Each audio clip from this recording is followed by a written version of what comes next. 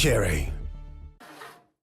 Exotic vibe like power, arms, wangi, tune, tiada lawan, aura, boom, boom, boom, boom, boom. Beraksi dengan penuh keyakinan.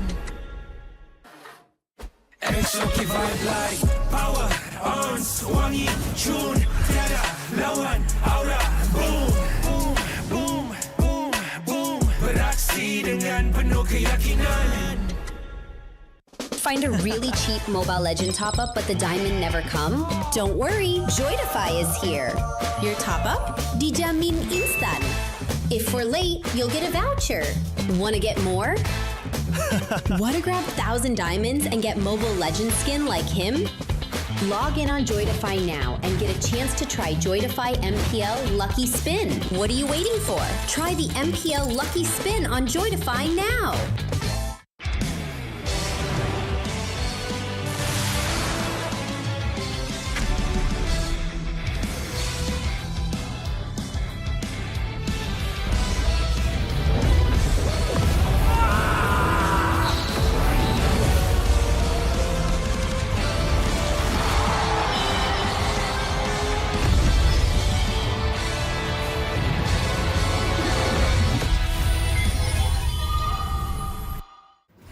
MPL Malaysia dekat tonton dapat skin idaman?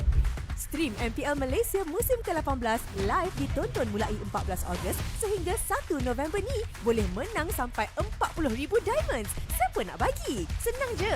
Stream perlawanan MPL Malaysia di live TV tonton untuk mengumpul mata. Lagi lama korang tonton, lagi tinggi peluang untuk menang. Imbas kod QR untuk maklumat lanjut dan mula kumpul mata korang di tonton sekarang.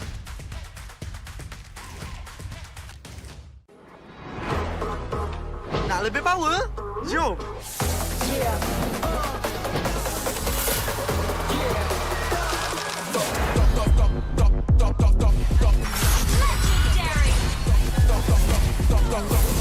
Victory!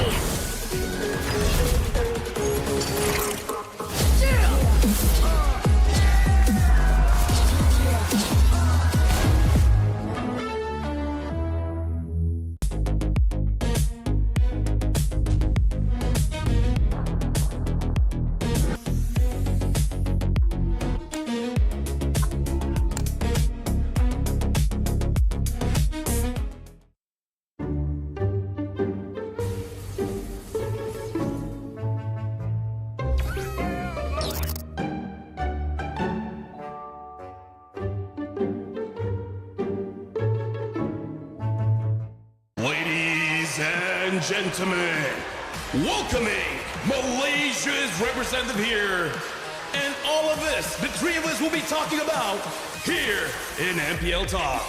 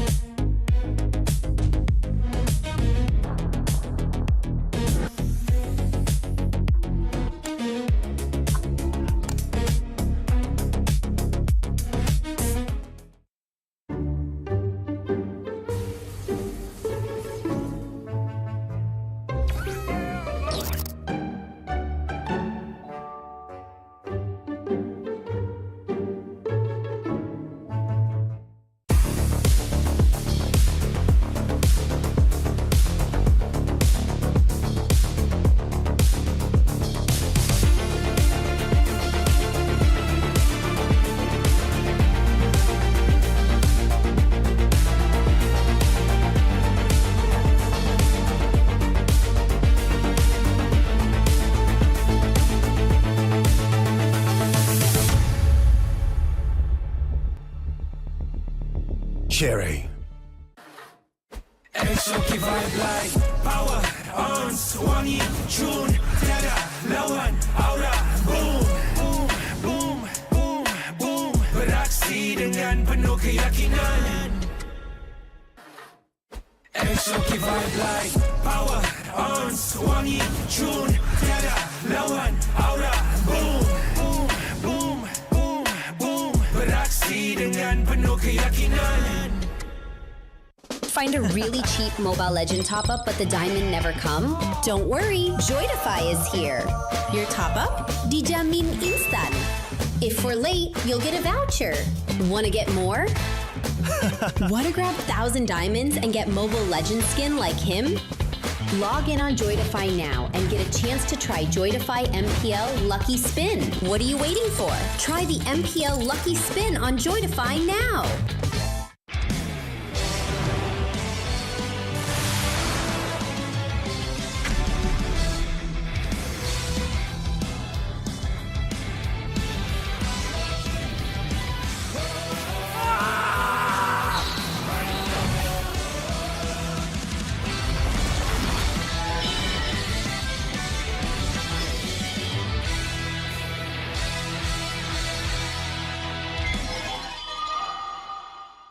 Tengok MPL Malaysia dekat Tonton dapat skin idaman? Stream MPL Malaysia musim ke-18 live ditonton mulai 14 Ogos sehingga 1 November ni. Boleh menang sampai 40,000 diamonds. Siapa nak bagi? Senang je. Stream perlawanan MPL Malaysia di live TV Tonton untuk mengumpul mata. Lagi lama korang tonton, lagi tinggi peluang untuk menang. Imbas kod QR untuk maklumat lanjut dan mula kumpul mata korang di Tonton sekarang.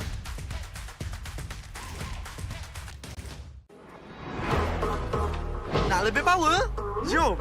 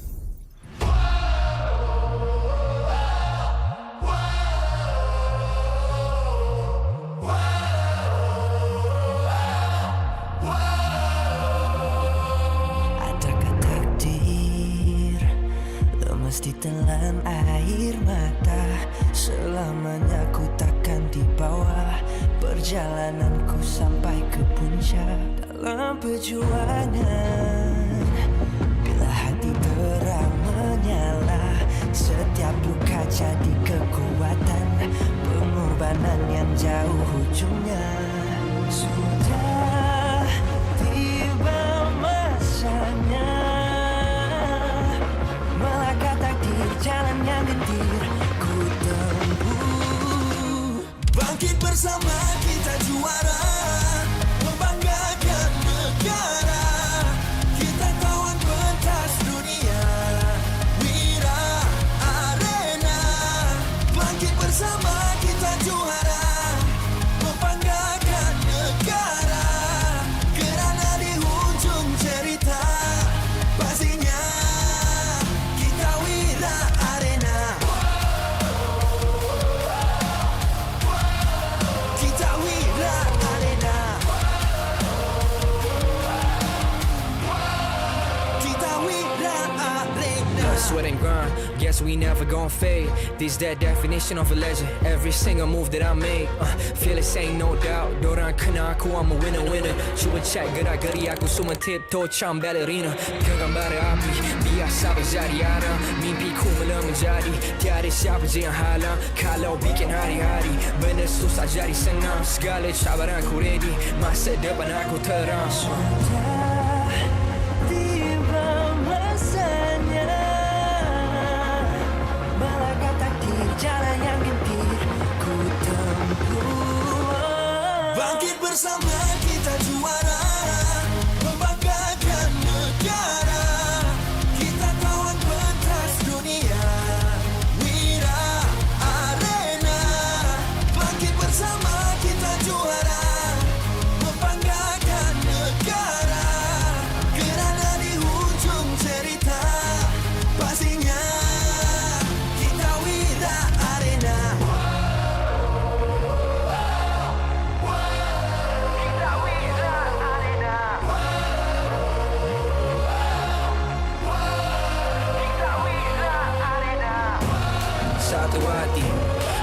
jiwa.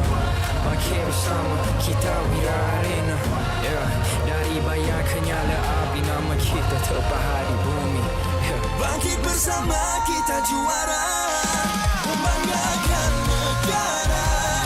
Kita kawan pentas dunia, Wira Arena. Bangkit bersama kita juara, membanggakan negara. Kerana di hujung cerita, pastinya kita Wira Arena.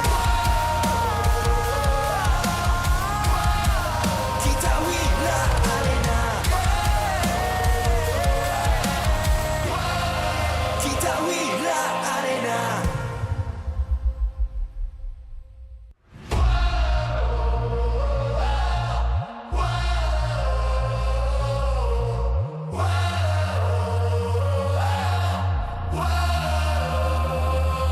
Adakah takdir lemas ditelan air mata? Selamanya ku takkan di bawah perjalananku sampai ke puncak.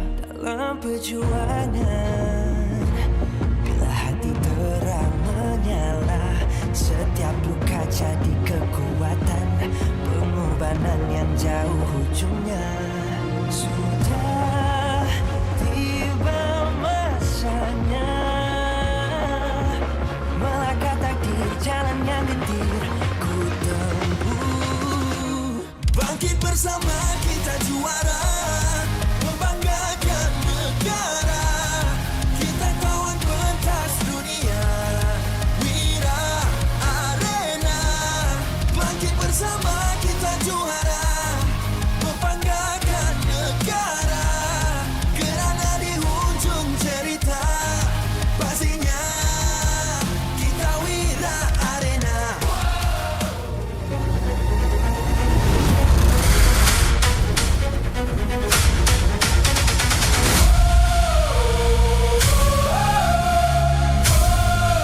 Kita Wira Arena.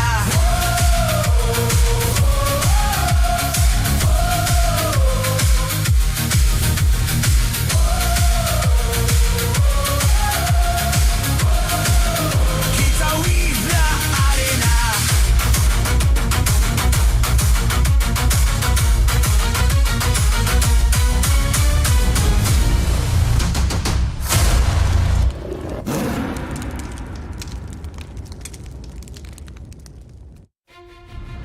MPL Malaysia Season 18 is powered by Muntan.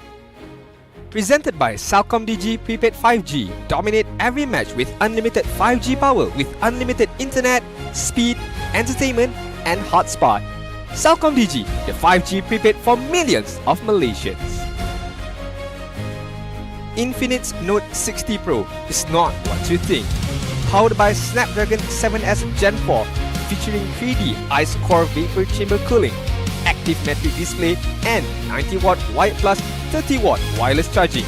Get yours now at Infinix Official Store or TikTok Shop Infinix Malaysia. Grab, the official food delivery partner of MPL Malaysia. Don't let hunger cost you the game. Stay fueled, stay focused. Order Grab food from 9 PM to 4 AM and earn 5% Grab coins. MPL MY is now cultured by Toda. Get MPL MY's official merch at Toda's booth or buy online at store.toda.com. Official automotive partner Cherry X Malaysia. Official top-up partner Joytify. Official content partner Media Prima. Official streaming partner Tonton. Strategic partners Yamaha, Nandos, TNT Co, Quill City Mall. Official camera partner Opsbot. Supported by KBS, ESI, Rakan Muda, MESF. Ladies and gentlemen, here we are live at the MPL Arena at Quill City Mall, where we'll be witnessing 2 matches today. 5 matches have been played so far, and only 2 teams have secured a clean victory. That will be Team Ray as well as SRG. But today is going to be a very exciting match as we continue on in Season 18. who will get a full straight points today, we shall see. Once again, welcome everybody. My name is Said Adin. Together with me is Sadafa. It's going to be your casters for today. But this will be my first day for season 18. Your second day, if I'm not mistaken. Yep. I'm very excited to see, and I'm hoping for more exciting matches. I'm hoping for good matches. Let's just say, Okay. I'm hoping for a good day. I'm hoping for some good examples of MLBB action. Like, it's your first day. Yeah. What have you been feeling about the matches, the team? No, I mean, like, we started off the season with Savages, right? If I'm not Yes. mistaken, that One. was from One Savage TV, from right? TV. And that was a very, very good momentum builder. But then yesterday, I felt like it dropped off a little bit in terms of the quality. And I hope for today it bounces back again, just to end things off week number 1 on a high note. I hope so. Well, we start off with a high note, right? I got a code at the bottom of the screen right there. There you Scan go. the oh, it's gone. So quick. You guys, I hope you're paying attention because there is still going to be more MLBB action coming up later and you do not want to miss a single moment of it. Of course, you can always scroll back, but what's the fun in that? Yeah, I mean, you want to watch it live right now because it's going to be a matchup between RRQ as well as IG. Both teams who begin their journey in season 18 on a loss or on a losing. I wouldn't say a losing streak, but it is still a loss. So hopefully by today, by this match later on, at least they can get some momentum and get some points across the board.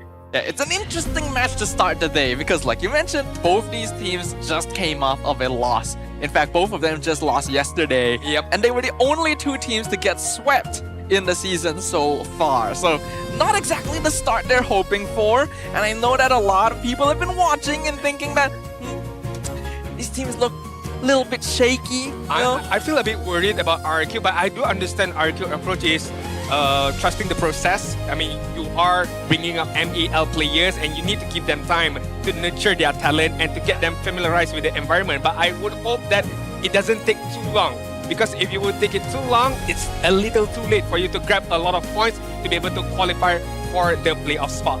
Yeah, you don't want to have to delay that scaling. You want to get going as fast as possible. Just like you can get speeds and dominate every match with Cellcom DG Prepaid 5G. You can experience unlimited 5G power with unlimited internet, speed, entertainment, and hotspot with Cellcom DG. The 5G prepaid for millions of Malaysians. Hey, no matter where you are, no matter where you're going, I mean, Cellcom DG will always be there with you with their unlimited internet and unlimited power. So thank you very much from Cellcom DG. But before we begin our discussion, before we dive deep into our discussion for IG and RRQ, we do have a video in store for you guys. So shall we take a look together right now? Hey guys, Rose here. Sekarang ni kita bersama dengan Yetri daripada Invictus Gaming untuk sedikit borak sesi sebelum perlawanan hari ini. How are you, Yetri? Good, feeling good. Okay, now Rose nak tahu sikit tentang semalam. Sebab semalam Rose tak ada, tapi dengar cerita SRG berjaya 2-0, you know, IG. Apa jadi sebenarnya? Apa jadi kan? Bagi saya, kita orang just tak main apa yang kita orang training dekat ni. Kita orang tak apply dekat stage. So maybe for rookies, maybe they kinda nervous lah. Lagi-lagi first match lawan SRG kan. So macam we just not doing what our training. So that's why we lose. Dia lebih kepada nervous lah. So you mentioned rookie tadi, yang kita tahu untuk musim ini you guys ada perubahan roster yang agak drastik lah kan. Yetri sahaja yang kekalkan dalam lineup. So apa beza roster sebelum ni dan sekarang? Roster sebelumnya sekarang maybe just on more fresh, more young, more eager, more hunger, and diorang deserve untuk dapat spot dekat main kat sini sebab they are doing good dekat trials and they're proven, but it's not mean that they're not good. Walaupun semalam diorang barai, diorang main macam biasa je, tapi but it's still long series lah, diorang boleh prove lagi. Dia lebih kepada experience lah kan. Betul. Jadi apa yang perubahan yang IG akan membuat untuk secure at least kemenangan pertama di minggu pertama MPL? Apa kita orang akan buat, kita orang akan fokus apa yang kita orang training masa dekat gaming house. Kita orang akan apply what we training. Kita orang akan cuba yang terbaik and try face their nervous lah. Itu je. And apa yang boleh saya buat, saya percaya semua dengan teammate saya, dengan coach saya, and diorang boleh buat yang lagi baik daripada semalam lah. Alright, terima kasih Yachi. Good luck untuk match ini. Thank And you, with that, Rose. mari let's throw it to our casters. Very interesting point from Yi3 just now.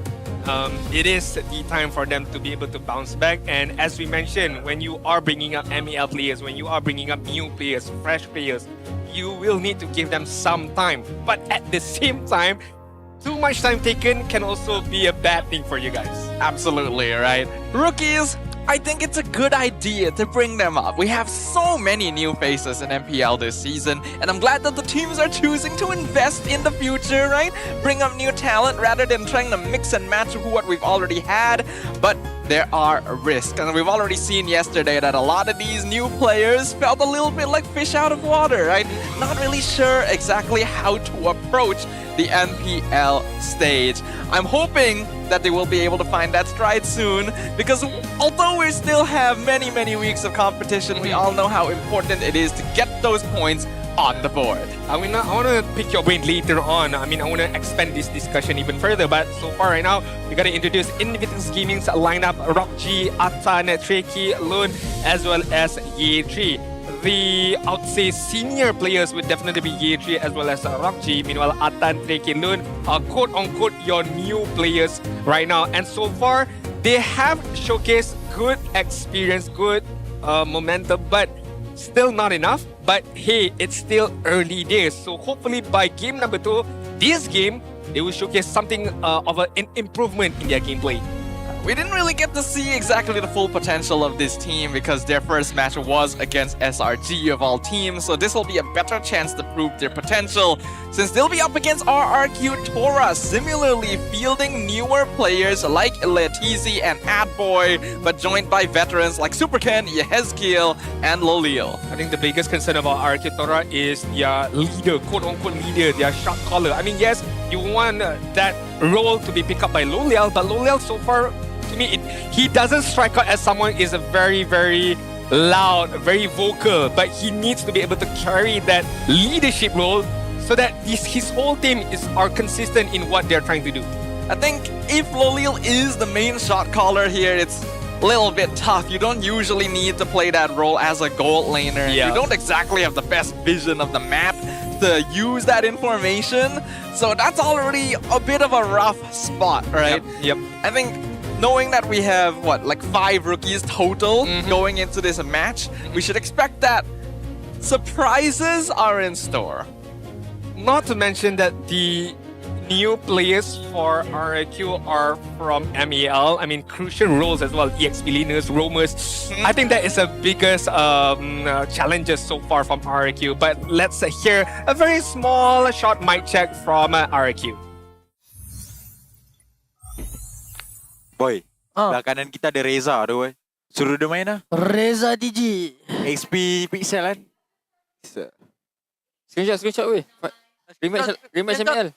Rematch final kan dia. Aduh hang ni pun. Kau kalah dengan dia tak nak screenshot. Kau dah kalah dengan dia. Dalam history pun ada lagi tau match. Very chill. Not much discussion of in-game stuff. More outside of the game stuff. Just trying to clear out some nerves on the stage right now. You have to, right? It's your first experience on a stage like this. It's such a different environment. Is it that haunting though? Is it that scary enough to be on stage as a rookie player? We don't exactly have the experience. Right. We can't really say for sure. I think it's kind of scary. Honestly, yeah, I do agree. So, regardless of a huge crowd or non-huge crowd at the same time.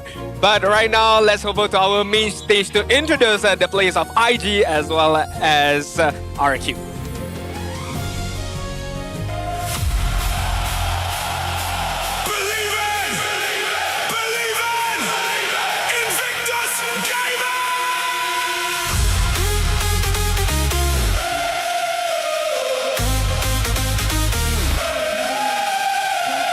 The Believers didn't get the start they wanted yesterday. But today, this young squad is ready to answer back. Despite a drastic rebuild, the belief remains stronger than ever that they belong to compete among the best. they're young, they're hungry, and they're here to prove they can go all the way. Make some noise for Invictus Gaming!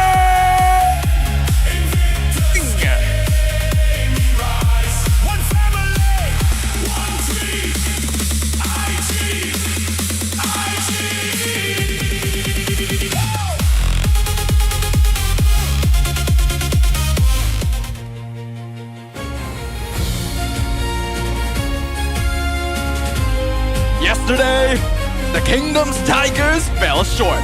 Today, they roar back.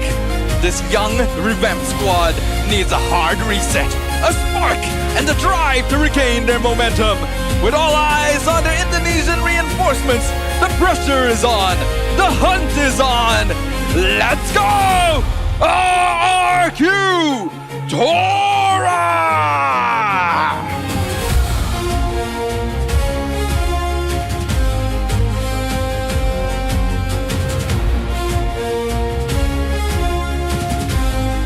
Next, we welcome the coaching staff of both teams, the masterminds behind every match, joined by the League Ops Eric, who ensures every game runs fairly and smoothly, IG Coach Bam, as well as Reza, the analyst. Meanwhile, RRQ Sasa as the head coach, Haru as the assistant coach. Let's keep it going with the fist bumps between the teams, a true sign of professionalism. This is how we roll. This is gonna be the Malaysian sportsmanship between IG as well as RRQ Tora. Both teams are without any singular points, and hopefully that will change today. A battle between two squads eager to revamp their rosters. A battle between rookies taking their place upon the MPL stage for the first time. And a battle to get some points on the leaderboard, set themselves up for the rest of Season 18. IG going to have Blue's side first pick. And now it is time to talk a little bit about the drafts. The drafting this season has been a little bit questionable. I mean, you said this season, but it has only been, what, 3 days so far, including today? But what do you mean about what do you mean about questionable? Like, what are you trying to emphasize on right now? We watched MSC, we watched GOTF. Okay. This is a meta that promotes flexibility, Agree. creativity. Agree. All sorts of heroes can show up. Yep. And for some reason, we keep picking the same ones. I feel like somehow our teams are not brave enough, I suppose, to try out different things. But hey, we shall discuss that later on. Coach Bam, right now, I revamped the entire roster because I want to develop young talents. All of the players are under 20 years old. I don't have a high expectation in terms of our placement this season 18. My main goal is to discipline these rookie players and develop them for a long term. They need to understand that the world doesn't revolve around them. I mean, he's right. Whoa! The world doesn't revolve around any of us, Adine. True. We are all just NPCs in the grand game of life. All of this is just the matrix of the world. Yes. We're gonna get a hard reset later on. I like the idea, Okay. right?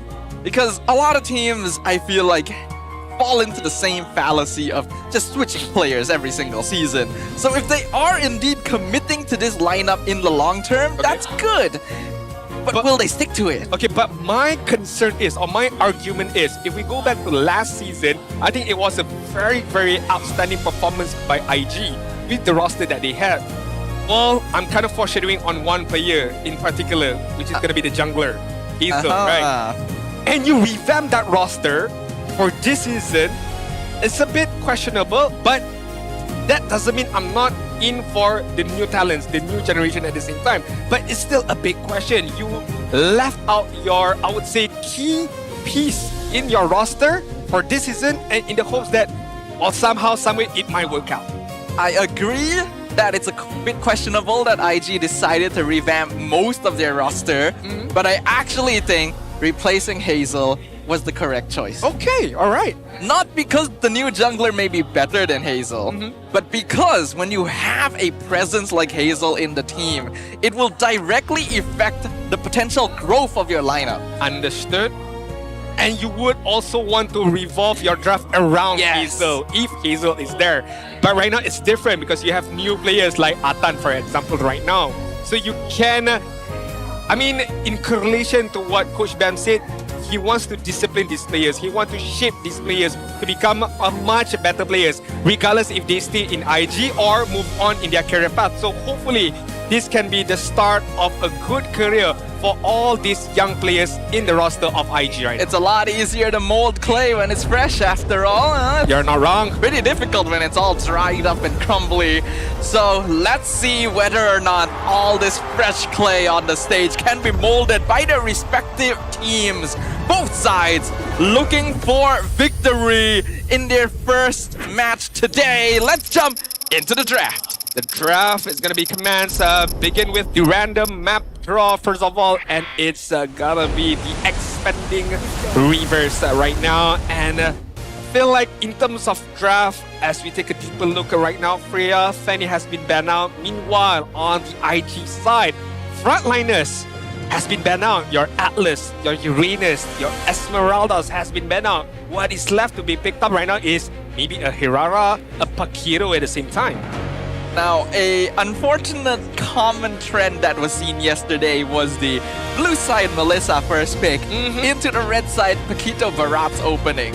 It occurred more than once, which is very unusual for a meta that is supposed to be as open as it is. I'm hoping that we do not see a repeat of this and that the teams decide to do something different, and they do. They banned the Barats, but that means that Hirara's there, Paquito's there, Marcel is there. I like the Marcel picked up, honestly. It opens up to a whole dimension of strategies you may use. You may use that Marcel to be more aggressive, using the passive, using the golden hour, or you can play a bit more defensively at the same time. But what you say has came true right now, Zadafa. Melissa on the blue one side, first of all, has been picked up by IG. But RRQ right now, they can't go for that Paquito Barat. Barat has been banned out, but they can still go for the Paquito at the same time. Maybe a Paquito Eudora or a Paquito Marcel from the get-go. I feel like Hirara is just going to be very good though. I feel like it'd be a shame to let Hirara go. True also. But it's true that a lot of top heroes are open. Paquito, Marcel going to be the ones you really want to keep an eye on, and you can only choose one. So RQ goes for the Hirara Marcel. Hirara Marcel, I think there's a lot of mobility in that two heroes on their own. Good combination as well, can set up from the golden hour, but Hirara doesn't need necessarily a setup. She alone can create the plays that she needs to do so, and in the hopes that the other members would follow her up later on. IG is going to answer with their very own crowd control with the Bellaric to be able to control the Hirara and the burst damage from the Paquito, which I feel like this is a signature pick for Ye3 later on. I do worry that the teams are still falling into a similar fallacy. Basically, every single hero we see here has had 100% pick or ban rate so far. So it doesn't seem like either is looking to lean away. But with the Bellaric being picked up and the Atlas already banned on the IG side, that does definitely reduce a lot of the frontliner pool. RQ does already have the Marcel, but they're going to need a solid EXP lane that is able to provide that zoning. It's hard to say whether it'll prioritize it right now, though. Yeah, they go for the Eudora first. I think Eudora is a safe pick. You can punish out the Bellaric if he is out of position quite a few number of times. The combination from the Eudora itself, and also you would also set up for the Hirara to come in and to follow up with any single damage that she has on to the Bellaric later on. Right now, RRQ is going to ban out the Lilia, quite interestingly, showcasing that they want to pick up a frontliner that is absorbent in terms of damage, but there's not a lot left. I mean, Alice is still there. You still got Lapu Lapu, but not necessarily as an absorber, more of a frontliner who want to engage on the backline. Alice, the Rizla, I suppose, is still there if you want to soak up a bit more damage out of the opponent's side later on. I don't really like Terizla as much these days. In terms of EXP lane, I would probably prefer the Lapu Lapu because you do want a hero that is able to dive the backline, and because of how much anti-ICC he has, he is still able to threaten heroes like the Melissa. When I was casting on day one, me and Gideon were both very confused about why the hero was slipping under the radar, especially with how much Melissa was being played. But RQ will continue focusing down on the mid laners. They get rid of the Selena. This was picked up quite often the past couple days. I agree. I mean, when we talk about frontliners who would want to absorb a lot of damage, a sponge basically, Lapu-Lapu can do that job at the same time, because you gotta remember the damage reduction that he has from his set of skill at the same time would allow him to control the teamfight very well and to allow him to focus on the enemies at the same time, especially the Melissa, who's gonna be standing way on the back end of that composition later on. IG right now, one more ban before we head over to the pick for the side of RRQ. Alice has been banned out from the side of IG. I don't feel like this Paquito might slip into the jungle side later on. Yeah, we've been seeing a lot of Paquito jungle, and personally, I'm not a big fan of it. Can he jungle? Absolutely. Yep. Is he way better as a side laner? I think so. I feel like you're not maximizing the hero's potential when you put him in that farming position, since he's not exactly the most well-equipped for contesting objectives as well. He does still provide some flexibility, because IG could still put him in EXP depending on the situation, so I don't think RRQ will pick EXP just yet. I think they will go for the goal lane since they already know about the Melissa matchup. Green Jay maybe if you want some distance, maximizing the capability of the Golden Hour at the same time, but they opt to go for the Moskov to provide some stability as well as to control the lane as well. As we all know, the SOD is going to be very, very crucial for this Moskov to participate in any team fights later on. IG right now, they flex this Paquito on the EXP side. In the jungle, there is still Suyo, I suppose, if you want to go there. His Sunshin is still there at the same time. But if this Paquito is going to be on the jungle side, Lapu-Lapu is still there. The Rizla was again not, similar with Sudafa. It's not my favorite right now, but still an option, I suppose. Well, looks like IG has made their decision. They're going for the Rafaela once again in the mid lane with the Hilda.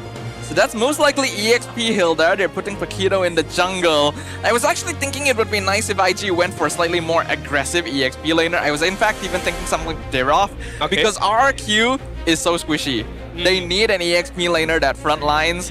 A lot of those are gone. The remaining can't fight Diroff at all. If you beat that lane, you basically win the entire map at once. But Hilda definitely fulfills that position as well. I mean, still provides some good amount of damage at the same time. You do have your own sustain capability as well as the Rafa to just amp up your healing potential.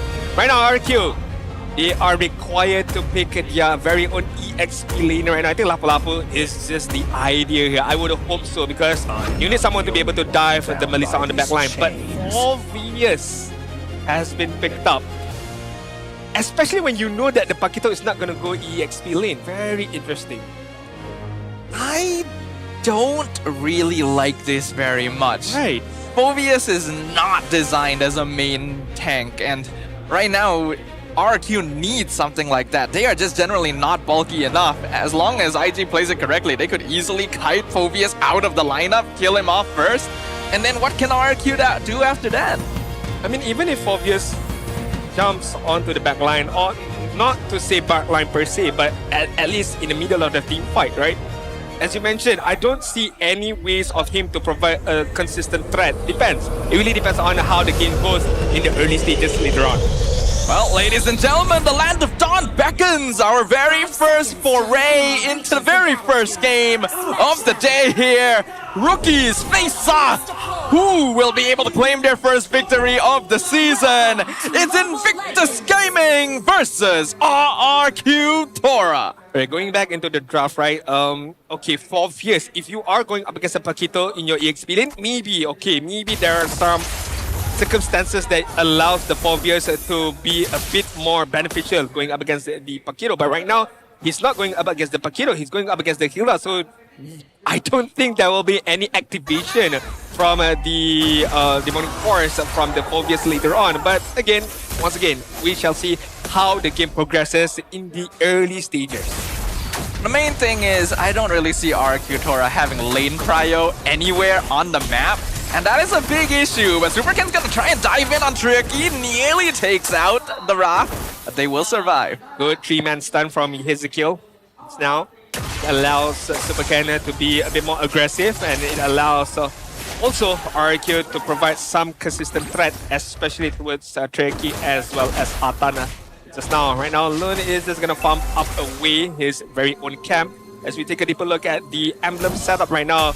Good, double cooldown reduction from the Rafa as well as the Valeric to allow them to spam their skill even more as well as their spells at the same time. Not to mention, this is a killing spree Paquito. They're trying to go for early game aggression here, especially with the focusing mark on the Rafaela as well. They understand that they should have lane prio, so it's a good idea, but so far, Adboy is being quite the nuisance. I mean, knowing that he has the mobility to do so, as well as you do have the Eudora on your back end to just follow up. Whenever you manage to freeze somebody off, the Eudora can follow up with a stun or just damage output at the same time. And right now, it's looking like RRQ is going to have the priority on the turtle right now. Bad Boy will take some poke from Lun, but he knows where the Paquito is. Supercan on top of its turtle, secures it easily, and Letizi going ham in on Atan. Lun not able to do anything about it. I mean, if this keeps going on in the mid-game stages, say minute number 4, minute number 5, I feel like Invictus Gaming would need RRQ to participate in this team fight. Not the best thing to do because you would want your Melissa to just farm up his very own lane or her very own lane. It's not something that you want, but right now, they go in for the tower dive, forces the flicker from Treki. Atan nearly dies as well. We can see the Hirara damage already ramping up. And RRQ taking advantage of Invictus just not being as aggressive as I thought they would be. I think if the initiation from RRQ were a bit more cleaner, they would be able to get that kill, at least a kill out of Invictus Gaming just now. But unfortunately for them, they were unable to do so, and it gives some space for Invictus Gaming to be on the front foot right now. Here's the Rafa's Riot. They're gonna go for Adboy, and they will find that kill. First blood over to IG.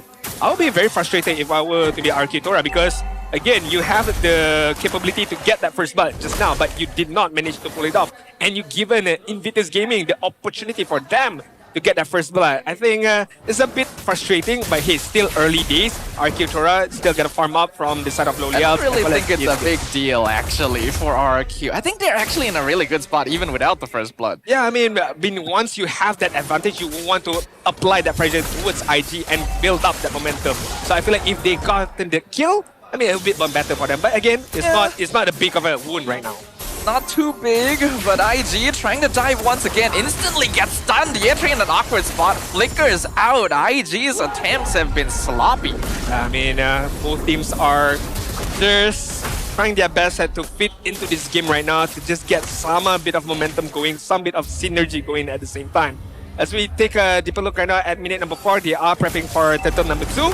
Yetri is within the vicinity at the same time. Hirara Supercan is on the backside. Yetri is just maneuvering around Supercan right now. Not really seeing the positioning from Invictus. Lun will finally join. They go for the mid lane. Stun, Purify, Force from RRQ. Flicker Wrap finds Tree into the jab combo. Takes down Supercan. Golden Hour just a little bit too late. IG finds the strike back. This is what we were talking about. Synergy, teamwork, momentum right now. Invictus Gaming, although a bit sloppy, yes, in the early stages, but they managed to pick their momentum up, especially on that particular instance where they get a kill against Adboy, and it allows them to get the second turtle right now. Although RRQ still have the lead, I mean, it's a very insignificant lead, 400 gold as of now, but the momentum is definitely with IG right now. Yeah, IG took a little longer than I would have liked for them to reach this point, but at the very least, they're upping the momentum. Lun goes in for Lolil. He has to get out. Baptism misses as well. Bit unfortunate. Treki's in a bad spot. Has to flicker away. One hit away from the Tower. Spirit of Destruction connects. RRQ pops the ultimate, dashes away. Letizi doing a lot of work, but the Rapid Riot comes out, forcing him to flicker out as well. There's so many skirmishes happening right there. I mean, at first it was gonna be Treki, was found out, managed to flicker away from danger, and then the SOD hits against RRQ, but RRQ still has the go away, pop it off, and it allows him to, you know, have some space to survive. And RRQ try to be more aggressive, try to get at least a kill out of that skirmish, but would not allowed by Invictus Gaming. So ended up, nobody got killed. They're gonna engage on Letizi. That's a 4-man Dark Wave. He might be able to buy some time, but Lun just does enough damage. The Purple Man goes down. And RRQ has to just accept it. Purple Man is feeling a bit more purplish right now. It's a bit down, I'm afraid. Only one death, but so far still in the game. But slowly but surely, the lead is slightly turning towards Invictus Gaming side. So, I don't know, RRQ maybe they need to step it up. I mean, you have a Hirara, you have a Eudora at the same time right now. They should be able to be more aggressive, but Invictus Gaming, their rotation, their movement right now is just immaculate. The problem is I don't really think RQ actually can be more aggressive. That's the issue with the Phovea's last pick. He's the only frontline. He can engage, but he's not particularly good at it. And what happens just now is what I said. IG just pulls him out of position, picks him off. RQ can do nothing about it. In fact, they're gonna continue poking him down. Darkwave comes out, taunt, baptism, Letizi's gone. Adboy tries to re-engage, only freezes Adboy. Even if he dies, it's fine, and there's no way that's happening. Meanwhile, Year 3 on Super Ken, forcing out multiple rotations from the Hirara. It's a free turtle for Invictus. And this is quite bad for RQ. With the Phoveas picked up, he is not necessarily tanky. He does not have a good crowd control initiation that, you know, in comparison to a Lapu-Lapu, in comparison to a Belleric, so on and so forth. And right now, he is just a bit right now. He is just a bit on the front line. And especially when Invictus Gaming sees he is out of position, Invictus Gaming does not need to think twice, be able to pick him off and get the kill immediately. Because once Letizi is out of the game, out of the picture, technically RRQ does not have any frontliners at all. And it allows Invictus Gaming, it's like an open door for Invictus Gaming to go in to wreak havoc. As an EXP laner, I hate playing fighter main tank, and this is not one of the ones that would be even particularly good at it. He has to be ahead to actually do his job, and it's unlikely for that to happen against a Hilda lane. So IG has done a good job with the draft. RQ just gotta figure something out. Question is what? Because if you want to initiate, as you mentioned just now, he is not necessarily a good initiator. Yeah, I don't know, man. Focus, right? Because if you compare to the Wrath of Dryad, I mean, you can flicker and get 2-3 people caught out. And then you compare to a Phoveas who can't do necessarily the same. Yeah, you can duck with certain targets, but it's not necessarily a crowd control that is definite right now. So, as we take a look at the map control right now, RRQ just hovering around, can't do much about it. Oh, Lolil, why did you jump forward? The Wrath of Dryad instantly locks him down. Moskov is gone. Baptism on Letizi. Here's the golden hour. Freezes tree. They're trying to get Letizi out, but he's just dead anyway. However, Yezgiel is able to burst Loon away, but they get the taunt. Super Ken runs right into Rockji, who takes him down. That is $1 million taunt right there. He thought he could get away from that ninja Super Ken, but that taunt just bring him back to Rockji, and Rockji was the clean up crew right there.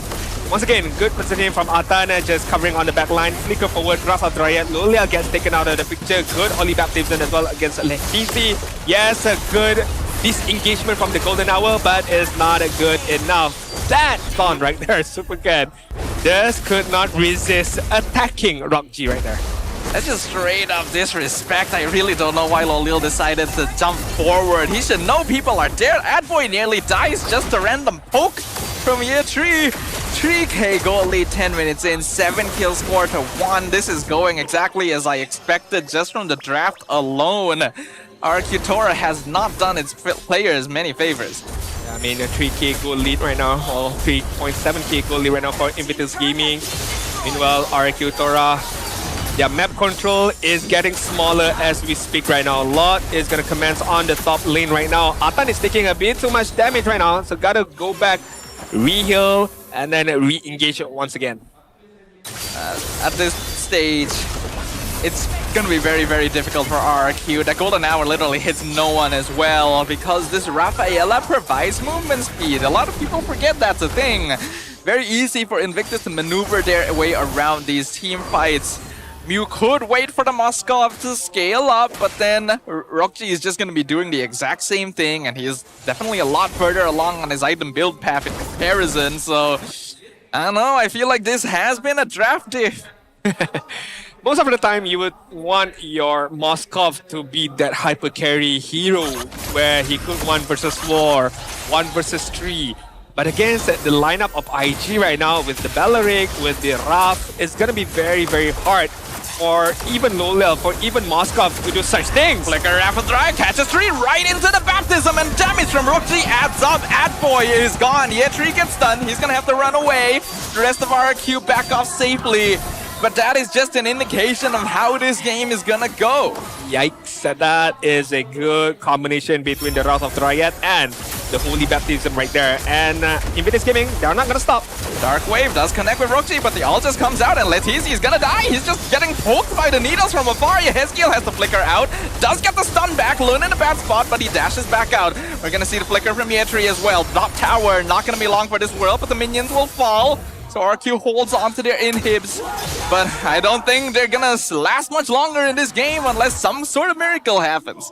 This is very straightforward for Invictus Gaming between Atan, Treki as well as Rockji. Atan moves forward, Wrath of Dryad, followed up by the Holy Baptism from Treki, and then it allows Rockji to pop the muddles and the needle poking up against RRQ Tora, where RRQ Tora, they want to go forward. They want to re-engage back. Oh, there we go. We've been getting a lot of frog. I mean, something about frog I'm there. sorry, yeah, they mentioned that yesterday. Oh, sorry. We don't want to be species. Okay, Toad. Something about Toads and our observer. I think there's something going on right there. I'm not sure what, but we will get to the bottom of it later on. But right now, as I was talking about, Rock G, nobody is zoning him out. Nobody can do that. Nobody can do such thing. And this allows the Melissa to just have a ball of a time, free-hitting anybody from the side of RRQ Tora. RQ is gonna need to find some way into the backline, and even then, I feel like it's gonna cost way too much for it to happen. The ideal is for Lolil to find a shutdown or two, but Yetri alone can just walk up, zone them out, free Lord for Lun. Even if they do, right? Even if they use all the resources that they have to try to take out Rock G or to zone Rock G out, still Rock G would have the Purify. Rock G will still have the Go Away. Not to mention the healing capability from Ruff as well. So, yeah, it's gonna take not just resources. It might take your soul, everything. You have to sacrifice everything. Even if you throw everything, that doesn't necessarily convince you'll be able to get the life of Rock G later on. Absolutely not. We are entering the 14-minute mark. Kill score is still 9-1. Lord pushing up top lane. Look at the flicker after Dryad, but the Golden Hour does stop the tempo of the fight. Tricky has the flicker out of base as well. RQ doing a good job of holding. IG maybe went a little bit too far with that one, and the minion waves are not the most synced up. But the Lord should be able to guarantee top tower. Yup, that will go down. Mid tower will be taken as well, since RQ has to split their resource to deal with that push.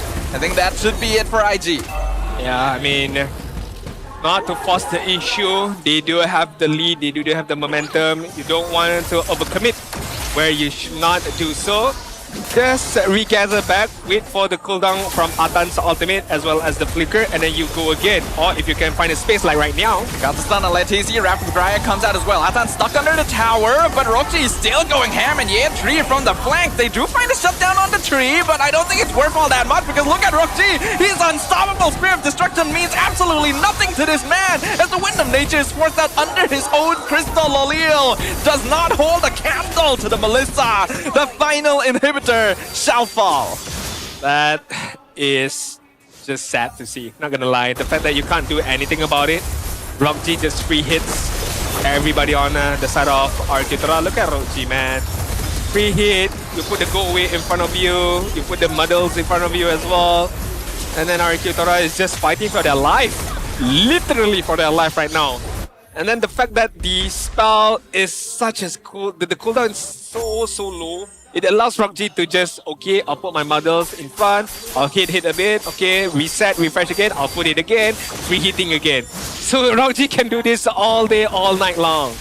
This issue we've already identified in draft really showing itself here. The further behind RRQ falls, the more they will encounter the same problem. They just do not have a front line. They have no way of extending the fight long enough for Lolil to actually do anything. And Rockji does not suffer from the same issue. He is nearly full item build, already sold his shoes. A single muddle's blow is already enough to drop half his team's HP. I'm sorry, Siddhartha, but the only way I see Invictus losing this if they throw really hard.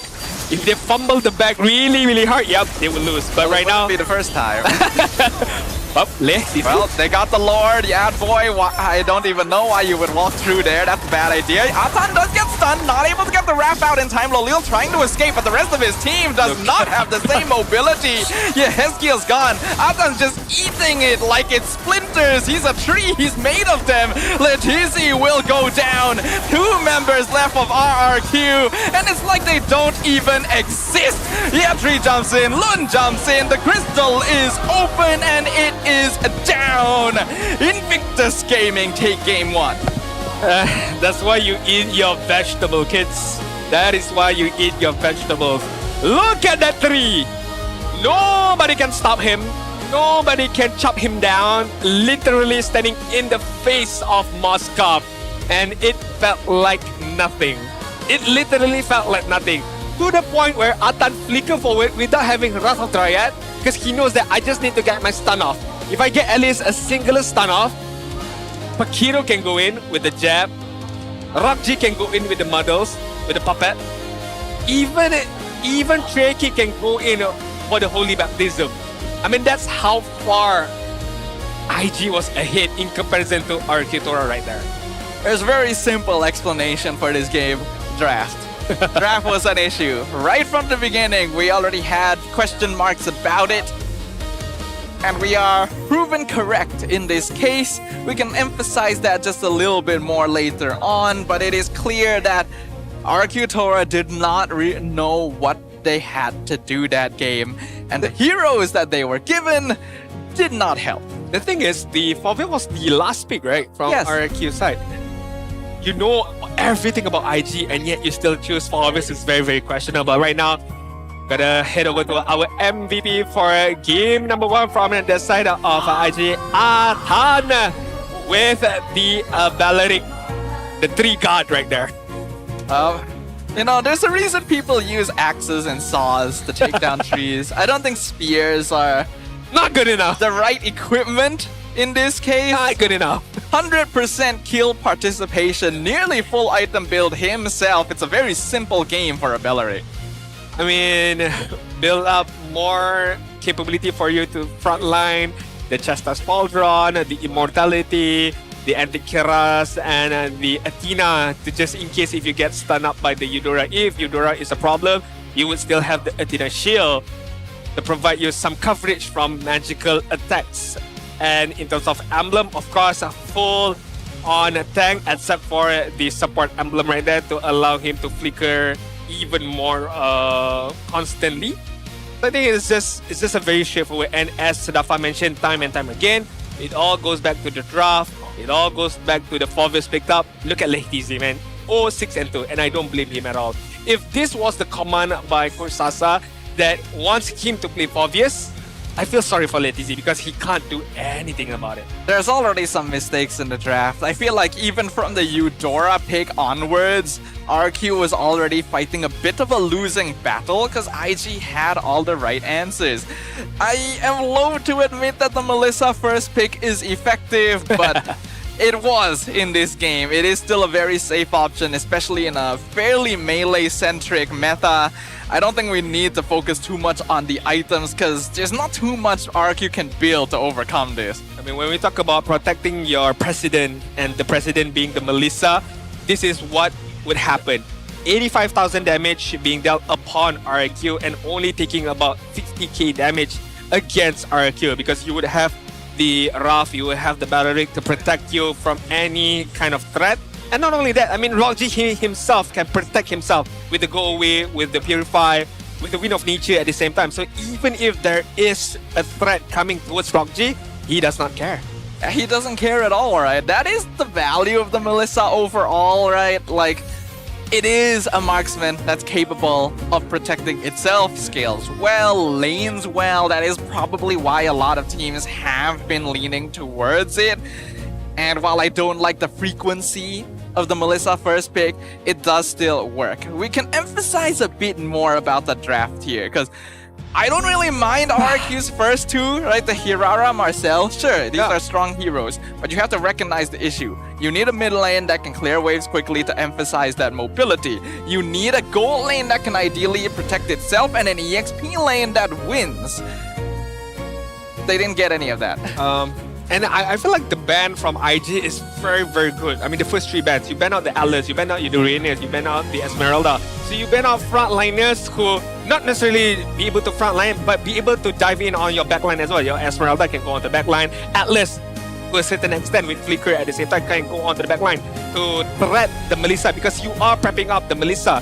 And once you notice the ban from RRQ, they ban out the Freya, the Fanny, as well as the Barats, then Coach Bam is like, okay, you are giving me a free Melissa right now. Nobody can touch the Melissa. Nobody can literally go onto the backside, because out of all the EXP leaders, maybe a Lapu Lapu would able to do so. But then again, RRQ Tora did not pick that up. So the Melissa first pick is a no-brainer, because free hit the enemy, and then you can farm up well. And then you layer her up with Valeric as well as a Wrath. Melissa has value in that she offers draft manipulation as well, because she's a direct counter to Paquito. So if you pick her first, RRQ will be hesitant to lock in Paquito early. That means you know they're probably getting Hirara.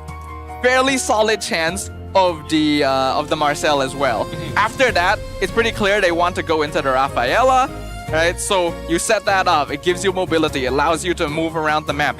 I think that the Eudora pick third red side is wrong. It is not good against a Rafaela. It can clear way faster, yes, but Rafaela heals through all the poke and moves across the map quicker as well. So you're not going to be able to back up your lanes as much when they need you to do so. Unless you can snowball very, very early on with the Eudora, Hirara, as well as Marcel mid trio, that would be a different case, because most likely you would have enough damage output to burst her healing per second from the Wrath. But that was not the case as what happened in the game once we jump into the game. I mean, in comparison to IG, who had the better, I would say, composition to initiate the team fight, and they did that to a T. Although there are some sloppy initiation from IG, but they managed to fix that up come minute number 4, minute number 5. And once that snowball was, I would say, a small snowball going from the side of IG, it's just an easy going from the side of IG right there. Yeah, on top of that, there's only really 3 lanes that can have tanks. Jungle, Roam, EXP. Yep. You reveal 2 of them. They know you only have 1 tank. And you've gotten rid of all the tankiest EXP laners. Yep. So that already creates a big issue, right? I think we should move on to the replays, right? We should have a look at some game clips to see what happened there. It's very, very... I would say, how should I say? It's not very sad to see from the side of RRQ, honestly. But it's very difficult for me to do so, or to explain it so right there, because as we mentioned early on, this is from minute number 4, right? The initiation, if only, I would hope that RRQ, if they can get a good initiation off in this instance, that could help them at least snowball a little bit, at least a little bit for Supercan, or maybe from the side of Eudora, and that could help them, okay, once they get the itemization first, and they can ride on that momentum to be carried forward, either to rotate onto Rock G's side, or maybe to Yi3 side later on. I like the idea from RRQ to attempt to go for the gank here onto Rock G, right? You can see that Lolil is still in lane up there in the top corner, so they know that, okay, Melissa's not here. They spot him in the mid lane. They tried to go for the dive instantly, and it was a good attempt, but they weren't able to quite make it work. And then when you look at the positioning of the other players, IG is already set up to go for the turtle, but they're able to respond quicker. I'm actually shocked that Ye3 and Letizi are moving at around the same rate. I kind of feel like Ye3 could have done a better job of controlling lane. I feel like he should win against Aphobius. There's no reason for Letizi to be matching and even be ahead in EXP. Look at this, right? I mean, the initiation from RRQ side is quite good already. They wanted to get a kill off Rock G, but the initiation, or not initiation, the rotation from Invictus side has already been prepared already. They know that, okay, Rock G is still alive because of the Purify, as well as he still has the go away. I mean, if you take a look at the ultimate counter, there is still the go away right there. So even if she gets dives upon, there's no way she will die. And this allow from the trio of the side of IG to come in and help her out instantly. I mean, Atan can flicker forward with the Rafal Triad, and then you would have the Holy Baptism to follow it up as well. So it's just perfect. And on the backside, I mean, Yetri has already covered up Letizi. I mean, Letizi could not do anything about it, even if he participated in the team fight now. Rafaela as a hero is oddly built to deal with Marcel, because typically Marcel wants to outmaneuver the opponent, just run around the team, freezing people. The extra mobility from the Holy Healing helps deal with that. And if you do take any poke, it gets healed back up. It helps slow heroes like Belleric join fights quicker. That's why he's able to flicker in, get the Wrath of the Dryads as often, and then follow up with that Holy Baptism. It's a very strong mid duo, which is why whenever we see Rafaela being picked, it is usually with a Belleric. Yeah, I mean, again, just I would hope for a better initiation, a better synergy composition from the side of RRQ. I mean, draft is another thing, that is a whole another issue, but once the draft has been settled, it's more about your gameplay as a team, on how you follow up, on how you initiate at the same time, and the quality of initiation that you provide towards the enemy. Because if the quality is not there, no matter what heroes you pick, it's still not going to work on your side. The draft already set RRQ Tora up for failure here. It is very difficult to try and make a lineup like that work. When your main front line is being held in lane by the Hilda as well, it's even more difficult. There needs to be a shift. This is unfortunately a pattern that has been happening since yesterday. They gotta fix it. Hopefully they will get it fixed for game number 2 later on. But for you guys who are here at our venue right now, don't forget you can get the MPL MY's official merch at Toda booth outside of our venue, or you can also buy it online at store.toda.com. And as we all know, MPL MY is right now sponsored or cultured by Toda. I mean, you can also enjoy a 20% discount. Use the code TODAXMPL or scan the QR code down below to get the official MPL MY official merchandise today. So yeah, there is some merchandise for you guys. Game number 2, different draft, please. I suppose. I'm assuming they're going to switch sides here. If RQ is on blue side, then they can prio Melissa, but I think if IG is smart, they will probably just ban the Melissa, and that opens up opportunities for heroes like Atlas and Paquito to be very valuable again. I mean, IG did ban out 3 frontliners in their game number 1 when they were on the blue side. If they were on the red side right now, yeah, I can see a world where they would bounce back, where would they ban out the Paquito, maybe let through the Hirara or Marcel, and let RQ decide which one would you like to have. We did talk about for both of these teams to bounce back because they lost their game as of yesterday. They did not get any points, right? They was clean swept by their opponents. So this would be the time for them to bounce back. But as we take the result from game number 1, it's looking like IG wants it more. I mean, we look at their records from last season, right? During leg 1, we all remember that RQ Tora was very strong last season. They were one of the strongest teams. Everyone thought, hey, they might be SRD challengers. That's why they were able to take it 2-1. But then in leg 2, IG started getting stronger. They switched up their lineup, and that's how they were able to clean sweep in return. This season, these are completely different team lineups. Okay, so many rookies, so many things to prove. Maybe RQ's idea is because last season, leg 1 was their strongest form ever, right? Coming into this season, we're gonna go for the leg 2. So leg 1, we're gonna be bad. Very, very bad. They're trying to scale. They're trying to scale for the late game potential, because the late game potential is definitely the playoffs. So that is the most important part. But before that, you will need to be able to qualify for playoffs. So that's the most important part at the same time. I don't really think so, man. I don't think that works. Why not? It can. AC last season. We don't talk about AC last season, right? Do we? No, I'm talking about it. Okay. It did not work out at all. Yeah. They tried to go. They only switched their roster late game. They didn't have enough points. True. You can't hedge your bets on late game. True. This is not a late game meta, dude. You gotta play early game. Okay, at least if you want to play late game, get at least 1 point from each other match. Don't get destroyed 0-2. At least get 1 game in your hand. So you think they can get 1 game now? I believe so. You believe? After I see the draft. Where's your proof? after I see the draft. After you see the draft. After I see the draft, then maybe the belief is there. You're gonna delay your proof. I'm gonna delay it a bit. Your proof comes in the late game. By how many minutes later on as we take a look at the draft later on. But right now, we did ask Letizi, what do you think of your first season here? It's only game number 2 or game number 3 right now. There are a lot of rookie this season. As a rookie myself, it makes me feel more energetic to play. It's also good that ML teams now have a chance to go to M8. I think the league will become more competitive. Well, I kind of beg to differ, honestly. you beg to differ? You don't think so? I have a lot of respect towards MEL, MDL, and the equivalent leagues to that level. But I still believe there is a significant difference between MEL/MDL against their MPL leagues in their very respective countries. I agree with you. I think there is a very notable gap. It's unfortunate to have to admit, but MAL standards just don't quite meet what MPL is looking for right now.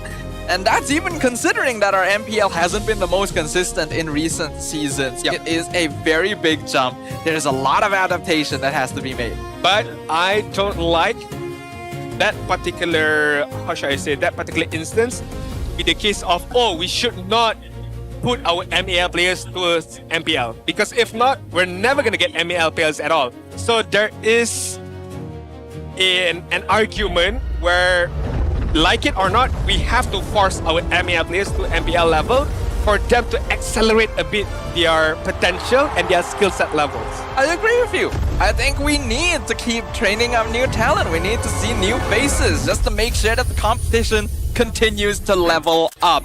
But in order to do so, you gotta make sure that they are well prepared and well equipped. And that is the question we are about to answer. It's Expanding Rivers for game number 2. Once again, expanding rivers.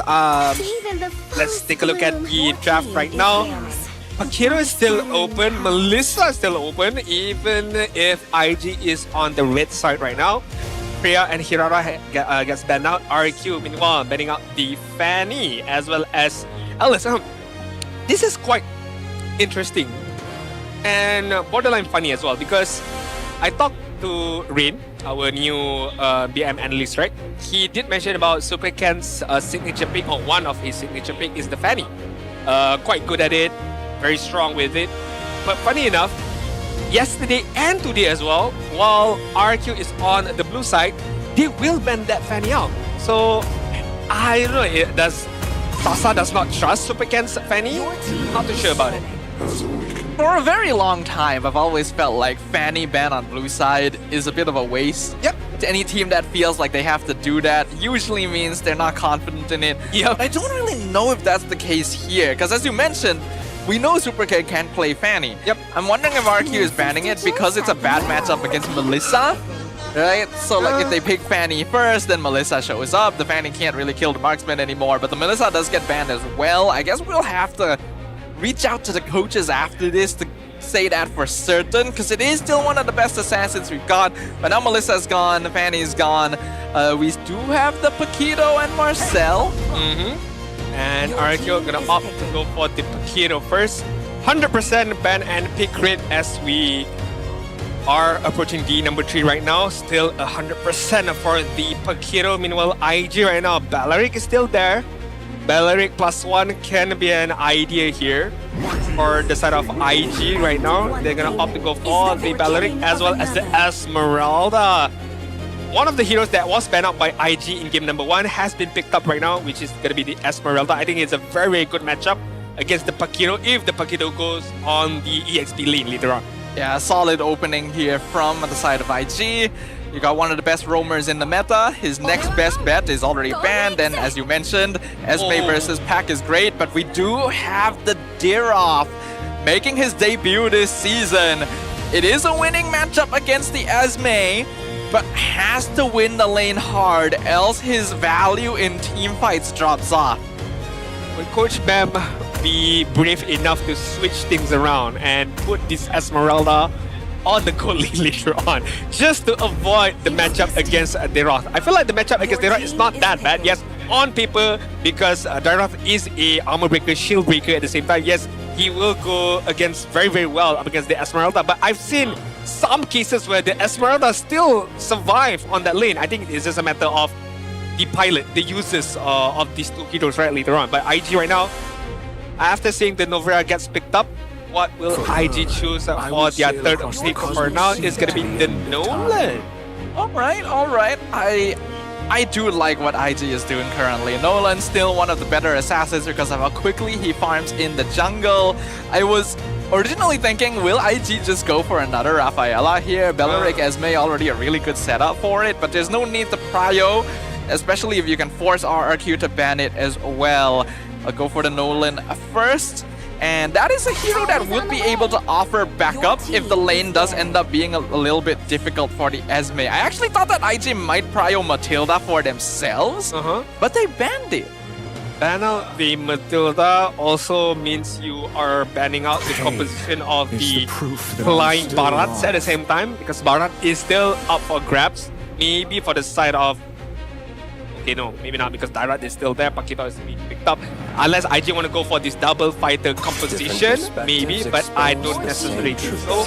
Marcel gets banned out from the side of IG. RRQ right now, after banning out the Brody, one more ban, focusing on maybe an early marksman right here could be the idea for them, or ban out the mid lane. But then again, mid lane, there's still a plethora of options. For not trusting yourself. Yeah, I was thinking best bet for IG now is either Rafaela or Eudora. RRQ seems to feel the same, so they will go ahead and get rid of Eudora first. IG looking for their mid lane and their gold. I think mid is the safest. I still think Rafaela is a very, very solid option in this case to speed up the early game and help match against RRQ. But Novaria's Astral Echo is something that is quite annoying. That is a Zhu Xin being locked in by IG. I like it. I like it a lot. I mean, the trio that they have right now, Zhu Xin, Belleric, as well as Esmeralda, if they can combo, synchronize their skill well, nobody can get away with from them. With the Crimson Beacon, with the Wrath of Triad, Falling Star Moon at the same time, it's going to be very, very difficult for you to get away from that lockdown unless you bring in a Purify or a Flicker, and your positioning is just that good to avoid all of this skill set. This is a tricky one now. RQ still needs a main front line, but most of them are going to have difficulty against Zhu Xin. Safest bet is probably something like Gatot Kacha, so that if he is lifted, he still has a way out if necessary. RQ, yep, they will lock in Gatot. They'll go with the Claude as well. The clouds are ever shifting. And IG will go for Aura, yep. Either. Aura gold. I did expect a double fighter. I'm just not too sure what kind of fighter they want to bring. Esme gold. Yeah, Esme gold. They want to avoid. They talk about it. They want to avoid this Dairoth matchup on the XP side. So you go for that idea, and you go for a hyper carry for the Nolan later on. It's not even out of the ordinary. I think that Esmeralda Gold is one of Ruff, aka Rockji's most comfortable picks, right? He is gonna be very happy playing that into a Claude. So once again, I like what Invictus is bringing to the table, but they also can't let the game last too long or they will get outscaled. Yeah, I agree. We shall see what RRQ have in store for us with this Dairoth, because if the early stages does not go well for them, it's going to be a very, very hard game as we jump into the Land of Dawn. Game number 2, RRQ up against Invictus Gaming. Invictus Gaming currently one game up, one victory away from securing their own clean sweep as a bit of revenge for what happened yesterday. Can the rookies of RRQ Tora, can the Kingdom show that they are not a monarchy to be so easily toppled in this game number 2? For now, we can already see a lot of poke being done to Tricky. Novaria does do a pretty good job of clearing wave. And as we all know, that double mid duo from the side of IG as well as RRQ Tora is definitely gonna try their best to clear up their wave as fast as possible, to be able to rotate out of their lane, to be able to help out their jungles and etc. As we take a look at the emblem setup right now, Festival of Blood for Cloud, I think 2 out of the ordinary, as well as Esmeralda. Similar emblem, except for Esme is gonna go for that support main emblem setup right now. One thing to note is that IG will overall lack DPS somewhat, since they have a Zeus in mid and an Esme gold. So a lot of their DPS is basically coming from Lun alone. If RRQ is aware of this and finds some way to disable the Nolan, then even if they don't have the best positioning in team fights, they should just be able to out DPS. Either that or IG, one thing that they can rely on is their everlasting crowd control between the Sora, the Balearic, as well as the Zuxin at the same time. I mean, escaping death right there from Sora. Look at Rock G positioning right now. Cutting up until the inhibitor side on this bot side. Has the Esme gold special right there. It's something that Rookji has always loved to do. Cleared away fast. He knows he wants to join for the turtle fight. They were gonna make it a 5v4. Super Ken gonna get spotted in kind of a bad spot actually. Two-man knockout strike does good. Ye3 gonna get taunted. Does not have his ultimate. First blood over to Letizi. This is what RRQ wants. Atan not gonna be able to stake around as well. So RRQ takes the first turtle. A mistake from Ye3 right there. I mean, probably popping off the Thunder form quite early on right there, not allowing him to get that level 4 and to be able to be in that cloud form to control the team fight even more securely. But hey, RRQ can only take whatever being dealt upon them. Got the kill, got the turtle. Good early game start from RRQ as expected. I don't really know why Ye3 was that far forward without his ult available. And now Super Ken looking for Tricky. The knockout strike finishes off Zusin. Atan not even level 4 yet. He has to flicker out. I mean, RRQ are playing to their very own draft, to their very own advantage right now with the early rotation from Letizi at the same time as Super Ken catching out Tricky right there, knowing that Tricky does not have any ways to run away from the hands of the Prokido with the sprint as well as the Crimson Beacon right there. 2-0 as we approach the 4th minute mark, and IG right now are on the back end, and it's not a good draft to be in if you are playing from behind right now because you don't have necessarily much DPS going on your side. Yeah, you're going for a double fighter with a Nolan jungle. You need to be taking the game fast. It's still fairly early, so they can come back from this, but they can't afford for another situation like that to occur. Ideally, you get a couple pickoffs within the next minute or so. You know, looking at the level as well, Lun level 6, Super Ken level 7, that is a big indicator right now that IG are falling behind in terms of farming, in terms of level setup as well. So for this next turtle team fight, it will always be dependent on Atan, Rock G as well as Tricky. How can they control the team fight with their very set of skills? And RRQ, how can they disperse themselves between one and another? Ezekiel with the Star Shatter, Atbag with the Avatar of the Guardian at the same time, and they would need Letizi to participate. As I mentioned, Letizi is making his way right now. Ye3 gone. A very nice gank from Super Ken. They knew that Ye3 was going to try and make his way downwards just based on the pattern IG has been playing, so they cut him off. Two-man gank, easy take out the Sora. IG just can't fight anymore. I mean, RRQ will definitely have the prior on this turtle right now. Looking at the rotation from IG, they're just gonna give it up and focus on the top lane. Loliao might get caught out. They're gonna try and jump him. The lift up is good. The fracture, one hit, they'll finish him off, but they took a little bit longer than they'd like. Tricky should be able to get out here. Ye3 gonna get caught. Rapid Dryad catches all of them. The damage is good. Atan will be traded away, but the healing coming through. Letizi jumped forward, double kill for the Jira. Rookji, I don't think you want to be here, sir. This is not a fight you want to take. I think this is what you mentioned just now. The coordination was good from the side of IG, where Ye3 in the cloud form managed to catch out 2 members of RRQ, follow up by Atan's Wrath of Dryad, but the damage is just not there. It's just not there for them.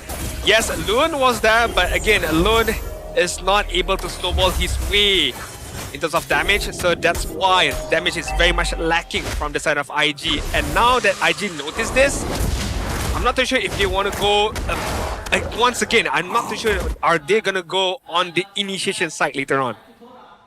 Ideally, they should be the ones starting fights. They have Balearic, they have Sora, but they have been losing them out multiple times. Super Ken and Letizi have already gotten really solid gold injections, and that's exactly what they want to achieve with these two heroes. The more you snowball, the more effective you will become, the more time you can buy for Lolil. I mean, even if they do go a bit aggressive, even if they do initiate team fight from the side of IG, they would definitely require Lun to participate in that team fight as well. because that is the only main source of damage for the side of IG. RRQ Tora can split things up. They can play this 4-1 composition that allows Lolia to just pump up on the bot side right now, dealing with RRQ at the same time. RRQ Tora holding on to a 1.5k gold lead, already looking pretty comfortable currently. Loliel also out-farming RRQ despite being in a marksman versus fighter combination. So the game plan for Invictus is not working out currently. And they're gonna have to do something about it quick. No. They didn't get the lift up on Ad Boy, but the Astral Echo hits everyone. The Revitalize doing a lot of work, and the Astral Shatter doing good damage. Atan gonna try and go for the conceal, but right in front we see the Cloud Form catch. Wrath of Dryad stops the fight. Letizi goes down, shuts down for Tricky. Lun secures the turtle and jumps forward. The Nolan picking them off one by one, and the Clouds locking down the Boxer. Super Ken shall fall, and IG finds their foothold. Very good engagement from the side of IG right there. Just the way how they change things up right there is what impresses me the most on how they managed to get that team fight. And I thought they wanted to layer their team fight one and another, but it was so different right there. I saw that Rasta Dryad was used in front of the turtle, and then on the back side, on the back end of things, it was RRQ using the Falling Star Moon as well as Z3. So they were diverging their focus on two sides. One is going to be focusing on Lehtizi, the other side is just focusing on the Super Ken. Right now, literally, you just said his name, and he's getting caught up in the tower again. Invictus, a single play is all it took, and honestly, that's what this meta has been looking like. Doesn't matter how much of a lead you have, one big mistake is all it takes for things to come crashing down. Very, very good recap from IG right now. Second spear. Just almost right there. That's not normal. I mean, IG just very good. How should I say how they re-engage their teamfight, because they know that if we layer our teamfight, it's not going to work. So we have to split the teamfight into multiple sections, and that is worked out to perfection from the side of IG. And right now, RRQ Tora, they have a different threat right now. They can't be able to do what they did on the early stages, because that is their game time. That is their winning point. As we approach the middle game minute mark, 9-minute mark, 10-minute mark, their scaling has fallen off a bit, and right now is the time for Lolia to be able to carry things out. But then again, Lolia is not been farming well. One death, level 11 is not enough. You need more from Lolia right now. Yeah, the later the game goes, the less IG will need to pay attention to Letizi, and the more they'll have to focus on the Claude instead. They cannot let this go until 18 minutes. IG has to make choices fast. For now, Ye3 going to make his presence known in the middle of the entire team. He's taking a lot of damage. He has to pop that Cloud Form. Catches two. Revitus comes out. Blazing Duet doing a lot of damage. Lolil jumps into the back. Ye3 goes down. Tricky can be chased down as well. He does find the kill on Letizi. Now, here comes Ravlun. Oh my god, the damage. Double kill for Nolan. Double kill for the Zeus Sin. Invictus turns it around again. Lun right there put on his dancing shoes and just sway away to get that double kill immediately. That was instant, that was quick, that was sassy from Lun right there. With the crowd control that they provided from Tricky, from Atan, as well as Ye3 at the same time, that was a perfection. Nolan went in with the Blazing Duet. But after that team fight, Letizi was gone. This was the initiation from Lun. Just goes in, knows his target, pickpocket his target immediately between Super Ken as well as Lolia. Invictus Gaming has figured out the secret here. RRQ is cooldown based. A lot of their heroes are very burst focused. If they all engage first and spend those abilities, especially on Atan or Ye3, Lun can just find the opportunity to go for the finish line. And now 5. Oh my goodness, Lolil nearly died. If there was an instant of crowd control either from Atan or from Tricky right there, Lolil is definitely gonna get killed against the damage output from Lun right there. Atan just waiting in the front line, still okay. Feeling it. No flicker right now from Atan. Has the Wrath of Dryad, so they're just gonna wait things out a bit. I mean, he does not necessarily have to initiate first. You still have the Falling Star Moon, you still have the Cloud Form from Ye3 at the same time. Astral Echo will hit all 5. Well, actually, no. Lun is down. Oh, Lun with the mega kill. The 1v1 victory. Lolil, you should not fight that. A solo kill as well. A solo kill under your inhibitor turret, and you got killed.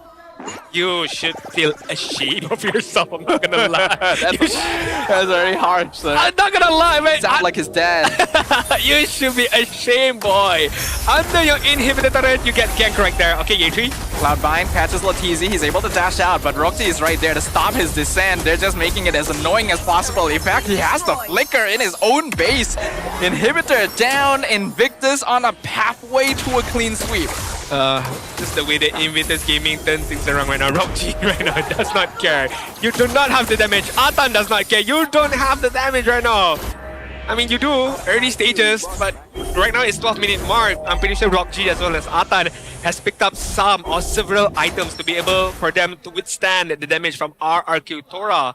And it's looking like quite very hard for RRQ Tora right now.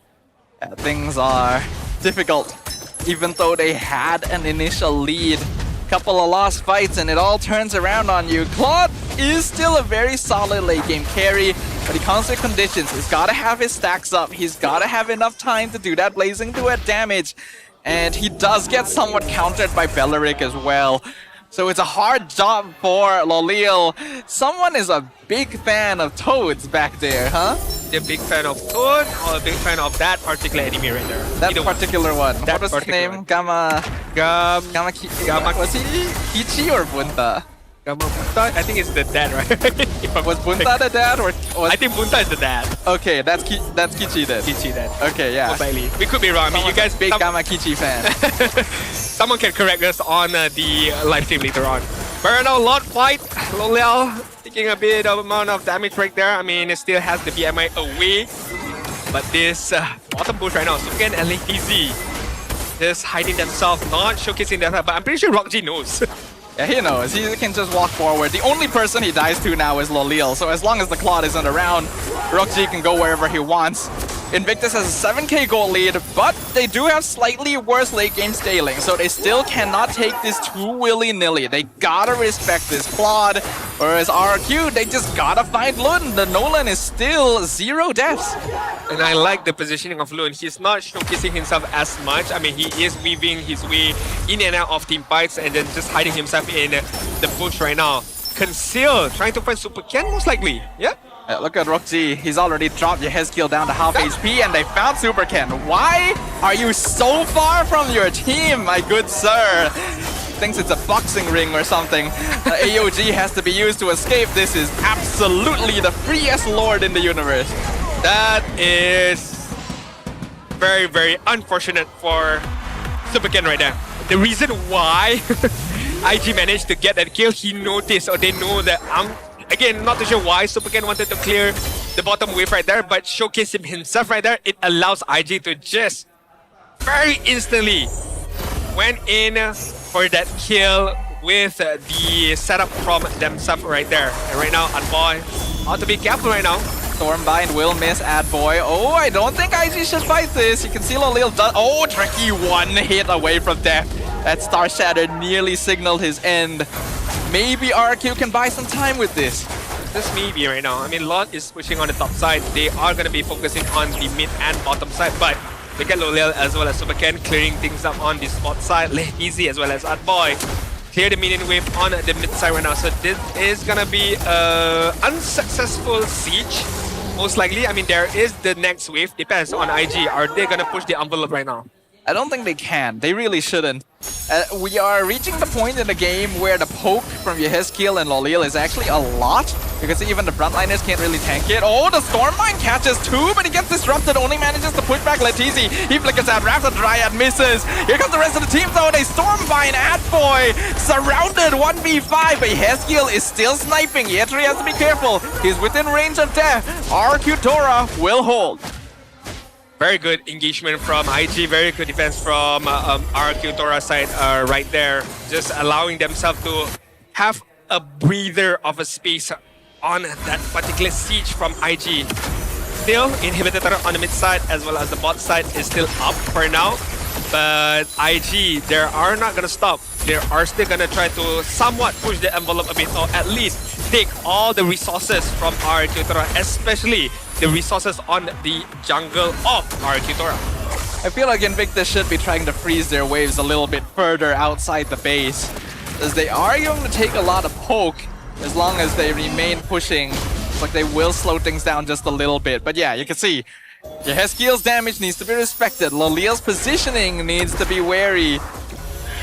It can still go either way, even with that 8k gold lead. Yep. I think for the side of RRQ Tora right now, Yehezkiel plays an important role right now. To be able to hit the Star Shatter and to be able to hit it on the right target is the most crucial part right now, because one good snipe can just turn things around. On the side of IG right now, looking at the mini-map, RRQ on the backside with Loon as well. Pretty sure RRQ Tora notices this. They are gonna prep on this next Lord. Look at E3, already push up the top wave. So there is going to be somewhat of a pressure for RRQ Tora to deal with later on. Loon found it. I saw it on the minimap. It happened so fast. The insta burst, and the biggest problem for IG is executed. Letizi and Adboy in no man's land. Here comes the Clouds. The Clouds are unforgiving, and they will take them down without any mercy. AOG, Adboy, 1% HP. Can he get away? No, the flicker forward. They don't let them go home after the Dryad. Catches Super Ken as well. You can't punch a tree, my friend. Apparently you can. They do snipe him down though. Yeah, tree will fall. It's gonna be a 4v2 defense. RQ will hold. Invictus goes for the Lord. Alright, Invictus knows they can't be too aggressive right now. They need to be able to take care of Loon because that is their primary damage dealer right now. RRQ, Oli Star Moon away from danger right now. Are they gonna focus on this Lord, or are they just gonna beat things out? Okay, they are gonna be focusing it down. They're gonna blitz it. RRQ holding. Astral Echo will scout it. Atan nearly dead, and he will walk away. And IG resets.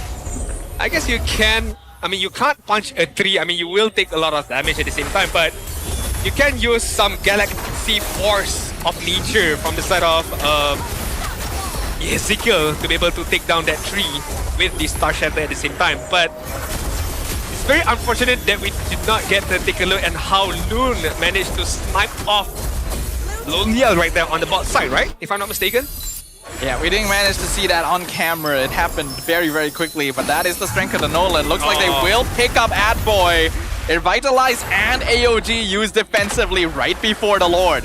Right, no AOG, no Revitalize. I mean, Loliel still has the Purifier as well as the Blazing Duet. So we shall see how RRQ Tora is going to set up their defensive wall right now. Ooh, Astral Echo was actually able to keep Loon away. That's the main issue.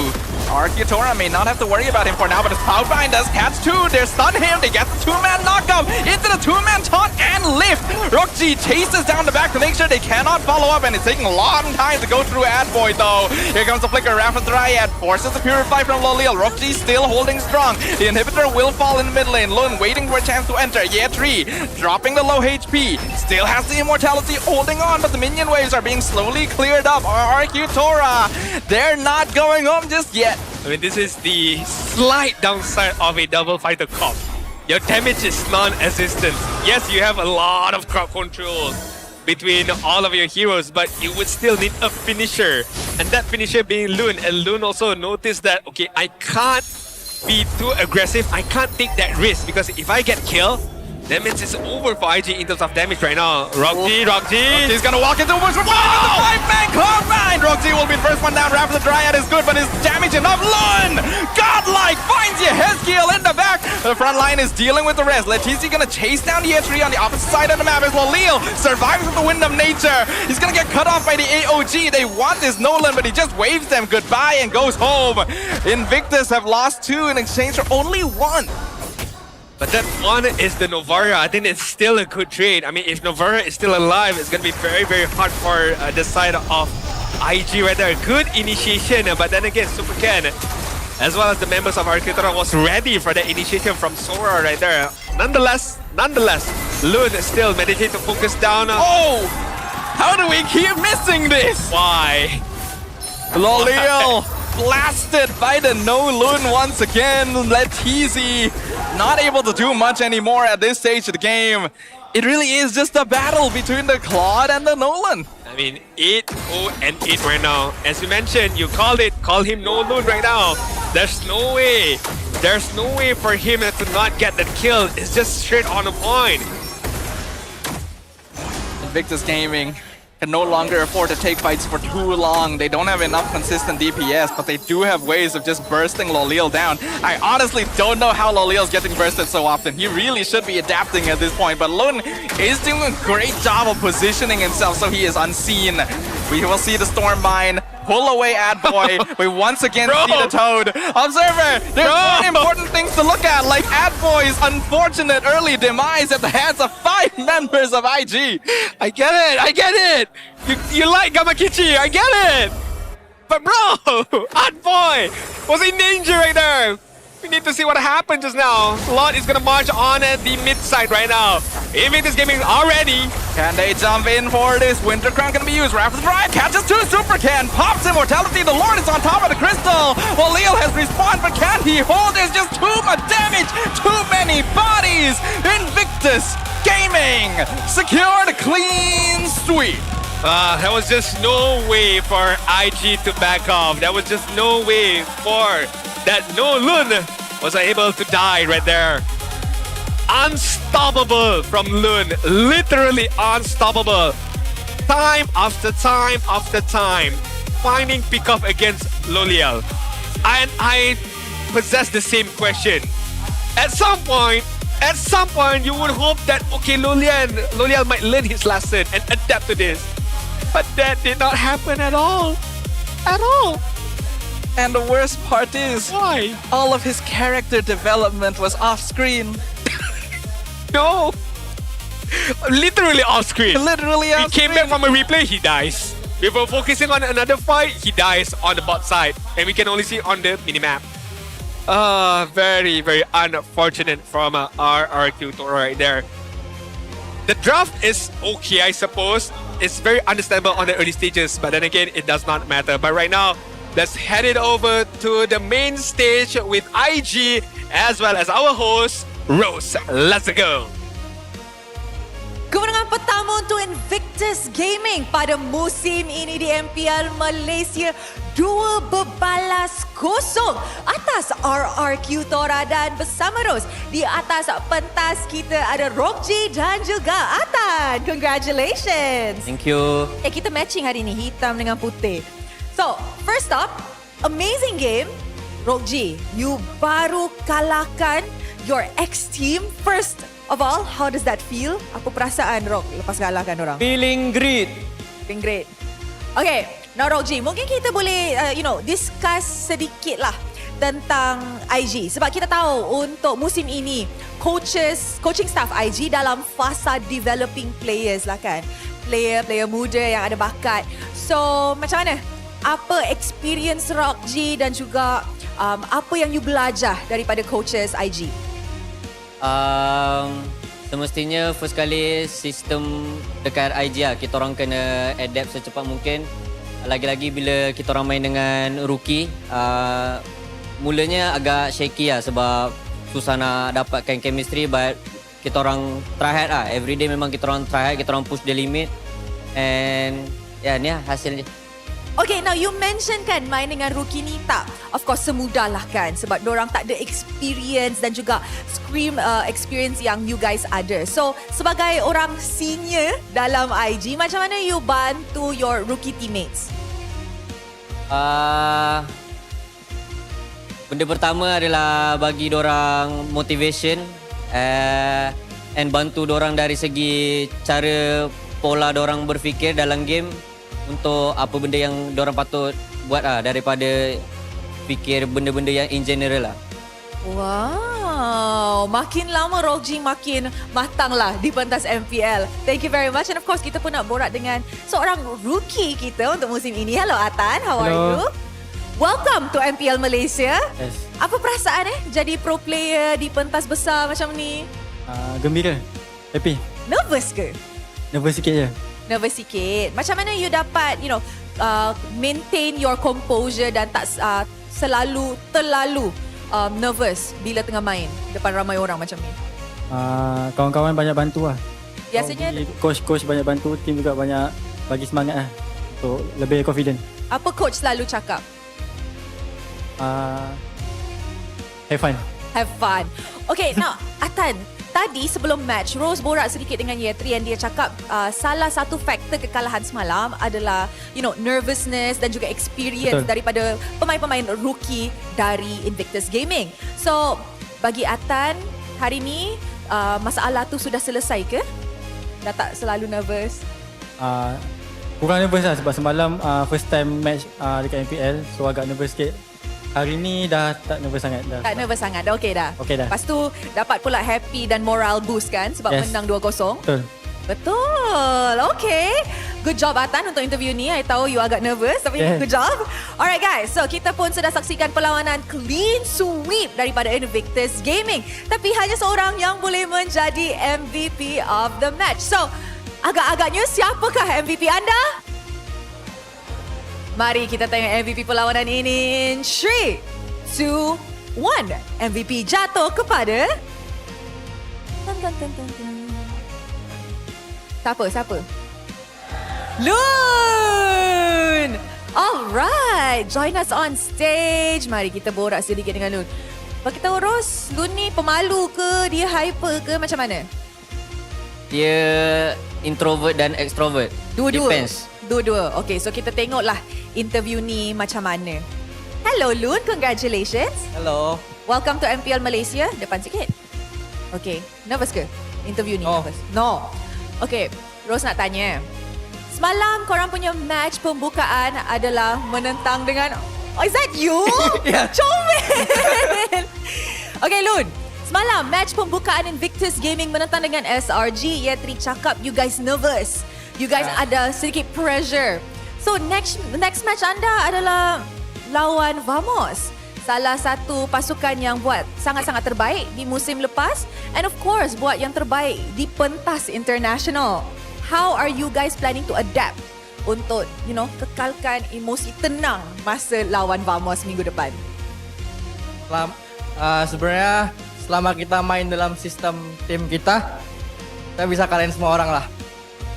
Kalau tentang match kemarin mungkin jadi semacam shock terapi lah buat kita. Dan hari ini kita bisa main lepas. Dan buat minggu next match, we will be ready. Do you have a message kepada tim Vamos? Oh lah. No, don't have. Okay, message kepada fans yang datang. Fans, family, friends. Buat fans and friends, thank you lah udah datang buat support kita. Alright, terima kasih Tania. Congratulations. Player-player rookie sangat-sangat comel. With that, mari let's show it to the casters to analyze apa yang terjadi dalam perlawanan ini. Throwing it back to you guys. Thank you very much, Rose, as well as the team members of IG just now. And congrats to Loon, our MVP for the game. I mean, well deserved. Wow, 1,003 goals. Wow. That's been since quite long since we saw somebody to achieve that 1K GPM, right? That's difficult, dude. Nowadays, getting 1,000 GPM is highly unlikely, but it's not too surprising as well. 9, 0, and 10. That's a very nice total damage number as well. Looking very pretty right there. 95% kill participation on top of that. Every single time we jump back to this guy, camera cuts back. He has murdered Lolil in cold blood and walked away like it meant nothing. I mean, it's just showcasing how fast he managed to get that kill off, number one. And as the second of all is the positioning. He knows where or the potential or the whereabouts of Lolial to be able to get that kill. And again, just how fast he managed to execute the combo that he has to get that fracture off against Lolial with the full item setup that he has possessed. But when we take a look at the draft from the side of RRQ Tora, yes, it's a clear cut that early game aggression is definitely there for them, and they did that to a T. I mean, I'm not gonna be very hard on Letizi because Letizi did all he could in the early stages. But once you approach that mid to late game, it's definitely gonna be hard for Letizi to do anything about it because the job has been done by Letizi early on. It's all up to Lolial, it's all up to Superken or Hezekiel to carry from that moment on. I think in terms of item progression, everything is fairly standard. I don't play a lot of Nolan, so I'm not sure if Great Dragon Spear is a typical item grab. Not to mention as a third item as well. In this case, it does work though. He wants to pop the ult, the dash out, and then rejoin the fight later on. He understands that the dynamic, especially in the early game, is you want to avoid all the damage from Letizi and Superken, and then once they're all burnt out, then you show up for the killing blow. I think so. I mean, it's literally a drive-by, you get your kill, and then you just walk away, or you reset your positioning to go in once again, because he cannot necessarily get a kill and walk away immediately, because again, the damage dealer from the side of IG is he himself. So he needs to be able to stick around, buy a bit of some time after getting a kill to be able to go on against, because the engagement from the side of IG, there's a lot. You have the Crimson Beacon, you have the Wrath of Triad, you have the Falling Star Moon. So the potential of kills that Loon might get is more than one. So he cannot just get a kill, walk back immediately, because he needs to get a kill, stay around for a while to see if any other potential kill that is still available, and then he might be able to do so. This will be the first clip that we will take a deeper look on the third turtle, if I'm not mistaken. This is when IG already knows that, okay, how should we play around RRQ right now, because the first initiation or the first team fight that is being done from the side of IG is, I think, sorry, my bad. I was gonna go around here. Okay. That was the first part of the team fight that commenced, and the other team fight will somewhere happen around here, if I'm not mistaken. But we will take a look as how this game progresses. As the team fight progresses, Atang walks back. They just reset things off, and then the initiation between Yi3 and Atan as well. Look at that. Okay, this is great. One fight is being commenced on this part. Sorry, I'm gonna go a bit deeper here. Okay, and then the other part is here. So there's two initiations ongoing right now between the side of Invictus Gaming, and it just splits up RRQ Tora's focus right now. If I were to be lonely right now, like, do I go here or do I go here to help things out right now? So that split decision making right now, it allows Invictus Gaming to take team fights very well, and it allows, or it does not allow RRQ Tora to focus on one particular thing. And it's not necessarily in this particular team fight, it does not necessarily they need to get a kill here, but this one most likely, because Loon is here right now. So when Loon is nearby, you would need to get a kill wherever Loon is nearby. The other part is just to zone things out. Yeah, the thing is, RRQ Tora's lineup is actually surprisingly well equipped for taking slightly more independent battles. But in this case, they did not have the initiative, right? They were caught on the retreat, which is why it was so messy for them. Invictus found a really good timing thanks to RRQ coming in from the bottom flank. RRQ tried to run home, but then half of them got caught. So there's that instant hesitation of like, do we help our team? Right? Do we start this fight again? They kind of have no choice but to do so unless they're willing to sacrifice Adboy and Letizi. But that may have been the better option in this case, because they end up losing Superken on top of that. Before this fight, RRQ Tora was leading. They were the ones in control of the game. IG found the answer by delaying, by forcing out cooldowns early and splitting up the burst, because Superken and Letizi were the ones getting kills before this. I think once Letizi was out of the picture, I like what RRQ did here, because he immediately focused on these three members. He literally, okay, Letizi's out of the picture, so right now I can focus on these three members, and I can just allow myself to get a good initiation off. And that's what he did. He went in for Superken, not necessarily getting out Ezekiel, but it does not allow Superken to walk in to get certain kills. Look at that, Superken. He can't do anything about it. He wants to, but he not necessarily can do so about it. Adboy dies, and then everybody can jump in onwards to Superken, and Superken is gone at the same time. I think this overall is a very, very good engagement from the side of IG, because understanding where to go, understanding on how to push on their team fight with their multiple crowd control. You got from Tricky, you got from Atan, you got from RRQ, as well as you got from Yi3. At first, I thought, okay, you need to layer your crowd control, but it's not necessarily so. You can use your crowd control abilities on different segmentation. Maybe on this end, maybe on this end as well. And then you take on team fight wherever. If Loon is here, okay, we fight here. And then this one is just more to zone things out. If Loon is here, it's a different case. You zone out maybe on the other end of things. So again, good understanding of the draft from IG, and good, how should I say, what's the word, right? Good maneuvering from IG, noticing that, okay, earlier stages, it did not work out. How can we fix it? And they fix it on the fly, on the go right now. So I think that's why I brought this first clip out, because the early engagement, it did not work out for a while for the IG, but then they changed things around. This is where the momentum was built upon IG to get the game onwards later on. IG understands what their draft is supposed to do. When you have so many crowd control heroes and so little damage, your goal really is just to delay fights. It's to be as annoying as possible for as long as possible, pop the ultimates to catch people, and set them up for Trekkie to lift them over and over again. Lun is supposed to be the main DPS, but you start realizing like he doesn't actually need to contribute as much if they're able to absorb damage on the right people and then take out the important targets. You can see in this fight, they just basically ignored Lolil. Right? The moment he BMI'd out, they're like, all right, bye, you know, we don't really care, because he tickles at this point. He does not do enough damage for it to matter, and he's too hard to catch anyway, so may as well go for Letizi since he was one of the first ones you catch. And then Super Ken. This is a situation that shows why Paquito jungle just doesn't feel as good. You want to commit to try and steal the turtle. But at that point, you've used your resources to get there. You have no way out. You want to try and fight back to survive, but then you're using the same skills that you might want to save for escaping. And you know there's no way out at this point. Your team can do nothing to help you. It is a big waste of the hero's capabilities. In this case, if he was the EXP lane, perhaps, right? You could have the tank in front, where Super Ken is now, taking attention, like Adboy is doing. The Paquito could be coming from behind, right? Look at how low Atan is. Look at how low Trekkie is. A flank would have been so much better. Yeah, I mean, again, with a Paquito EXP lane, you would still have the resources of a flicker. You can go in, flicker forward, get a kill, and then walk away from any kind of danger. Right? Even Lulil as well at the same time, because Lulil, I feel like even he pops up the Blazing Duet. I mean, he has the Blazing Duet. It will not do anything because there's a lot of members of IG, and that damage is going to be shared upon the members of IG at the same time. And in terms of itemization, he's just not there yet.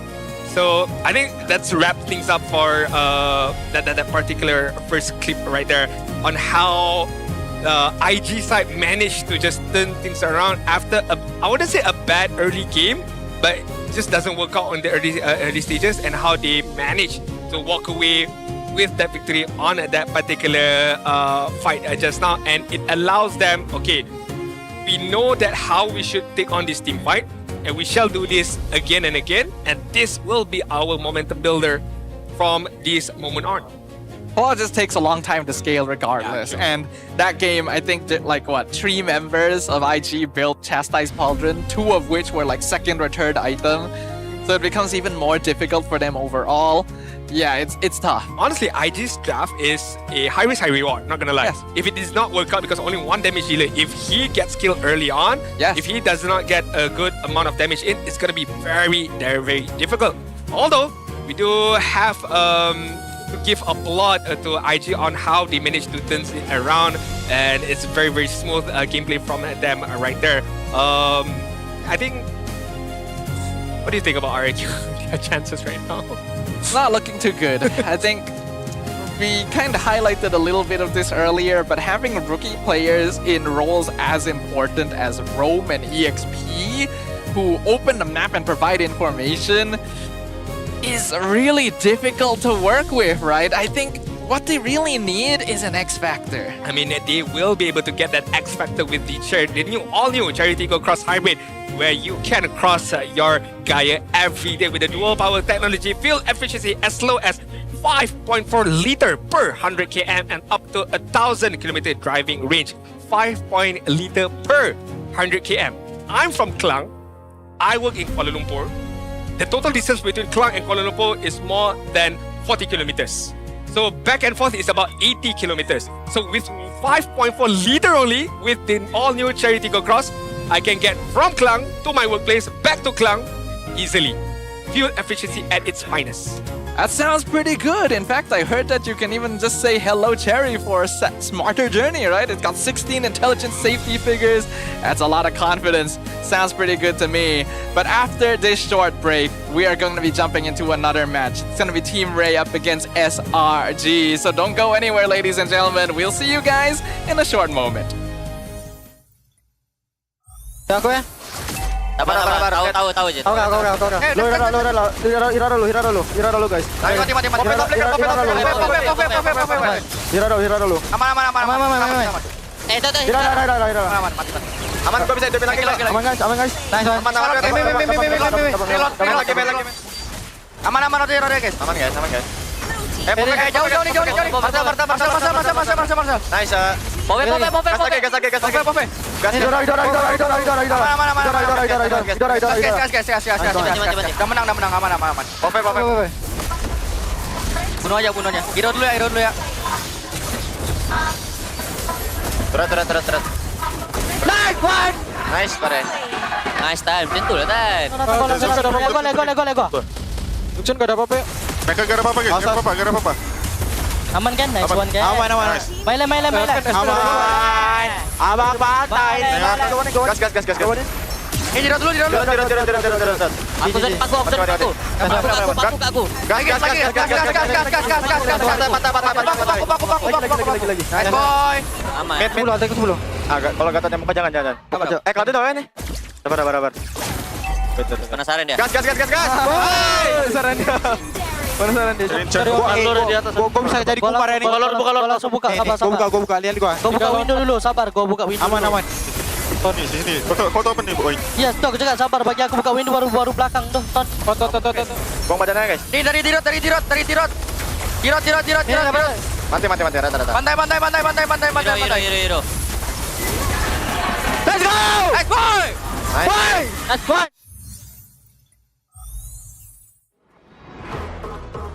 Nak lebih power? Jom.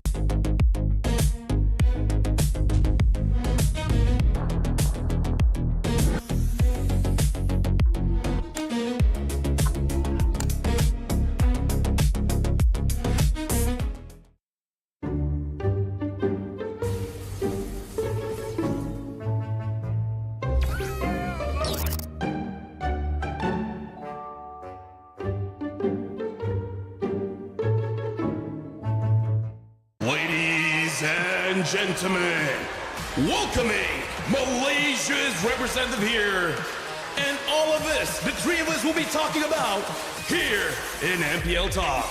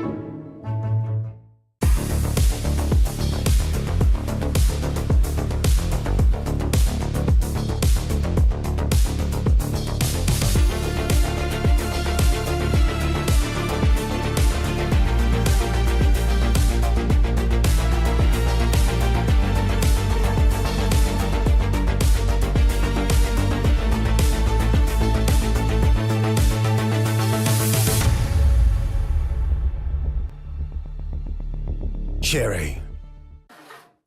Exoki vibe like power on wangi tune tiada lawan aura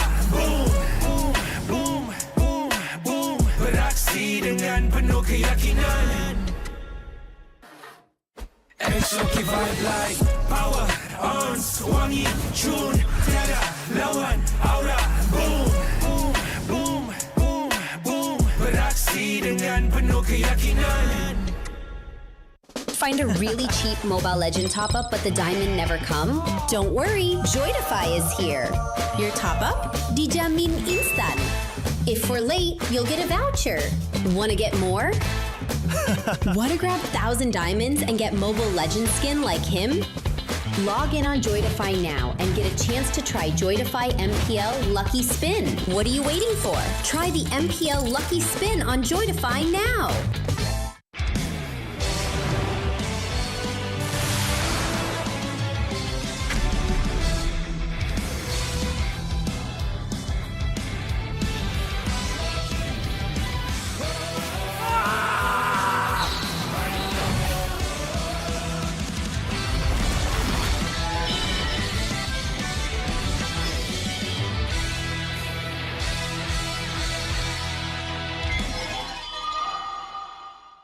Tengok MPL Malaysia dekat Tonton dapat skin idaman? Stream MPL Malaysia musim ke-18 live ditonton mulai 14 Ogos sehingga 1 November ni. Boleh menang sampai 40,000 diamonds. Siapa nak bagi? Senang je. Stream perlawanan MPL Malaysia di live feed ditonton untuk mengumpul mata. Lagi lama korang tonton, lagi tinggi peluang untuk menang. Imbas kod QR untuk maklumat lanjut dan mula kumpul mata korang ditonton sekarang.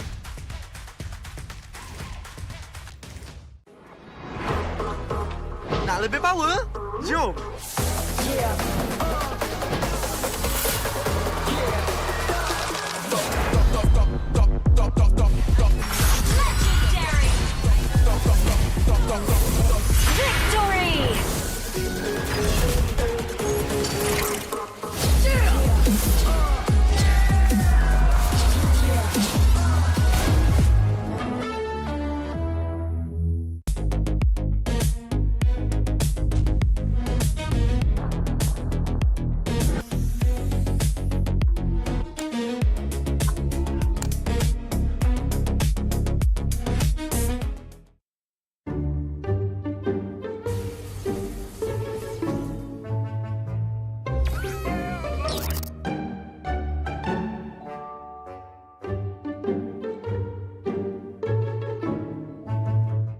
Ladies and gentlemen, welcoming Malaysia's representative here.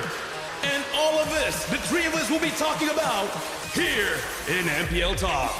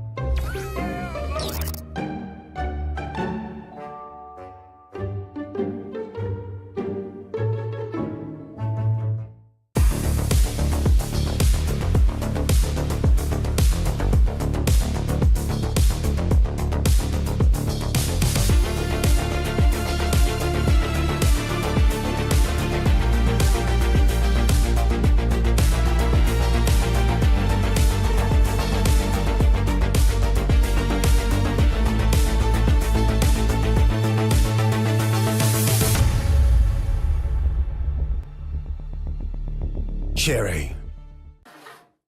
SRG vibe like power on, wangi tune, tiada lawan aura boom, boom, boom, boom, boom, beraksi dengan penuh keyakinan.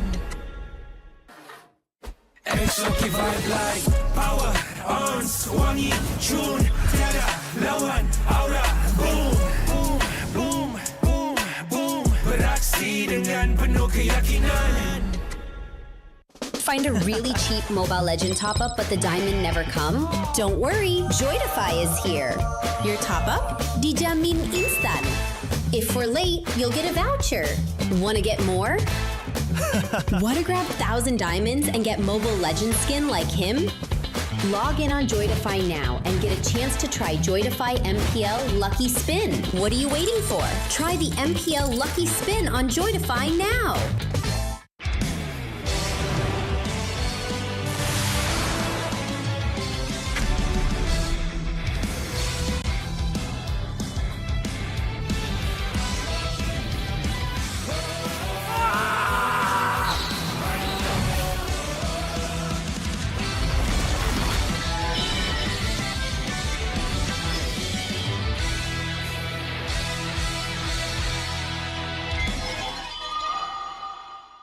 Tengok MPL Malaysia dekat Tonton dapat skin idaman? Stream MPL Malaysia musim ke-18 live ditonton mulai 14 Ogos sehingga 1 November ni. Boleh menang sampai 40,000 diamonds. Siapa nak bagi? Senang je. Stream perlawanan MPL Malaysia di live feed ditonton untuk mengumpul mata. Lagi lama korang tonton, lagi tinggi peluang untuk menang. Imbas kod QR untuk maklumat lanjut dan mula kumpul mata korang ditonton sekarang.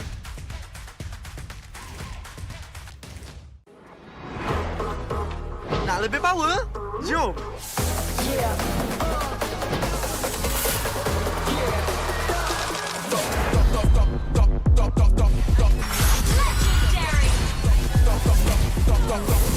Victory!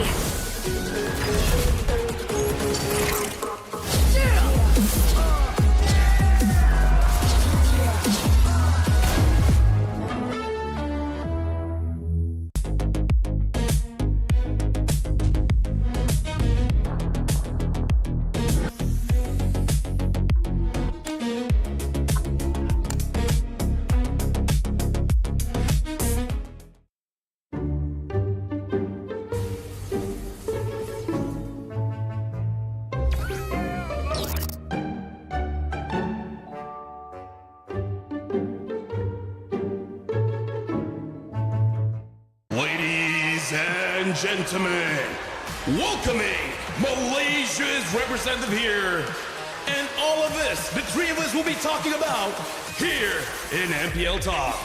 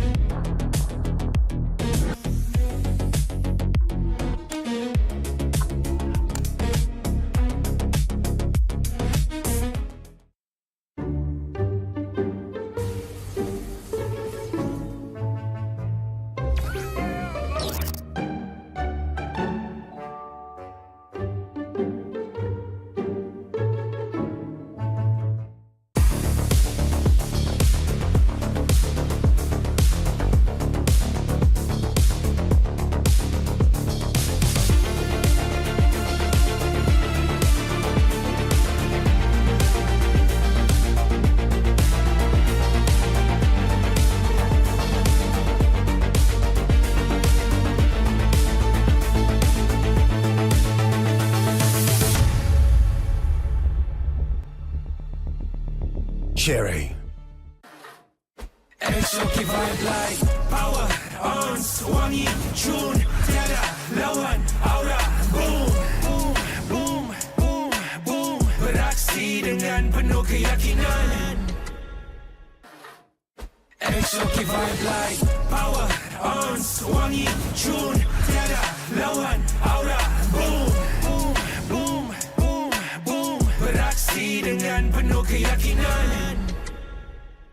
Find a really cheap Mobile Legend top-up but the diamond never come? Don't worry, Joytify is here. Your top-up? Dijamin instan. If we're late, you'll get a voucher.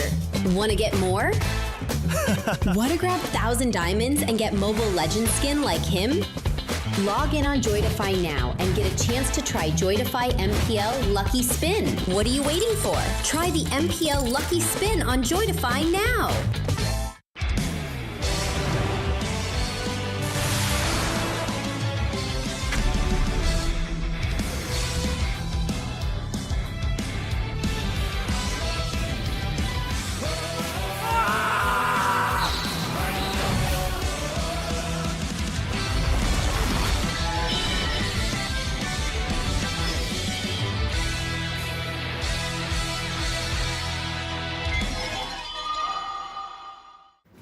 MPL Malaysia dekat Tonton dapat skin idaman? Stream MPL Malaysia musim ke-18 live ditonton mulai 14 Ogos sehingga 1 November ni boleh menang sampai 40,000 diamonds. Siapa nak bagi? Senang je. Stream perlawanan MPL Malaysia di live TV Tonton untuk mengumpul mata. Lagi lama korang tonton, lagi tinggi peluang untuk menang. Imbas kod QR untuk maklumat lanjut dan mula kumpul mata korang di Tonton sekarang.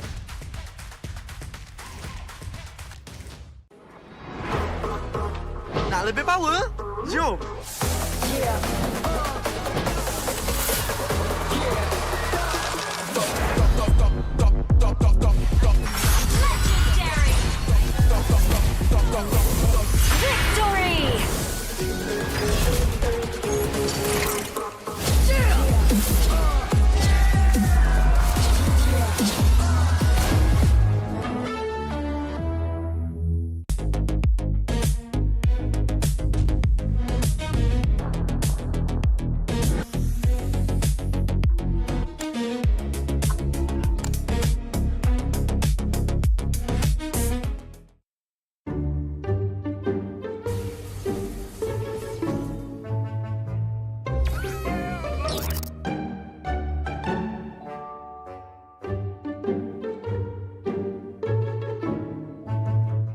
Ladies and gentlemen, welcoming Malaysia's representative here. And all of this, the three of us will be talking about here in MPL Talk.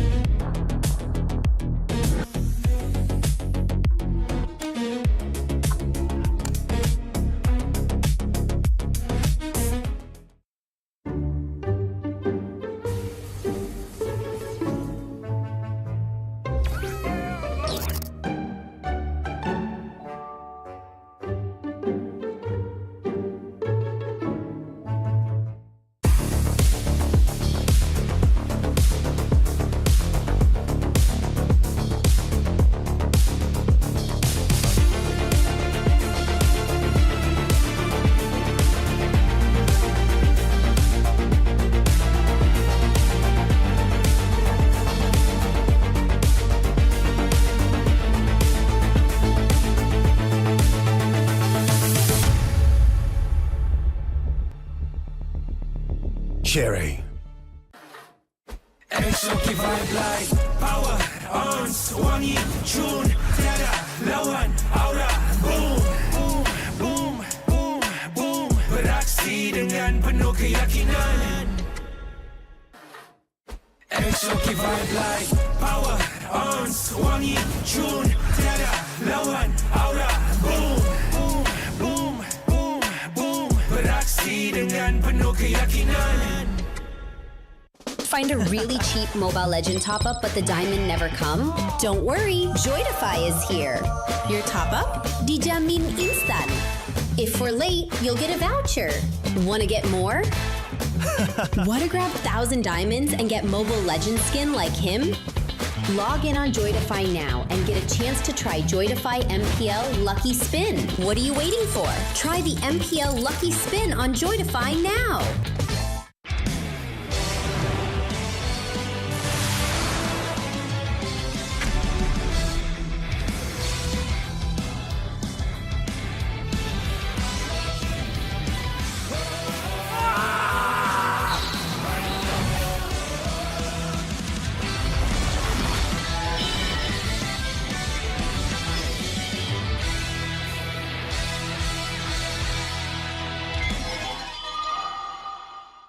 Tengok MPL Malaysia dekat Tonton dapat skin idaman?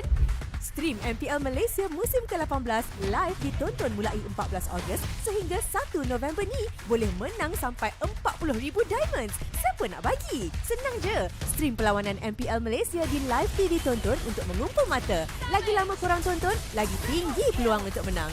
Imbas kod QR untuk maklumat lanjut dan mula kumpul mata korang di Tonton sekarang.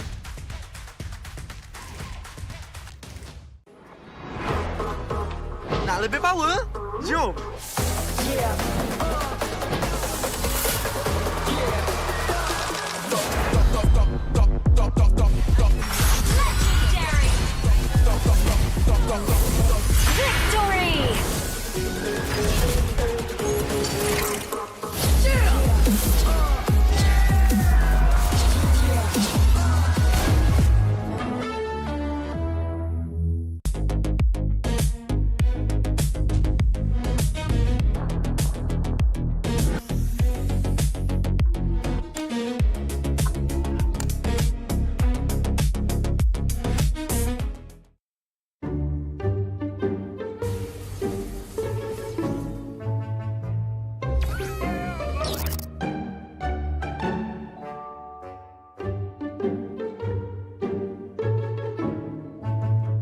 Ladies and gentlemen, welcoming Malaysia's representative here. And all of this, the three of us will be talking about here in MPL Talk.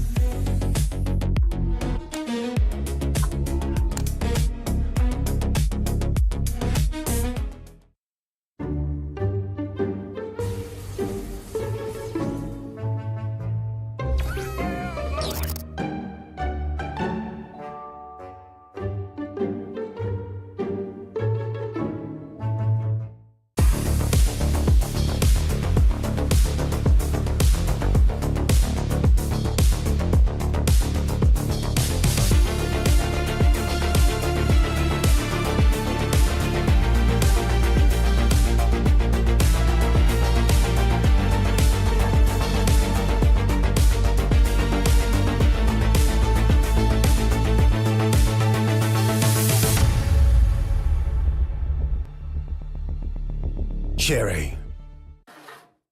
Exotic vibe like power, ons, wangi, tune, tiada lawan, aura, boom, boom, boom, boom, boom. Beraksi dengan penuh keyakinan. Exotic vibe like power, ons, wangi, tune, tiada lawan, aura, boom, boom, boom, boom, boom. Beraksi dengan penuh keyakinan. Find a really cheap Mobile Legend top-up but the diamond never come? Don't worry, Joytify is here. Your top-up? Dijamin instan. If we're late, you'll get a voucher. Want to get more? Want to grab 1,000 diamonds and get Mobile Legend skin like him? Log in on Joytify now and get a chance to try Joytify MPL Lucky Spin. What are you waiting for? Try the MPL Lucky Spin on Joytify now.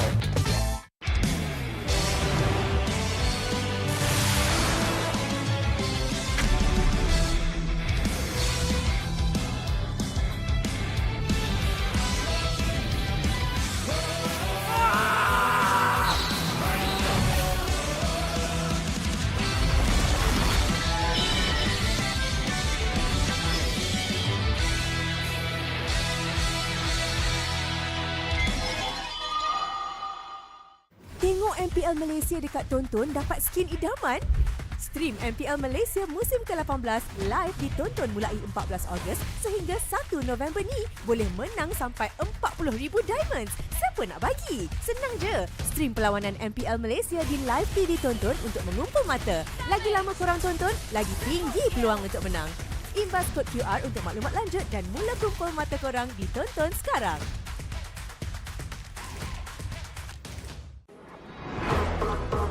Nak lebih power? Jom!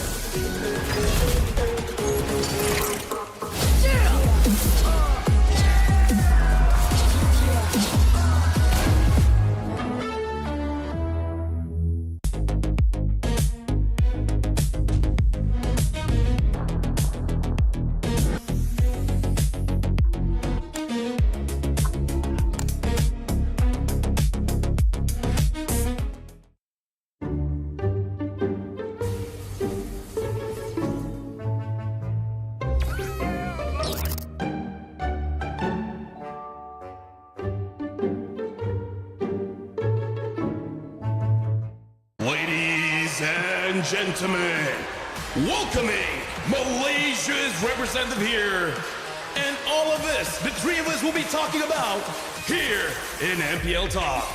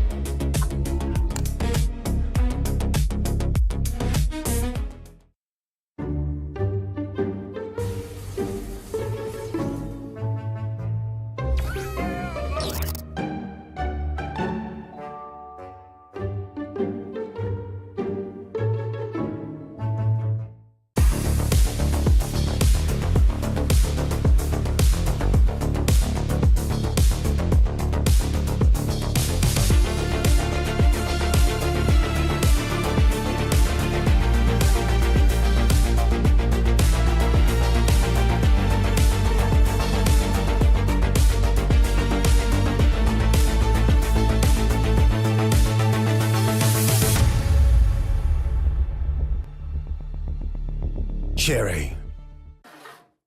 Exotic vibe like power, ons, wangi, tune, tiada lawan, aura, boom, boom, boom, boom, boom, beraksi dengan penuh keyakinan.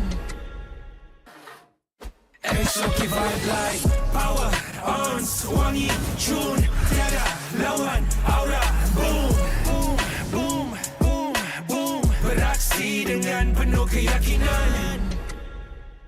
Find a really cheap Mobile Legend top-up but the diamond never come? Don't worry, Joytify is here. Your top-up? Dijamin instan.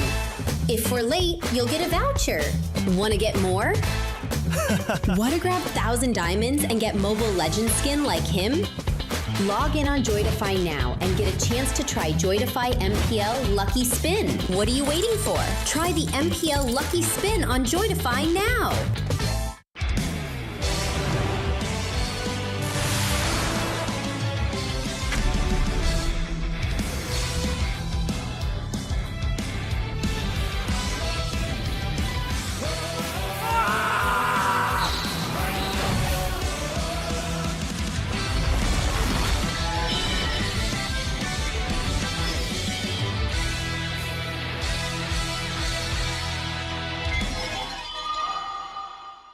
Tengok MPL Malaysia dekat Tonton dapat skin idaman? Stream MPL Malaysia musim ke-18 live ditonton mulai 14 Ogos sehingga 1 November ni boleh menang sampai 40,000 diamonds. Siapa nak bagi? Senang je. Stream perlawanan MPL Malaysia di live TV Tonton untuk mengumpul mata. Lagi lama korang tonton, lagi tinggi peluang untuk menang. Imbas kod QR untuk maklumat lanjut dan mula kumpul mata korang di Tonton sekarang.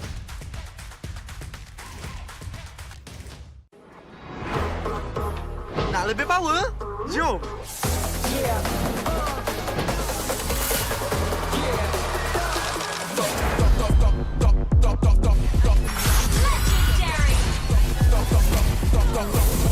Victory!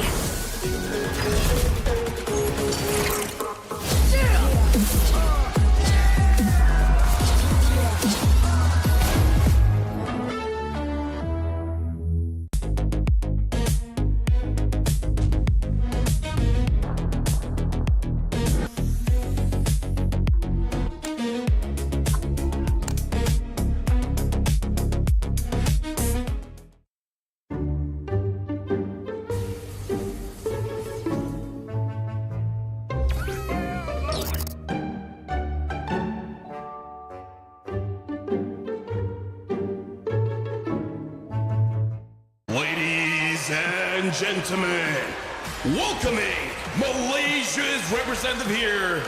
And all of this, the three of us will be talking about here in MPL Talk.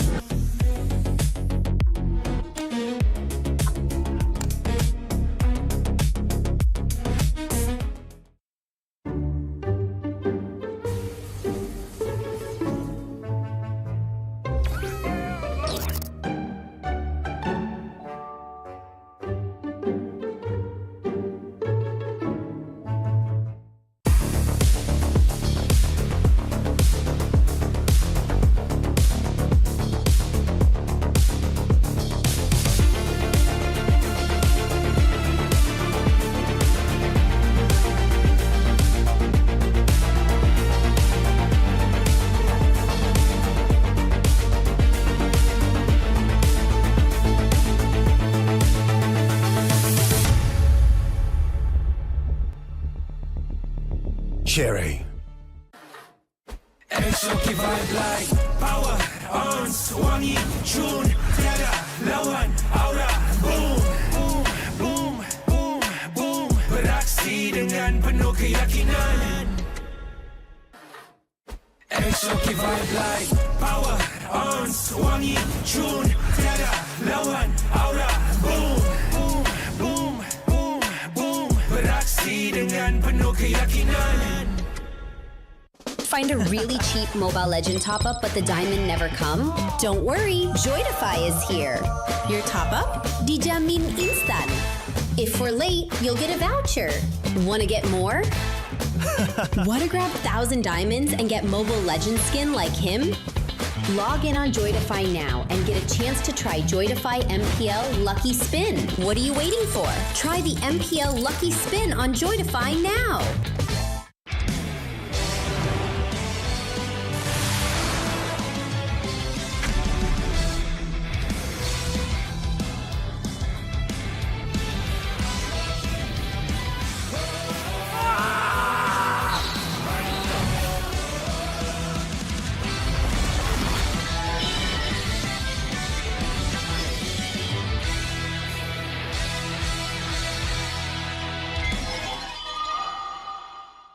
Tengok MPL Malaysia dekat Tonton dapat skin idaman?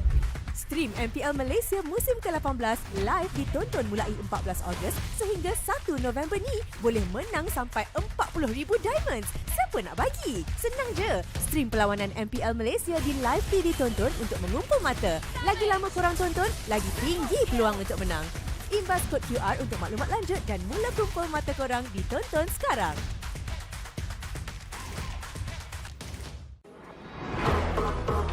Nak lebih power? Jom!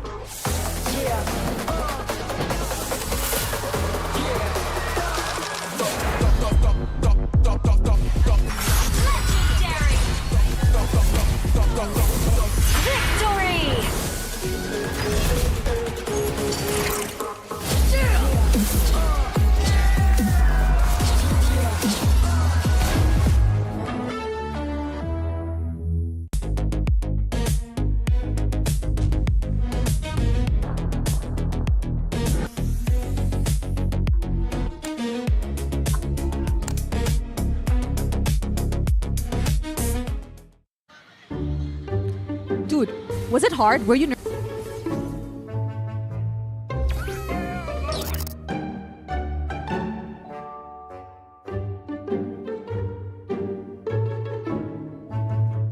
Ladies and gentlemen, welcoming Malaysia's representative here.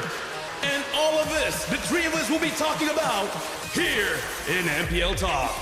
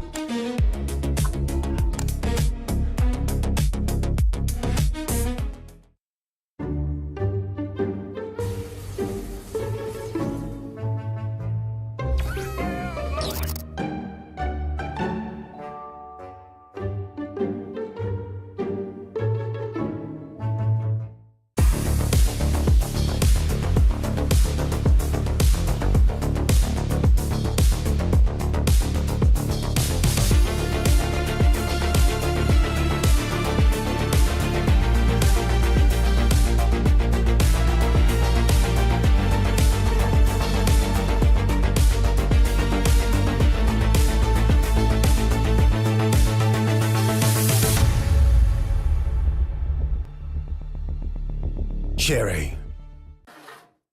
SRG vibe like power on wangi tune tiada lawan aura boom boom boom boom boom beraksi dengan penuh keyakinan. SRG vibe like power on wangi tune tiada lawan aura boom boom boom boom boom beraksi dengan penuh keyakinan. Find a really cheap Mobile Legend top-up but the diamond never come? Don't worry, Joytify is here. Your top-up? Dijamin instan. If we're late, you'll get a voucher. Wanna get more? Wanna grab 1,000 diamonds and get Mobile Legend skin like him? Log in on Joytify now and get a chance to try Joytify MPL Lucky Spin. What are you waiting for? Try the MPL Lucky Spin on Joytify now.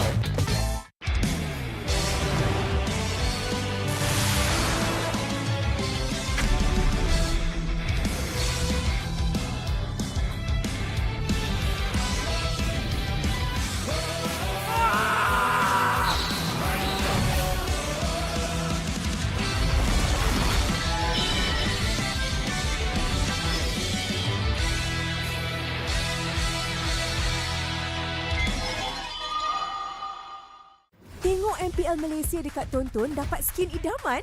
Stream MPL Malaysia musim ke-18 live ditonton mulai 14 Ogos sehingga 1 November ni boleh menang sampai 40,000 diamonds. Siapa nak bagi? Senang je. Stream perlawanan MPL Malaysia di live TV Tonton untuk mengumpul mata. Lagi lama korang tonton, lagi tinggi peluang untuk menang.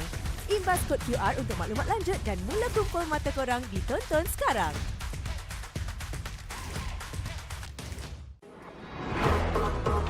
Nak lebih power? Jom!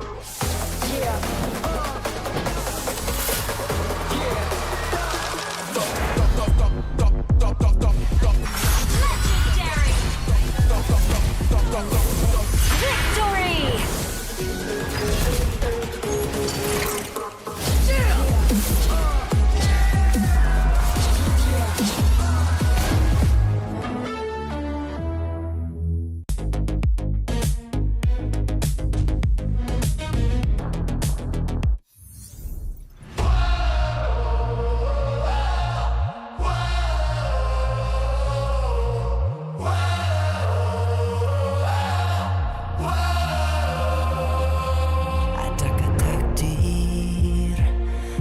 Ditelan air mata, selamanya ku takkan di bawah.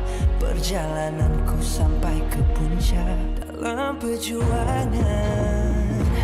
Bila hati terang menyala, setiap luka jadi kekuatan. Pengorbanan yang jauh ujungnya. Sudah tiba masanya melangkah takdir, jalan yang gentir ku tempuh. Bangkit bersama kita juara, membanggakan negara. Kita kawan pentas dunia, Wira Arena. Bangkit bersama kita juara, membanggakan negara. Kerana di hujung cerita pastinya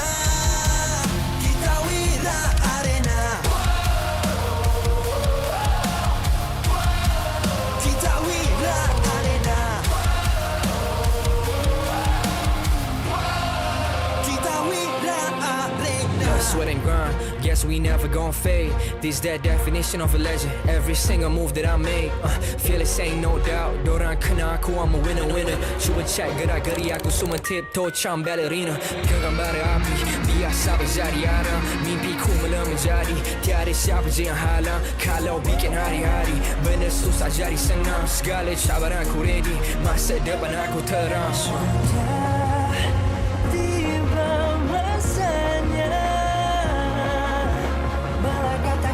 jalan yang gentir ku tempuh. Bangkit bersama kita juara, membanggakan negara. Kita kawan pentas dunia, Wira Arena. Bangkit bersama kita juara, membanggakan negara.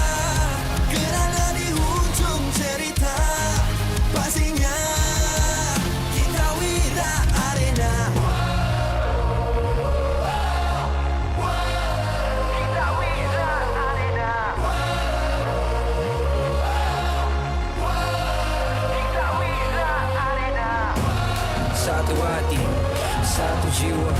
Bangkit bersama kita wira arena. Yeah. Dari bayang ke nyala api, nama kita terpahat di bumi. Yeah. Bangkit bersama kita juara, membanggakan negara. Kita kawan pentas dunia, Wira Arena. Bangkit bersama kita juara, membanggakan negara. Kerana di hujung cerita, pastinya kita Wira Arena. Kita Wira Arena. Kita Wira Arena.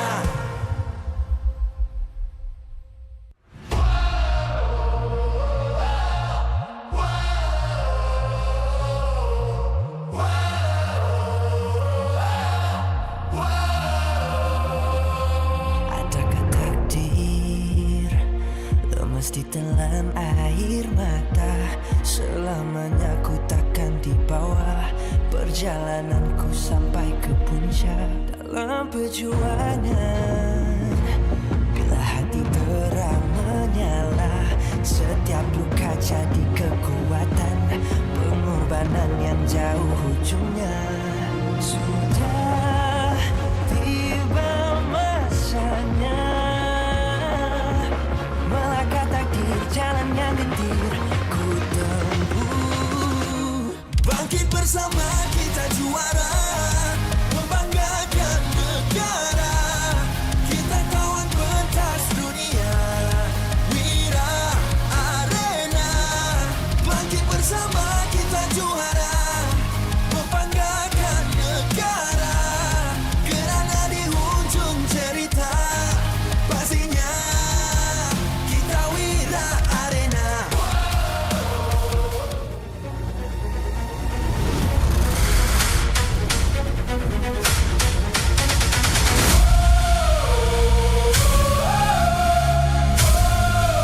Kita Wira Arena.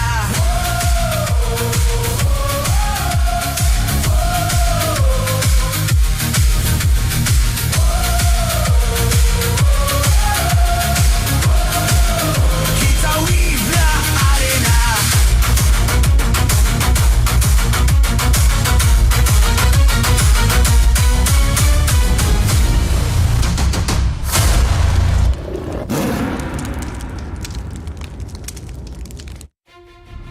MPL Malaysia Season 18 is powered by Muntan.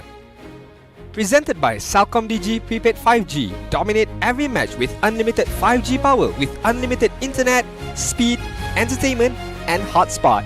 Celcom Digi, the 5G prepaid for millions of Malaysians. Infinix Note 60 Pro is not what you think. Powered by Snapdragon 7S Gen 4, featuring 3D Ice Core Vapor Chamber Cooling, active metric display and 90-watt wide plus 30-watt wireless charging. Get yours now at Infinix Official Store or TikTok Shop Infinix Malaysia. Grab, the official food delivery partner of MPL Malaysia. Don't let hunger cost you the game. Stay fueled, stay focused. Order Grab food from 9 PM to 4 AM and earn 5% Grab coins. MPL MY is now cultured by Toda. Get MPL MY's official merch at Todak's booth or buy online at store.toda.com. Official automotive partner Cherry X Malaysia. Official top-up partner Joytify. Official content partner Media Prima. Official streaming partner Tonton. Strategic partners Yamaha, Nandos, TNT Co, Quill City Mall. Official camera partner Opsbot. Supported by KBS, ESI, Rakan Muda, MESF.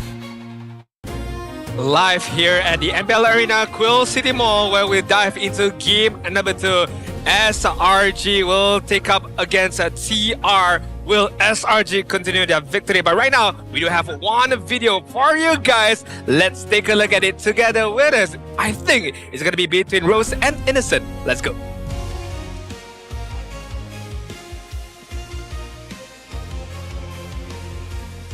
Heart rate like really fast? No. Did everything go according to plan though? No. Was it harder than playing Mouse Golf? Hmm. Dude, was it hard? Were you nervous? No. Not nervous. Was your heart rate like really, really fast? No. Did everything go according to plan though? No. Was it harder than playing Mouse Golf? Yes. You know what? Congrats. Congrats to you too. Let's go into the game, eh? Let's go. You want to play?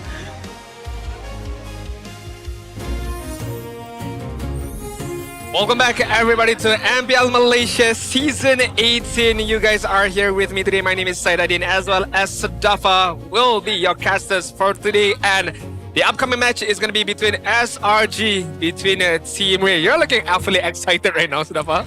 We did not get any information from that interview.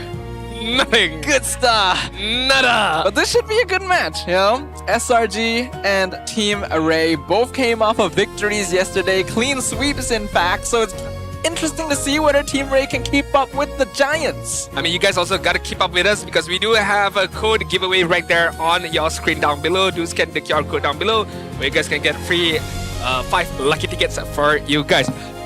The only thing I know from that interview session was both of them got proposed or proposed to their significant other in Paris. You're right. That's the only thing I know.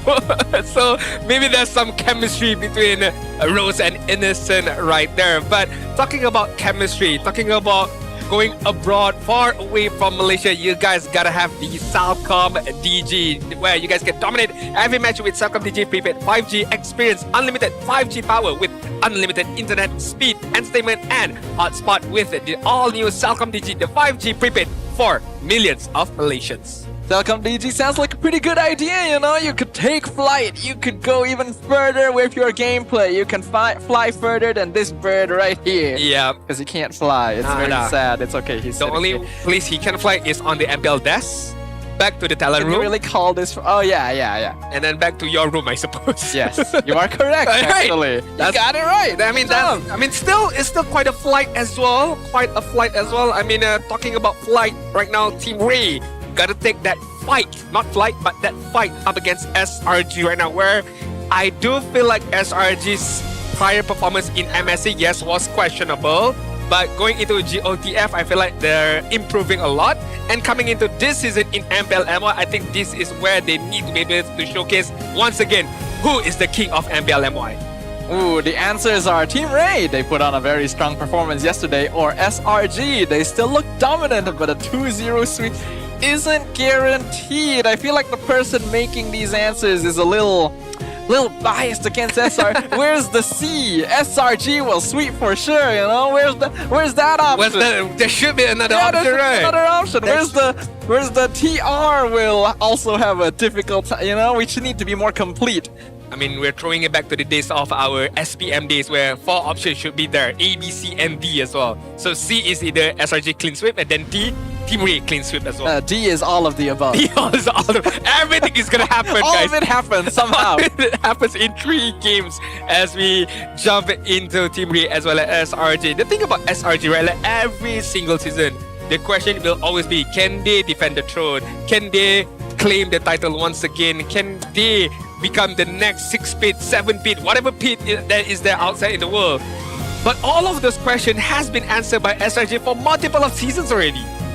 They've not failed, right? They've kept it up over and over again. But there are definitely questions that people are asking about their consistency. Not to mention, will it be Skies or Uni playing today? Let's start off by talking about Team Ray, though. Definitely a squad that's been catching the attention of the fans with Clive, Novax, Kobar, Kim, Dolan, and Smooth. I mean, I did manage to catch up with Kuja, one of their head of esports in Team Ray as well. He did mention that, yes, Dolan has been getting a lot of focus and hype.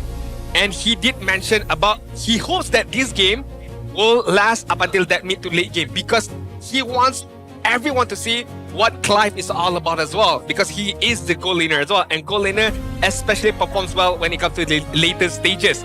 Of course, depending on what kind of goal lane you use. So, shall we see a late game centric goal lane for Clive later on? We shall see. But Your answers your question to Uni or Skies is gonna be Skies in the main jungle spot. Cram, Stormy, Yums, Innocent will make up for Selangor Red Giants. Guys, taking up on the main lineup once again now that we've returned to MPL. Makes you wonder why Uni was on the main roster during GOTF. Are the Red Giants still experimenting? Are they still figuring things out? For now, they are still the powerhouses of MPL Malaysia regardless of performance. And everyone's got their eye on finally ending their legacy. I would like to see once again the classic mid trio of Yums, Skies, as well as Stormy at the same time. So hopefully they can bring out the best out of their own gameplay, because I feel like their performance prior to their champion MSC 2024 is still not there yet. They still need to achieve that level of intensity and gameplay, and of course, the finals MVP performance from Skies is there yet to be captured. The game has changed a lot. There has been so many developments and modifications to the meta, to the heroes, to just the MLBB ecosystem in general, that it's hard to really recreate the same sort of success. Very few teams have achieved that sort of consistency. I can't wait for the draft to begin later on. I would like to see what SRG have in store for us. Maybe a bit of a cheesy draft or some pickpocket stress might be able to be used. Especially for Team Ray as well. Darlene right now, I would like to see more out of him. Assassins, Pakiro jungle maybe, and of course Clive as well. But all of that will be answered between our draft later on. Right now, we shall head over to our main stage to introduce the lineup of Team Ray as well as SRG. So eyes over to the main stage.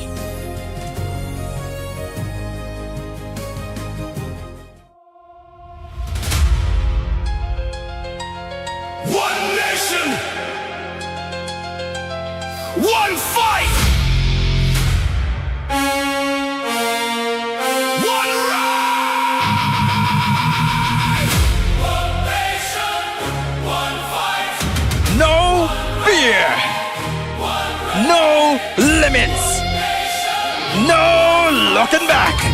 They kicked off the season with a dominant 2-0 sweep, and the young guns are already making noise. Dolan and Clive brought the spark, with the veterans delivering the stability. Can they shock the competition against the reigning champions? Let's cheer for Team!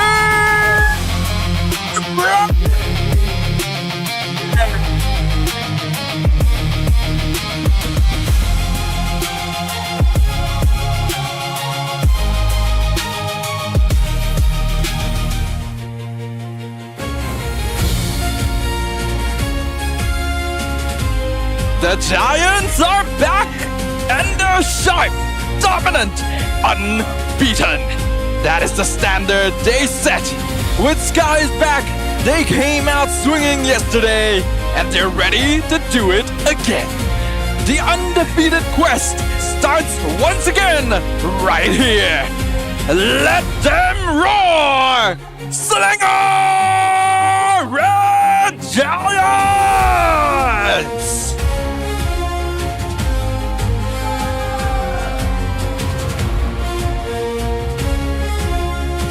Next, we welcome the coaching staff of both teams, the masterminds behind every match, joined by the League Ops Eric, who will ensure every game runs fairly and smoothly. TR St. Lucas, Zinhan as the assistant coach, meanwhile SRG head coach, Coach Arcadia, as well as Ozaraveki, the assistant coach. Let's keep it going with the fist bump between the teams. A true sign of professionalism. This is how we roll. This is the Malaysian sportsmanship. SRG on their quest once again. Same story, same output, only differences is different season right now. The number is all that it is, right? A number to this team. They have already secured 5 championships back to back. Team Ray looking pretty strong at the start of the season, but their previous opponent definitely did not come out swinging. This will be their first true test to show the world what this new lineup is capable of. We'd like to see what will TR have in store for us. The introduction already. No fear, no limits. That is what I'm hoping for from the side of Team Ray. no fear at all going up against the giants of Selangor right now. So hopefully they will come out guns blazing. But we do have to broaden up our topic right now. Is SRG moving away from their jungle rotation? I mean, we saw in the international stage, it's always going to be Uni. But going back into the local scene right now, it's Skies all the way. And if you remember last season as well, Skies and Uni were taking turns as the main jungler for SRG. This time around, we've had Skies 2 games in a row. What does this mean? Uni seems to be keeping hush-hush about it. Team secrets, we can't divulge too much just yet. So we'll find out as the season progresses. I mean, it is a double round robin, right? I mean, they are going to meet up once again later in the stages. So you think they're splitting like half-half? Probably. I think that's the most ideal way for you to give out equal amount of game times for both of the junglers. Interesting. That is a possibility. It's kind of similar to what they did last season as well. But maybe they're switching things up as well. Hard to really tell.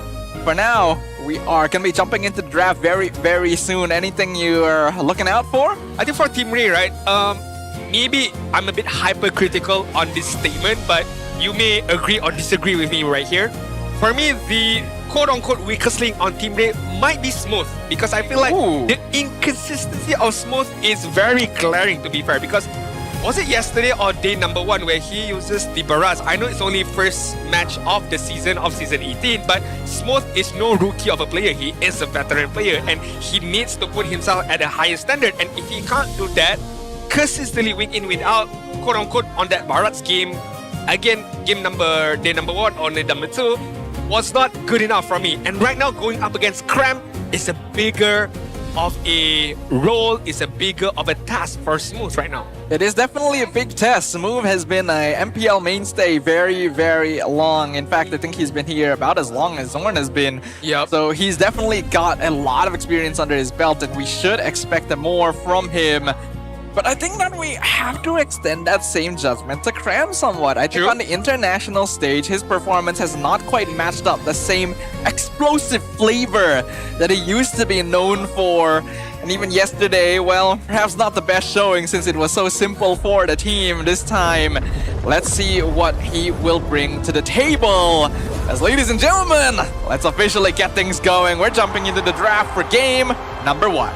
Will it be once again expanding reverse? We have seen twice already in match number 1 between RRQ, Tora as well as IG. Shall it continue on for game number 2 or match number 2 of the day? Right now, as we're gonna go into Flying Cloud, immediately the first thing that comes into my mind is Rafaela. Rafaela is the hero that is most definitely enabled by Flying Cloud, since her respawn allows teammates to get back into the action as if they never died at all. So both teams are probably going to be looking in that direction. For now, Team Raid has first pick. They banned the Atlas, they banned the Paquito. Up until now, Melissa has been a very common first pick contest. Will that be the case again? And leaving out Fanny as well. That is a bigger question at the same time. Will SRG opt to ban out the Fanny, or are they going to gamble it out between the Melissa, the Fanny, as well as the Hirara? That is still up for grabs. Freya has been banned out. Paquito has been banned out by Team Raid. You are looking at it as setting up for a Melissa for Team Raid right now. But SRG gonna go the opposite way. They're gonna ban out the Marcel. So a lot of their assassins are still there. Team Ray actually banning the Melissa themselves. This lends a lot of possibility to a first pick Fanny.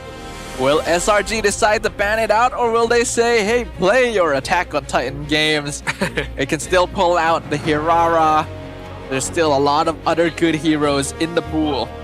I think if they ban out the Fanny and you leave the option of Hirara to be picked up by Team Ray, I think it's still okay because Nolan is still there. You can match up with the Hirara with the farming rate of Nolan, although you are the threat of the mobility of Hirara, but then again you can answer with the Bellaric at the same time. So alright, Urena's been banned out. Okay, you are leaving out the Fanny and Hirara. So Team Ray, what's your choice? Will Dolin get to prove his assassin mastery once again? He played really mean games on a variety of heroes.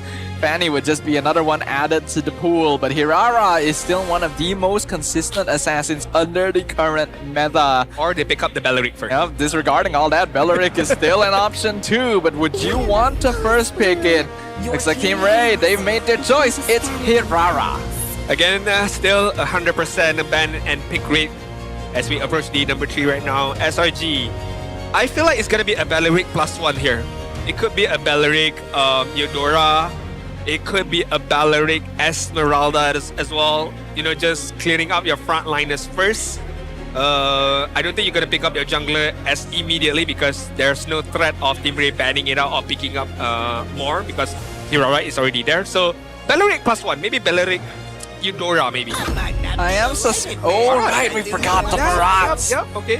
Barats is a very good opening, but they do skip the Belleric. Rafaela, we talked about it, really good on Flying Cloud. SRG is gonna snap it up for Stormy. Again, giving the mobility to the Barats with the holy healing as well is always a good idea.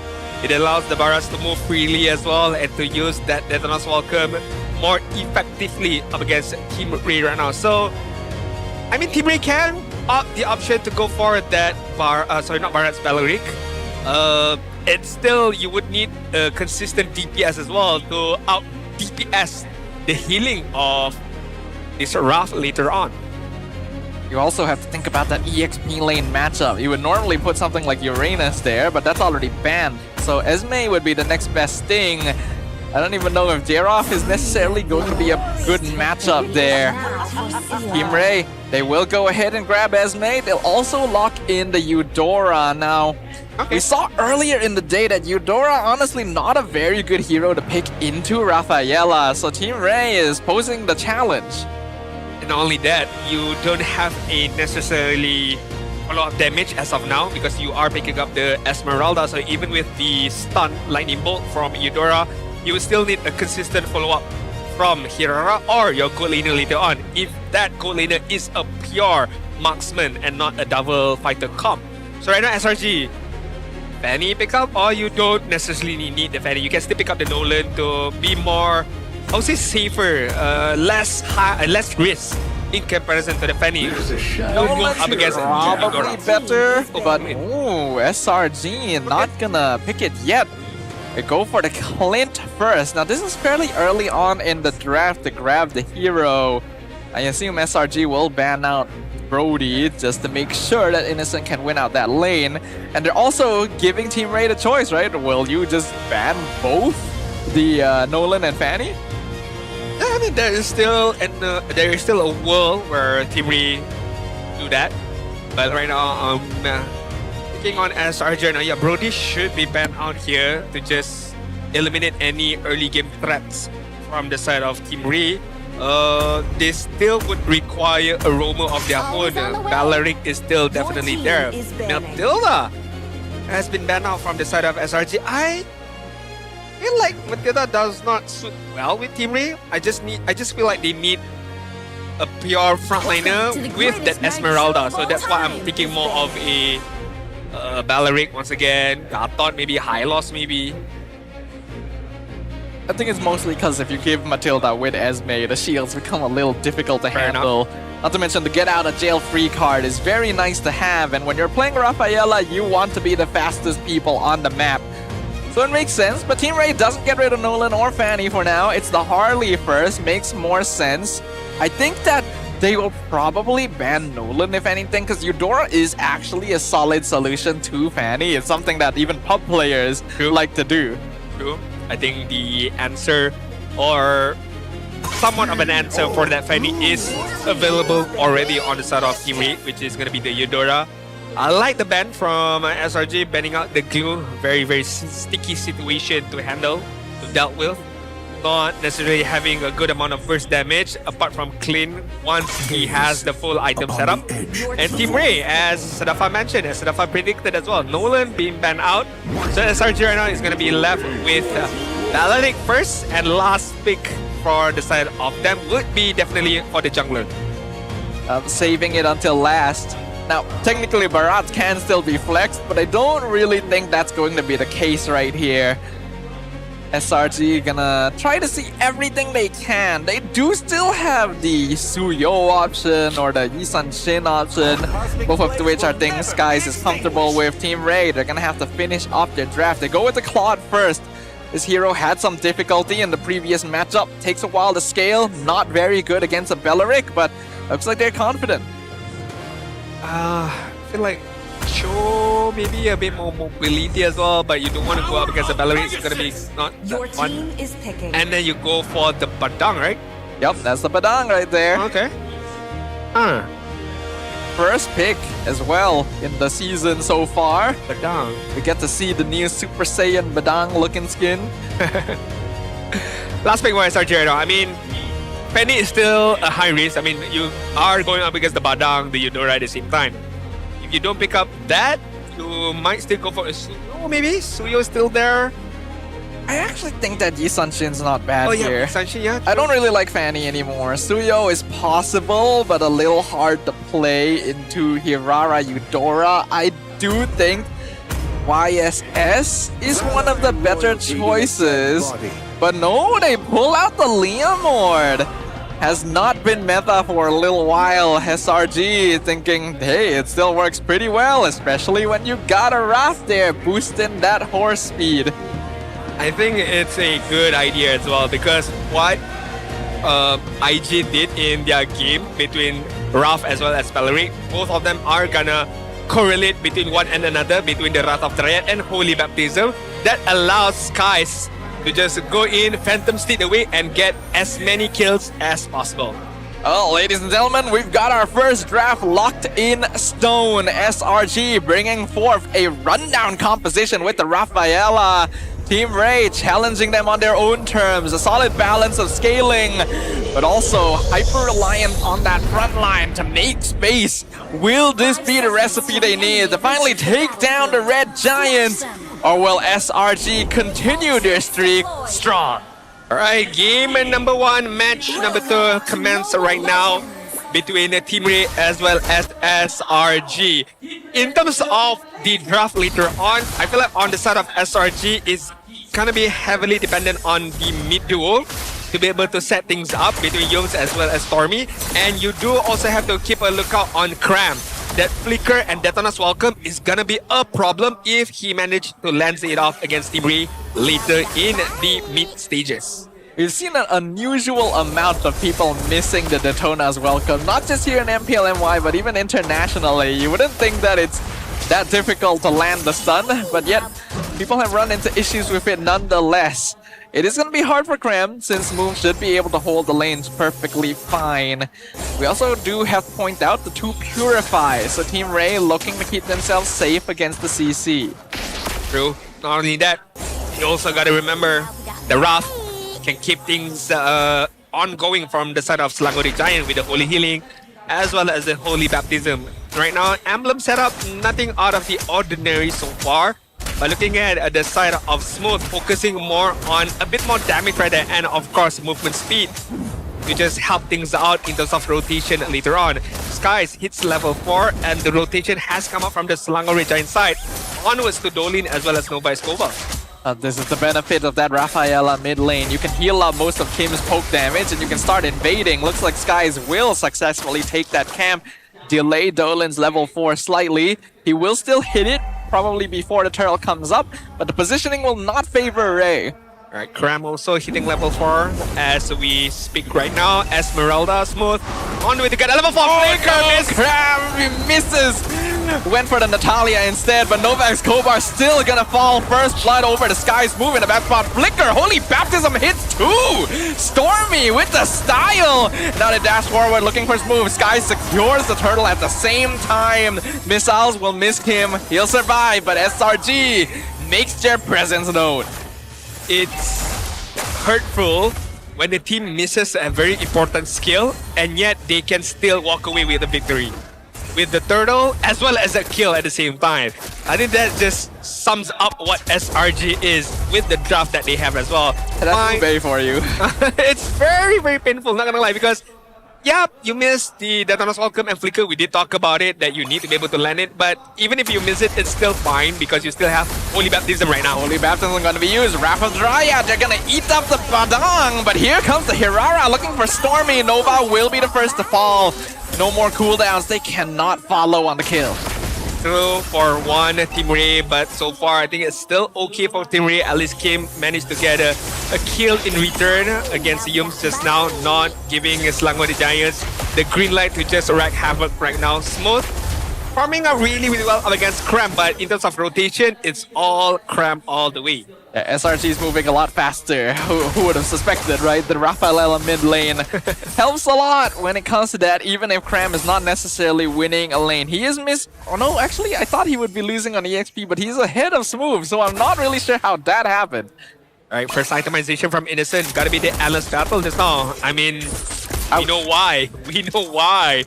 Just the burst damage, the true damage that's being dealt upon Clive. It's not a good day for this Cloud. Oh, not very innocent when he's holding a gun. Yep.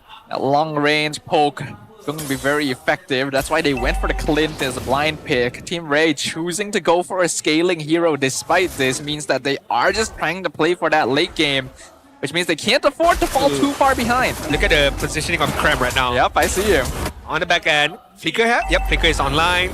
Look at him shrinking in that bush because he's not hitting anything. That's fine. Once he Detona's Welcome, he's gonna get all his stack back up again. Holy Baptism used very early on only Smooth. Here comes Barbie. Man, that's a lot of damage on the Leomord. They do go for the eat from behind. Cram finally makes himself known. The Viscrack is good. Catches trees. Stormy will be the first to fall. No more healing for SRG. Blazing Duet doing good poke. But Skies on the horse is still going for it. Flicker forward from Humes. They miss Dolan. He's able to dash away, but he's already lost 3 teammates for only 1 Rafaela. This will be a free turtle. Unfortunately, as much as all that thought, Yum. He's looking for Yums, but I don't think it's gonna be quite enough. Smooth and Kim will rejoin thanks to the flying clouds. Kim gonna have to deal with the dinosaur, and Smooth does not manage to stop the turtle take. In fact, now he's gonna be chased down again as SRG. They're happy with that. The fact that SRG won that team fight with the amount of kills that they've gotten, as well as Turtle, and also Innocent was free farming up on top lane right there, managing to get a good amount of gold plating shield from that top side, because Clive did rotate out of the lane, tried to get a few kills, did manage to land the Blazing Duet, but did not manage to get any kills out of that. So it's a big win for Selangor the Giants on that second Turtle team fight, hence why they are enjoying a good amount of lead. 2k goal lead right now, and the rotation does not stop there. Cram, he knows that Leomon is handling on the bot side, so he is allowed to roam to the top side as of now. You actually saw the timing of the rotation too. Innocent just got the Sky Piercer right when they were going through that bush, so they were hoping to get an easy early stack. But Team Ray didn't fall for it yet. Nova will jump in. Fistcrack committed on Yums, but he really wanted Innocent. Even Yums gonna taunt him back because he actually ended up losing more HP than he did. The Selangor Giants, it's not that hard. You pick the Belleric, and then it's an easy time for you. You pick up the Rafa, it's an easy time for you right there. This just allows also Cramp to pick and choose the target that he wants to use that Detona's Welcome upon. So Team Ray right now need to be a bit more, I wouldn't say need to be a bit more careful, but need to pick and choose their target right now to be able to get that kill, confirm to get that kill and walk away. Wrath of the Dryad taunting Nova once again.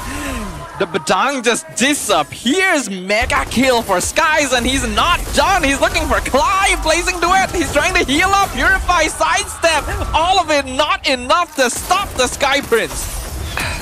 And at the same time, Nova Escobar was killed by Hold That Thought. Cramp. Smooth in a bad spot. He has to dodge the missiles. He has to use Purify, not where you want to use that spell.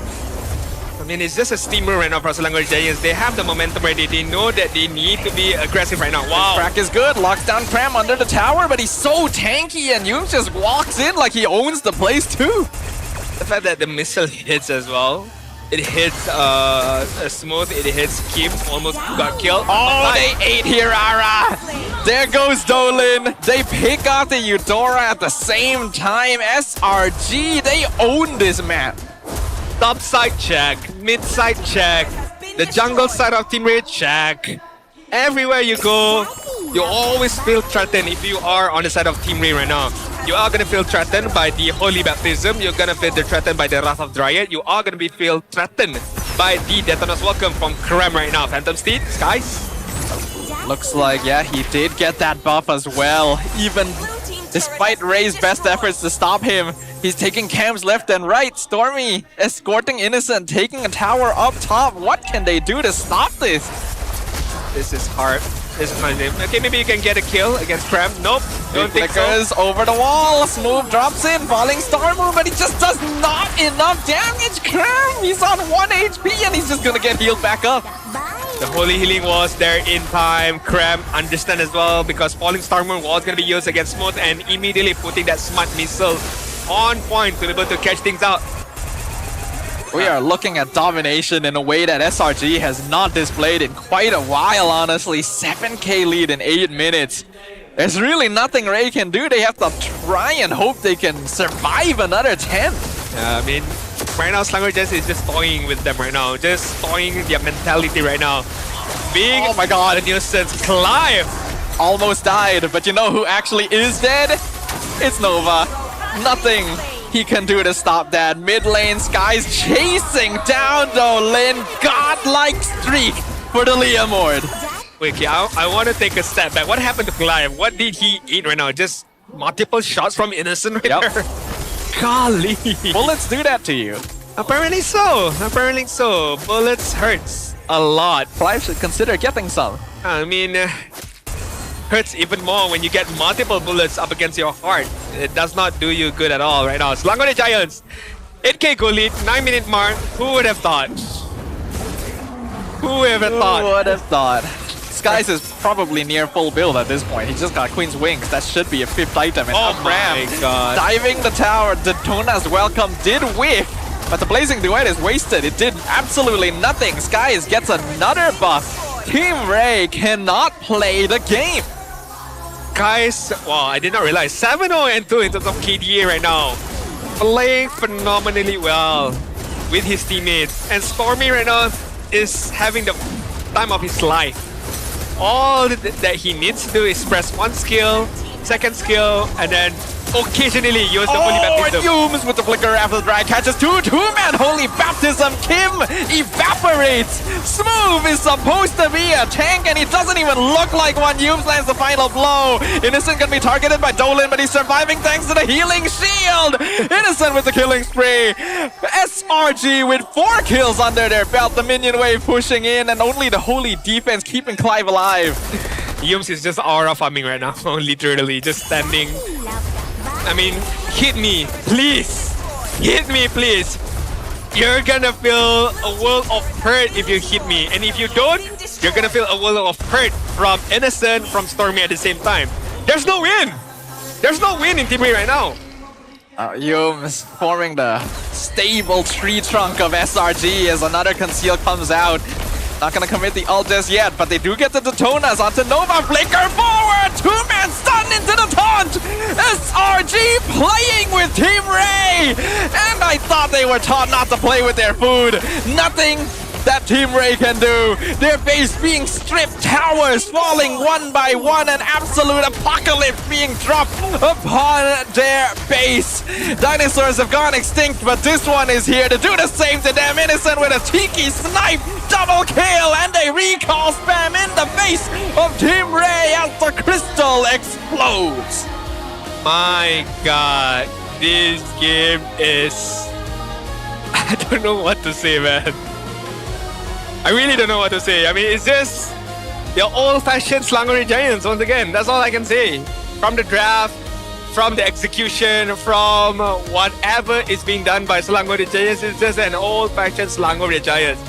Nothing more, nothing less, and enough said. Clean, stable, dominant. This is the Red Giants as we know them best. And a version of them that feels like we haven't really seen in a while. Team Ray came off yesterday strong, but this is a completely different class. Literally a different class right now. Okay.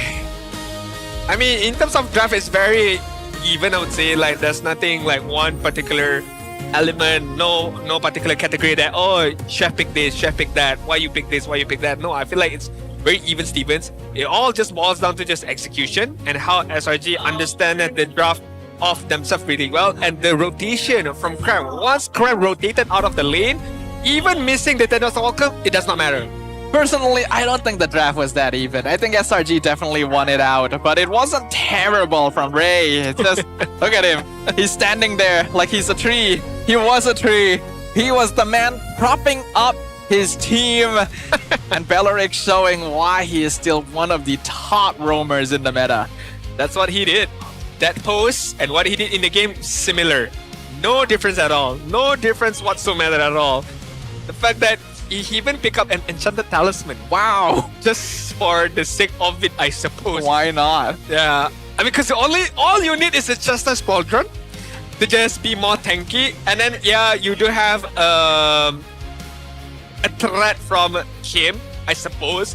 So, Radiant Armor is just enough. And then, it's go time. And by go, I mean just standing there, standing still. Every single player of SRGU was playing just disgusting this game. There was only one mistake. That was Cram missing the Daytona's welcome, and they still won the fight after that. Yeah, like, yes, definitely a mistake, but it didn't really matter. Who knows, maybe it's just a way to intimidate Team Ray. Like, oh no, okay, Daytona's welcome is no longer there. We can fight. Okay, false sense of security right there. I don't think so. Not in this case, man. Maybe sometimes, but not this one. He was trying. Like, my God, you just walk in front of us, huh? Literally. Like, he does not care at all. He wants to be on the English stream too. I know. BM have it easy. You guys have multiple segments. Okay, fine. Sure.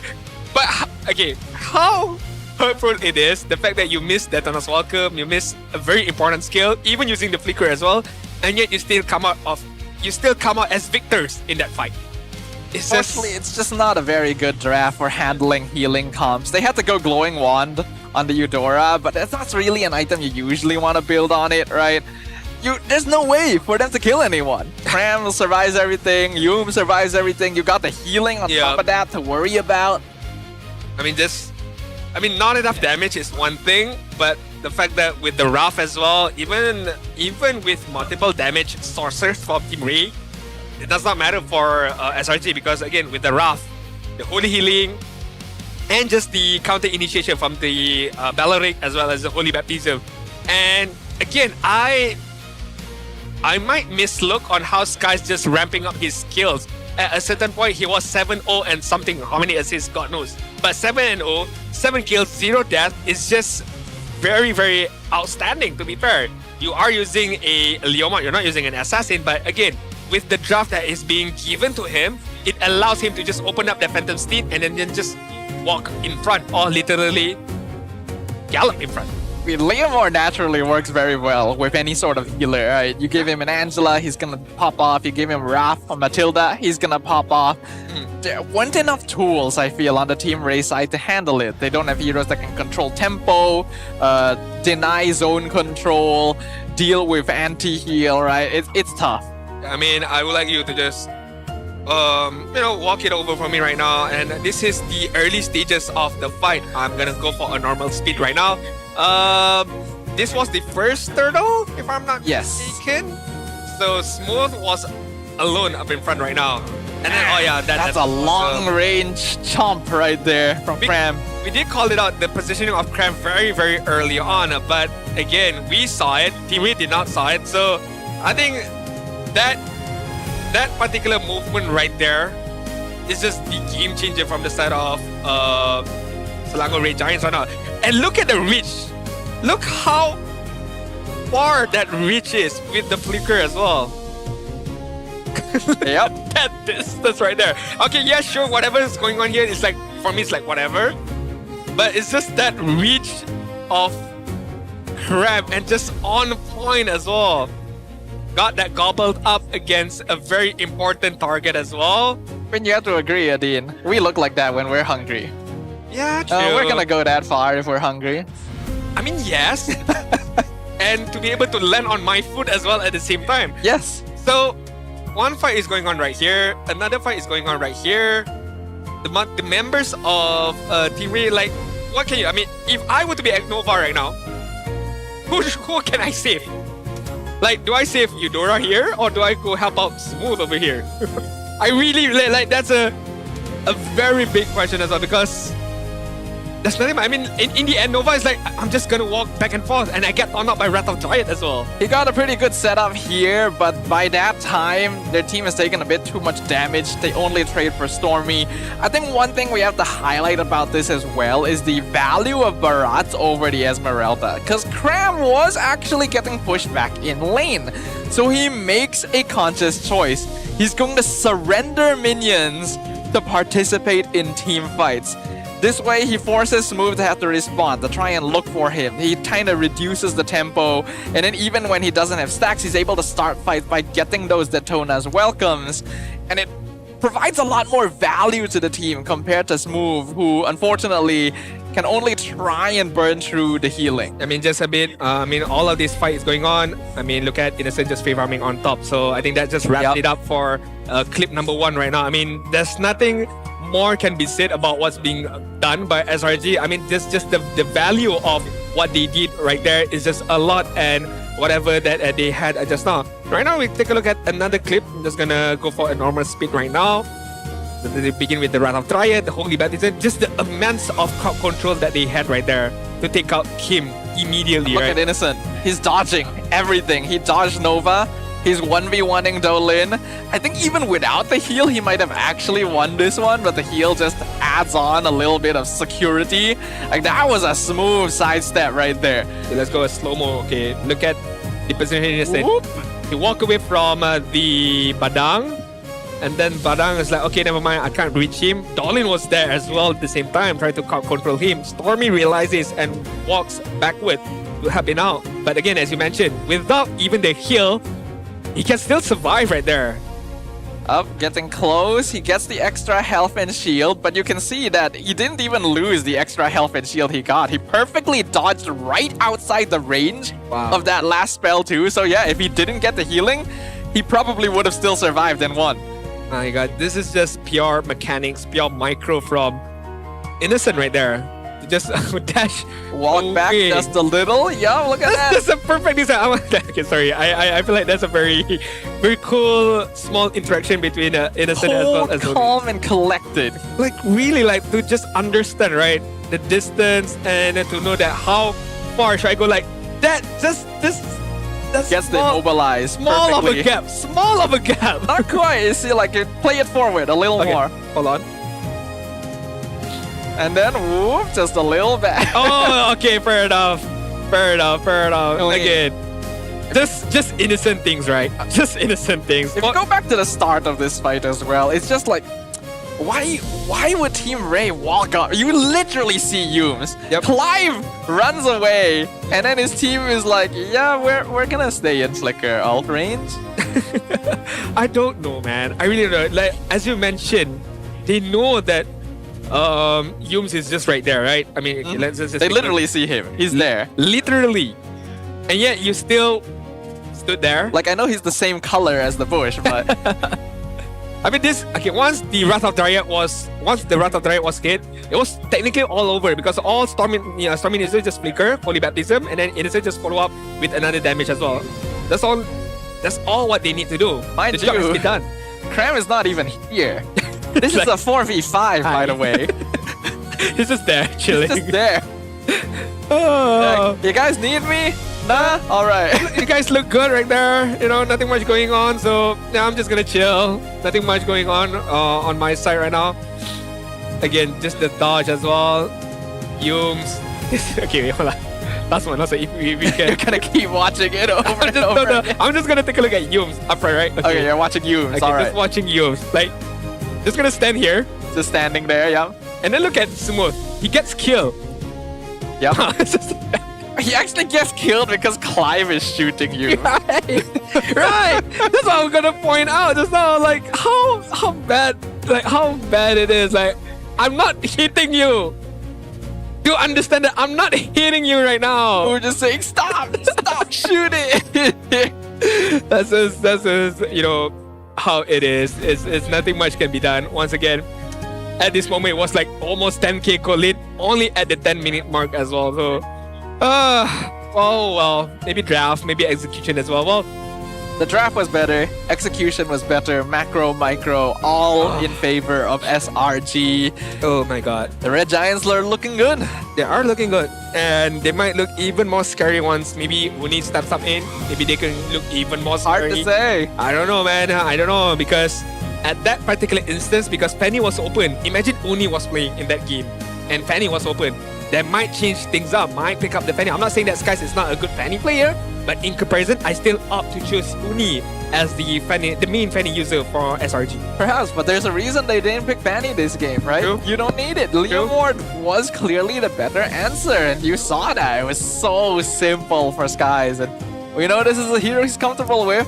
He was quite the terror on it back when it was meta, so SRG, at least we are starting to see some differences in the way they're approaching the draft. They understand, hey, Raph is strong on Flying Cloud, Raph is great with frontliners like Beleric, Varats, and hey, why not throw a Leomord in there, huh? True, I agree with you right there. I mean, hence why Skies was just popping off right there. And not only him, I mean, the fact that he is being allowed to pop off is because of Cram, because of that mid duo, just applies good amount of pressure against Team Ray right there. And Team Ray did not have an answer to how are we gonna go up against the Beleric, how are we gonna go catch out Stormy out, and how are we gonna get those kills, and they were not able to do so. So hopefully in game number 2, as we are approaching later on, there will be some differences that will be made from the side of Team Ray, either from their drafting, or I would hope so from their execution. I feel like they can be a bit more aggressive. Don't put too much respect on Selangor Red Giants, because if you do put too much respect on an opponent, the tendency of you're not doing anything is a lot. So you need to be able to do something at least to be able to bring the game back to your own side. I think teams need to stop picking losing matchups. It feels like such a fundamental thing, yet we see it over and over again. The Eudora is not good against Rafaela. They picked it. You see a Clint, they still pick the Claude, even though they don't have a guaranteed winning mid. The only lane they were winning was Esme, and Cram just decides, well then I'm just not gonna fight you. I'm gonna start joining team fights instead. You need to have solid laning, solid early game. The game snowballs so quickly if you don't. Yeah, then again, on the side of Coach Ozaraveki and Arcadia, with the players that you have right now, I mean, throw them whatever kind of draft, throw them whatever kind of synergy, strategy. I'm pretty sure SRG can perform it to a T. I'm pretty sure SRG can perform that strategy very, very well. But right now, we do have a quote from Nova Escobar, roamer of Team Ray. Yesterday, RRQ played a little too passively. I wish he had played more confidently. As for us, I think we need to have better setups. During lot or total team fights, we sometimes still hesitate and doubt ourselves. I agree to a certain extent in terms of the hesitation and doubting themselves. Yeah, I can see that. Because we have to remember, they do have some new players on their side as well, making their MPL debut, so the nerves are always going to come into play. Yesterday, couldn't really show their capability or test themselves properly since RRQ, unfortunately, is in a worse spot. Yeah. And Team Ray now seeing what the true ceiling of MPL Malaysia is. Gotta buckle up quick. Gotta buckle up quick. I mean, today is the end of week number 1. Of course, next week is gonna be week number 2. And once it kicks off, not gonna lie, you're realizing, hey, we are week number 5. Hey, we are week number 7. And there's not enough time, there's not ample of time for you to rack up your points to be able to make it to playoffs. And that is not what you want. You would want to be able to get a few points in before you approach the second half of the season. Man, this guy just gets popped off. No matter what the game is, no matter what the day is, Fix will always be there. Will always be there. And it's gonna be the other side of him. The fun part, the funny part, the cringe part as well. But I guess that's what it takes for you to make your fans happy, I guess. You gotta do what you gotta do, right? Just like we do what we do for you guys as well. It has been quite an eventful week 1 of the new season already, and we still got 7 more weeks to look forward to. For now though, will SRG make this the final game of the week? Team Ray, can they take some damage from Giants? Bring us to a game 3. It'll be interesting if we get to see their true potential. True, very much true right now as we approach game number 2. Of course, the draft will matter the most, and I would like to see. I'm not too sure. I was gonna be like, I want to see something different. But then again, when people ask me, okay, what kind of different do you want to see? I honestly don't know. Not gonna lie, I honestly don't know what kind of difference that I would like to see. Maybe a bit more confidence in terms of gameplay. Maybe also a bit more strength being shown from the side of Team Ray up against Selangor Red Giants right now. Well, ladies and gentlemen, without further ado, let us go ahead and get things set up once again. The Land of Dawn is waiting for us to get the action going. The draft for game number 2 is about to begin. Let's put down our predictions and see what happens in this draft. Alright, we shall begin with the random map draw first. We have the opportunity to look at, once again, the Flying Cloud. So twice in a row was Expanding River. And for the next match, twice in a row, it's going to be the Flying Cloud. And once again, this favors Rafaela. Yeah, Rafaela gonna once again be a contested pick. But SRG is on blue side this time. So there is a chance for Team Ray to grab it for themselves. I don't think any team is really willing to first pick Raf, since it is kind of a combo hero. The Atlas going to be the first ban on the blue side. Freya first on the red. Pretty standard at this point. But what else do they want to get rid of? If SRG wants to take the strategy out of IG's book, ban out Atlas, Balaric, and Esmeralda, and then you pick up a Melissa first pick later on. That could be an idea. So we shall see right now. Alice as well as Marcel being banned out. Team Ray ban out the Freya. So again, the same composition over and over again. Hirara, Fanny is open at the same time. Melissa is still open at the same time. The Hirara ban on the red side. Team Ray doesn't want to give that over the skies early on. He does play a pretty mean performance on this hero. SRG gotta make a choice now. Melissa first pick, still a possibility. Uranus also being very consistently banned nowadays just to keep the EXP lane a little bit more open, because I think a lot of us can agree that Uranus is just the best EXP laner in the meta right now.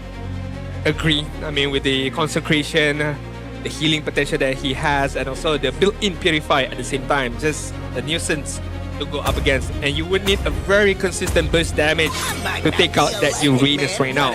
Barat's been banned out by Selangor the Giants. Team Ray, the ball is in their court right now. Paquito is there, Melissa is there, Fanny is there, but as how they showcase in game number 1, Fanny is not being prio as much, so maybe they would just leave that Fanny out. I think at this point you can probably afford to do so. Yeah, Team Ray will ban the Melissa. So SRG, the Paquito is actually open here, but Beleric also very, very valuable, especially if you intend to pair it up with a Raph later. If you take the Beleric now, Team Ray, if they go for Raph, will have one less hero to pair with it. True.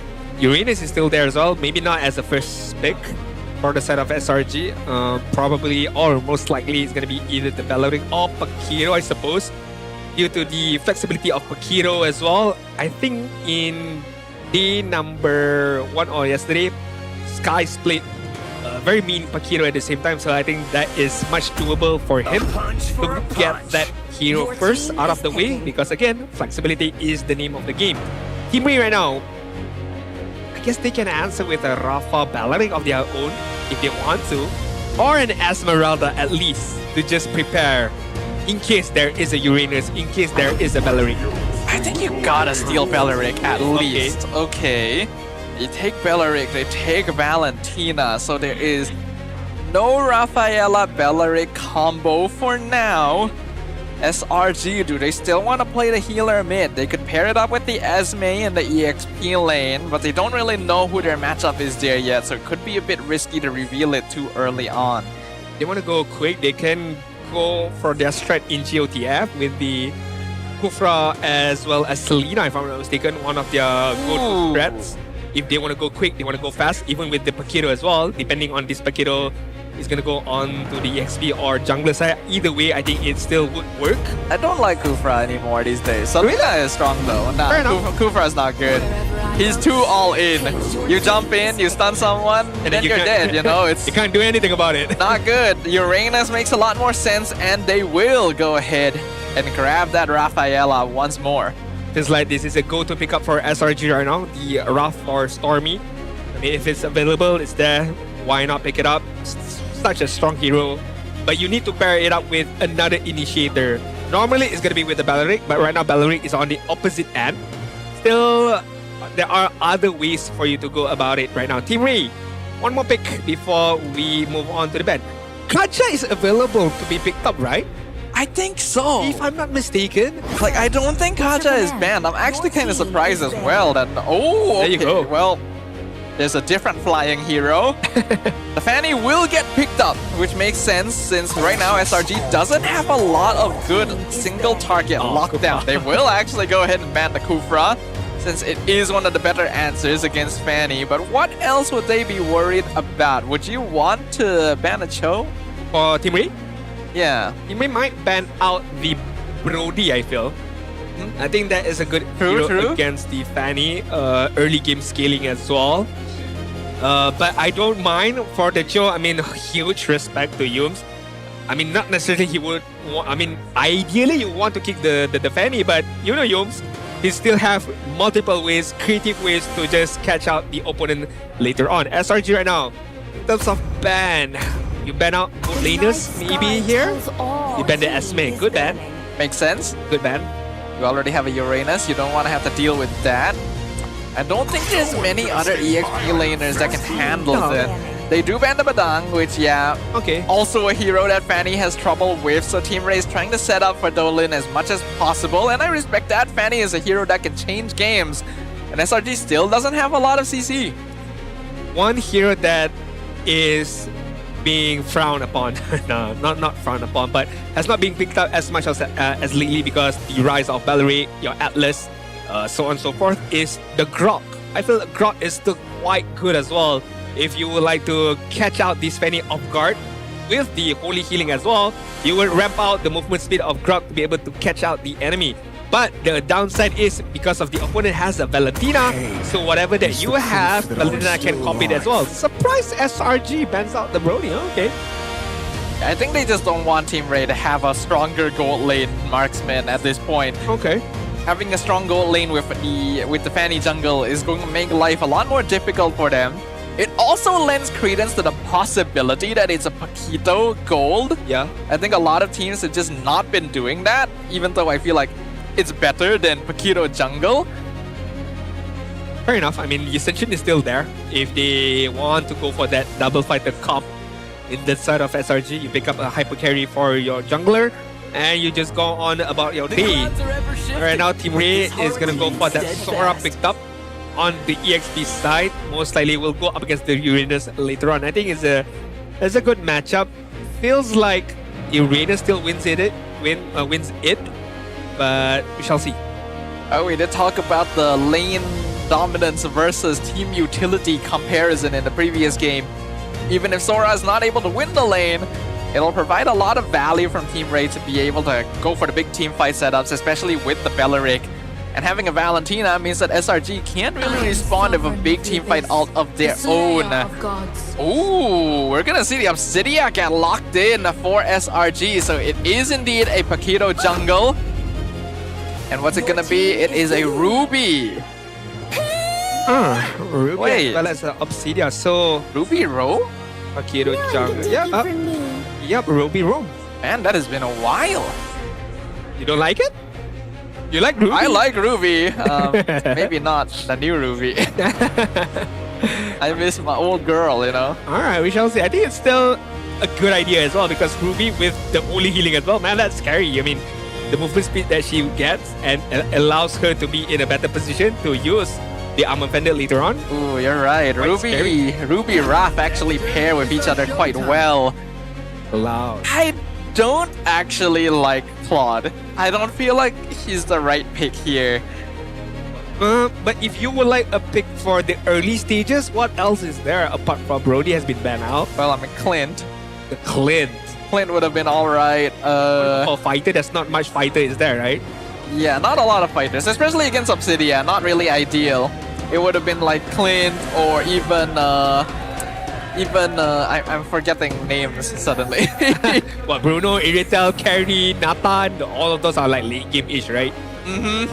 Well, okay. I mean, probably this is more of a comfort pick for the side of Team Ray. But, ladies and gentlemen, we shall jump into game number 2, match number 2. Will SRG have their clean sweep victory today? Or will Team Ray bounces back and even things out for this game? We had a pretty long day. Day 1 on Friday. Went to 3 games both times. Today, we've already had 1 clean sweep. Perhaps we can have opposites go for a clean sweep day, but that is up to Team Array. I think they've got a pretty solid lineup this time around. Good team fighting, and they've definitely got damage as long as the Fanny is allowed to play the game, but we will see how that goes. When you talk about sustain, when you talk about lifesteal, when you talk about health in general, Ruby and Ruff is just super annoying. One can disrupt the movement of the other, and another one can keep you healed up as well as disrupt the movement speed of your opponent. They reduced Ruby's overall spell vamp in recent patches, so Rafaela being around helps make up for that. And in exchange, Ruby has a lot more early damage, but now he's stuck. He's got to flicker over the wall to make sure Dolan doesn't get a free first blood. I think that's still okay, still fine, but good engagement from the side of Team Ray, from Dolan as well. Just providing some early threat towards Yums, forcing out the flicker just now. In terms of emblem right now, Assassin. Uranus Scram, okay. Being more aggressive, I suppose, up against the Sora right now. Master Assassin, just to guarantee he wins lane. I think it's not a bad idea, honestly. And if he does end up finding Clive split pushing on his own, it's also pretty useful. True.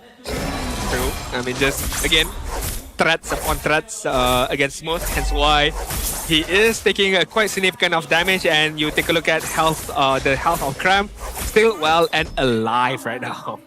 Innocent able to push up lane against Clive, but Clive also going to be freezing the wave there to make sure he can farm easier.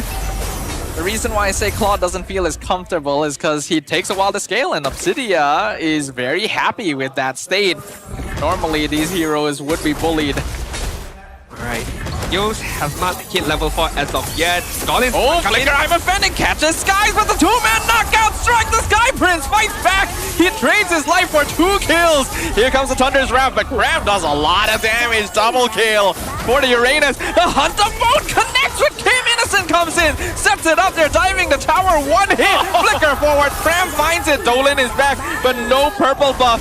Means that Cram can continue being a nuisance. I think that is the effect of the Master of Assassins right there. Although it's not a 1 versus 1, but just provide a bit more threat, a bit more damage as well. Cram still feeling it right now. Yes, I got Stormy on my back. I still have my concentration to just run away, and that's what he did. Triple kill for Cram. That could be the player of the day right now, but Small ought to be careful right now. We see the damage ramping up. Skies being able to turn around that initial catch was huge, actually. The I'm Offended caught him, but he managed to find a double CC in return. So even though he did enough damage. Dolan misses the K-ball. That's awkward. He's gonna have to fly out of there in a hurry. He is one lucky boy right there. I mean, if the Holy Baptism was used from Stormy, could have gotten the kill between Stormy and Yums, and that could be awfully bad for Dolan, and it's still gonna be awfully bad. The fact that Cram is within the vicinity right now. Dolan level 5. Meanwhile, Cram hitting almost level 7 right now. This is a very different tree from when Yums was playing it, and now the I'm Offended pulls Kim back. He's trying to dash away. Yums flickers away. Cram goes in. Mega kill for the Uranus. They find Skies, so that's a good kill for Dolan. Yums able to dash over the wall. Stormy finding the tree kill for himself. Still trading in favor of SRG. This is gonna be a big problem from the side of Team Ray if Clive does not pump up well. I don't see anybody from the side of Team Ray are able to touch Cram. The fact that he has the consecration, the flicker, and the holy healing as well. Oh my god! Dolan just got punched in the face. I don't want to use this word, but that is broken, man. Oh, you're not wrong. There's the I'm offended, hooks the tree back. You know what is a really good tool for taking down trees, blades, and weapons? Is a scythe, I suppose. Well, a scythe is more for grass. True. I guess but then when in this case, Nova is grass. When you pair it up with a bone, the hand of bone as well, you're making sure that the tree does not go anywhere. I don't think a bone is usually used. Probably. But I'll take your word for it. I mean, you might try. I don't touch grass, so I wouldn't know. But maybe depends on what kind of bone you use. If we're talking about a small creature bone, wouldn't work. Right now, you normally need a larger one for a big tree. Probably, supposedly. I mean, we're talking about sizes matters, right? Anyways, Selangor Giants right now. Nova. No, he's just gonna walk out. His team is not nearby to follow up on this. Good choice. Not gonna lie. If he engaged, I'm not too sure what's gonna happen because Stormy is just right there. Hunt the bone on Nova. Rapid Riot comes out, but Innocent already picks up the kill. Here's the shifting skies. They find Stormy. They're going for Innocent. They find him. 4-man gank down bottom is successful from Ray. It took everything. What did it took? It took everything to kill Innocent as well as Stormy right there. Good kill, good trade, I suppose, but look at the top side, was already cleared out by Cram. Meanwhile, the turtle was already cleared out by Sky. So, still the goal lead in the favors of Selangor Giants, but Dolan still not stopped yet on the bot side. I think this game is proof of why Uranus is permabanned. Hero is a little bit busted right now, and then you have the Wrath healing on top of that. Stormy probably has the flask done by now, so Team Ray has no way of killing him. Clive is nowhere near to that level yet. In game number 1, Yums was aura farming, standing still, not doing anything, and still dealing a good amount of damage. Game number 2 is Cram's turn right now to do the same thing. This is classic Cram Uranus. This is what he's always done when he's had Uranus, and it's been a while since we've seen it, but it is nice to see him back. It works very effectively right now. He just stands in front, be as much as a nuisance as possible, and it allows Yums to follow up. They hook the tree into the baptism. Beautiful combo. Rapid Riot completely whiffed. Shifting Skies only catches one. But Innocent is in a bad spot. The Hunabone brought him too far forward. Cram somehow flickers out with 1 HP. He heals back up. And the Obsidian just gets respawned. But it's still a pretty okay trade for Team Ray. Very okay trade right there from Team Ray. Miscalculation from Selangor Giants. They wanted to do the same kind of initiation towards the Nova Escobar, but they were not allowed to do so right there. Have to be careful right there. Clive is still not there yet. I'm not too sure if the KHS was picked up already or not, but clearly not enough damage up against Krem, who's just gonna heal up away. Yeah, the damage was not bad until Stormy showed up. Then it's like, alright, fine. I give up. You win, sure. Heal meta for the win right now. I hate healers, guys. This stuff is dumb. Heal meta for the win. Man, wait till you go up against a composition of Wrath as well as a Minotaur. Oh, disgusting. Well, maybe they just have no damage, you know? Yeah, I mean, you would rely on... I can only hope. I can only dream. You would rely on your gold lane, jungle, or EXP lane to provide the damage right now. Yup. This thing Skies catches Yunes, but he just cancels it out. But here comes Nova. Wrath of Dryad finds the Ruby. Yunes probably going to be abandoned here to terrify everything on him. Flicker out just a bit too late. Now, Selangor Giants are not using their skill set as efficiently as possible in comparison to the early stages. And also it's more of Team Ray finding certain ways to be able to maneuver around Selangor Giants right now. Picking out a few items to allow themselves to survive a little bit longer in comparison to the early stages. They stole that purple. Dolan doesn't have it. Gonna make it hard for him to play on the map, and he's already 3 levels down on Skies thanks to all of these invasions, which have mostly been enabled by Cram. I think one thing for sure for Selangor Giants, they are just playing with time also. They would like to give more space for Innocent to pop up right now. Dolan! Oh my goodness, the Hunt of Bone. Beautifully targeted, smooth. He knows his days are numbered. He's just trying to escape, but how do you get out of this? Double kill for the Sky Prince. Ooh, will they target the mid lane? They see Clive. Do they want Clive? Get me a replay of that, but I can't because there's a fight. Yup, they don't want Clive, they want to eat their vegetables. Nova gonna get consumed in the mid lane while Cram zones out Kim. Skies chases him. Another flicker forced. It's super annoying. The fact that you thought you are safe because Selangor Giants were playing that front to back comp. And then when you go on the back line, that is just Cram. Just standing there, right there. With the amount of damage that he has at the same time right now. Shifting Skies flicker, good setup, but he gets terrified. He's gonna try and re-engage Stormy on very low HP. He walks through, gets taken down by the Cloud Man, but Skies cuts him off.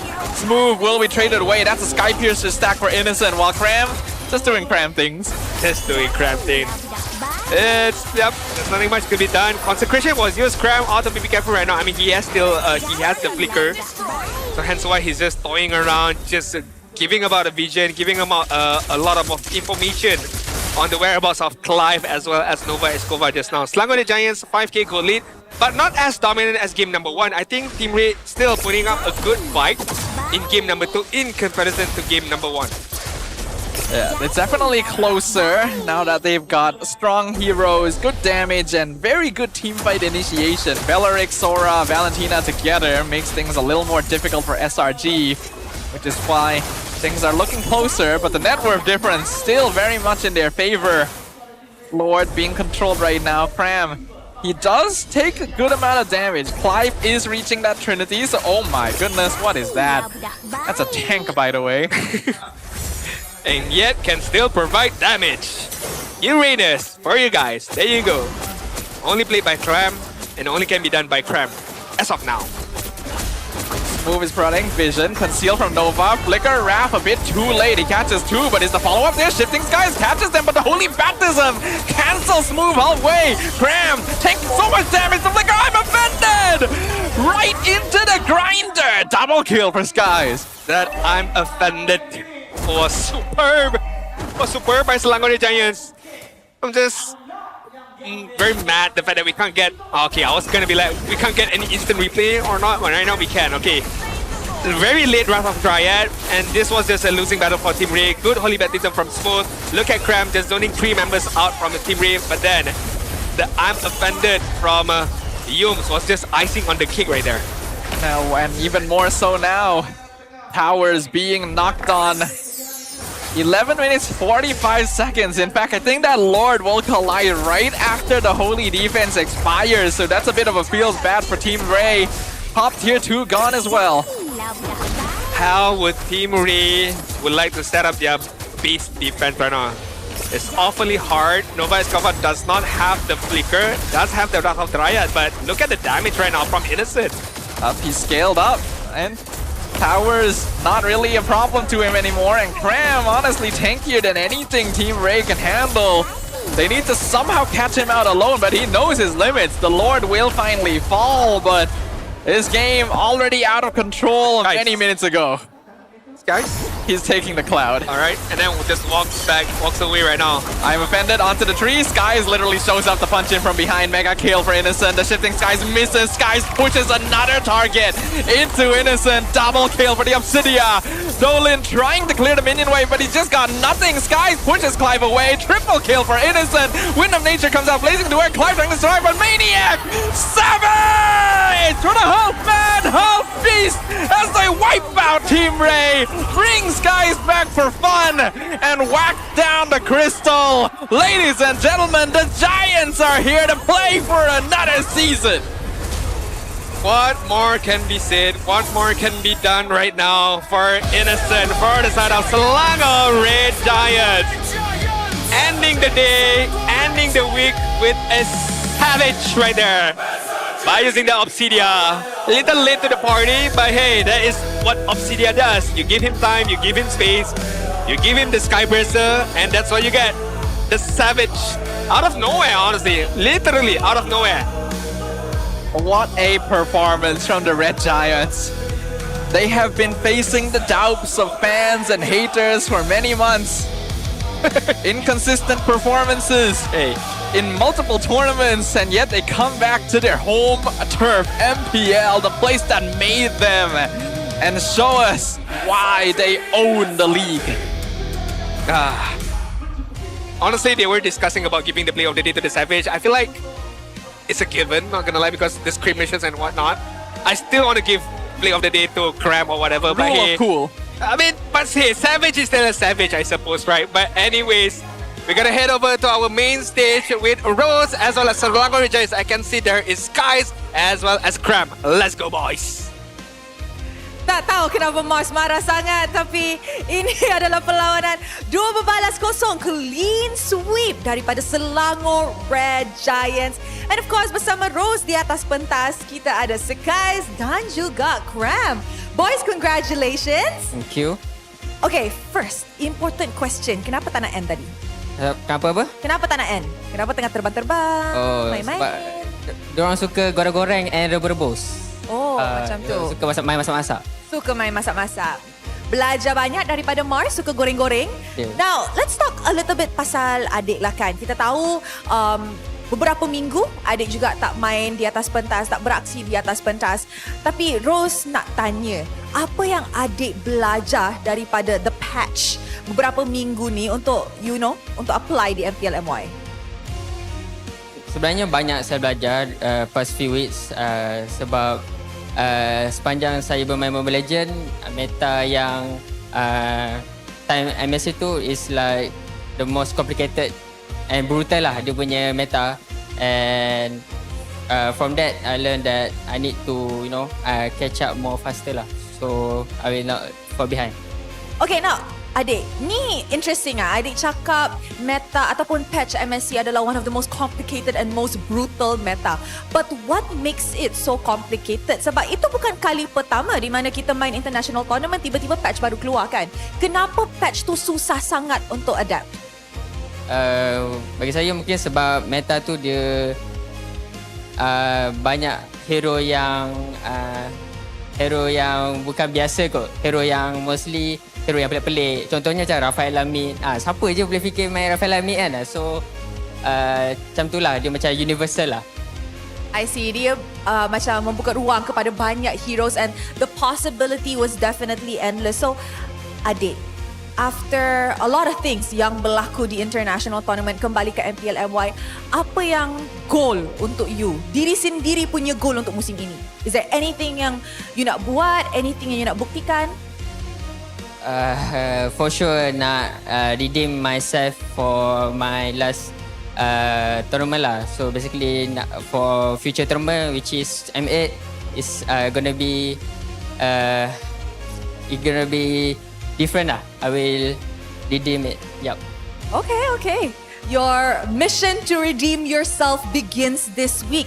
And of course, kita pun nak borak sedikit dengan Cram because kita dah touch on the meta currently. And I've also talked to another EXP player on Friday, and I asked him, because similarly to you guys are very flashy EXP laners playing a lot of the damage dealers. But in this patch, it leans more towards the tankier fighters. How do you adjust to that? Do you feel comfortable? Do you feel like it's hard? What's going on, Cram? Biasa je. Biasa je, tak susah untuk adapt? Yeah. Okay. Because my XP rotation here is only Barat and Yura. So, normal. For you, how different is the patch? Because for jungler, we see that it's quite affected. But for EXP, do you feel like you have to do more things for this patch to compensate for the jungle? I think that's normal lah. Yeah. Just normal. Just like any other day in the EXP. Yeah, I think the most affected is probably mid. Yeah, trio mid. The trio mid. I agree and I think we can all see that. So guys, kita pun sudah saksikan perlawanan yang bersih daripada SRG, tapi hanya seorang yang boleh menjadi MVP. So agak-agaknya MVP anda siapa? Mari kita tengok MVP perlawanan ini in 3, 2, 1. MVP jatuh kepada Cram. Cram! Okay, you know what, Cram? After playing 2 matches this week, what do you think about SRG's performance so far in MPL MY? Yeah, we don't want to be complacent, but yeah, I think we play quite good. And then we still need to do better next time and keep consistent. Yeah. You guys think you are getting back into your usual flow state? Yeah. Okay, Cram, message for the fans who has come and, supported you guys today. Thank you guys. I love you all. Oh!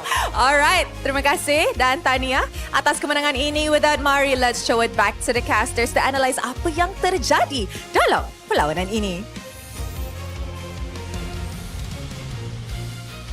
Maghrib tak masuk lagi. Tapi game dah habis. Jam tak ada pula. Jam tak ada. Tapi apakan daya kau berhadapan dengan SRG, bro? Memang game cepat-cepat je semua. Tapi Cram agak menarik kat sini di mana saya nak sentuh sikit dengan pemilihan emblem dia. Master Assassin sebagai second talent. Ini adalah satu emblem yang mana dia akan fokus ke arah buy one and fokus untuk poking, yang mana enemy tiba-tiba ada separate daripada pasukan dia untuk triggerkan this emblem Master Assassin. So I think it's a new thing for us, tapi for pro players is always ada justification kenapa mereka melakukan sedemikian rupa lah. Secara jujurnya saya agak setuju disebabkan dia pun berhadapan dengan matchup yang agak susah, iaitu dia berhadapan dengan Sora, one off matchup yang boleh berhadapan dengan Uranus. Dengan adanya Master Assassin, by the way, Adin join kita kat sini from the English house. How about you mate? No, I think it's a very good Wow. Tak pula kan. I mean Uranus pakai Master Assassin tu clear cut sebab dia nak menang laning against Sora, so that dia boleh provide a bit more threat ke atas Sora tu, and then boleh rotate lebih awal. Hence why the triple kill yang dia dapat tu, yes. I mean kejap lagi kita akan review, of course. Betul. Maybe came of that Master Assassin punya threat ke atas Sora tu jugalah.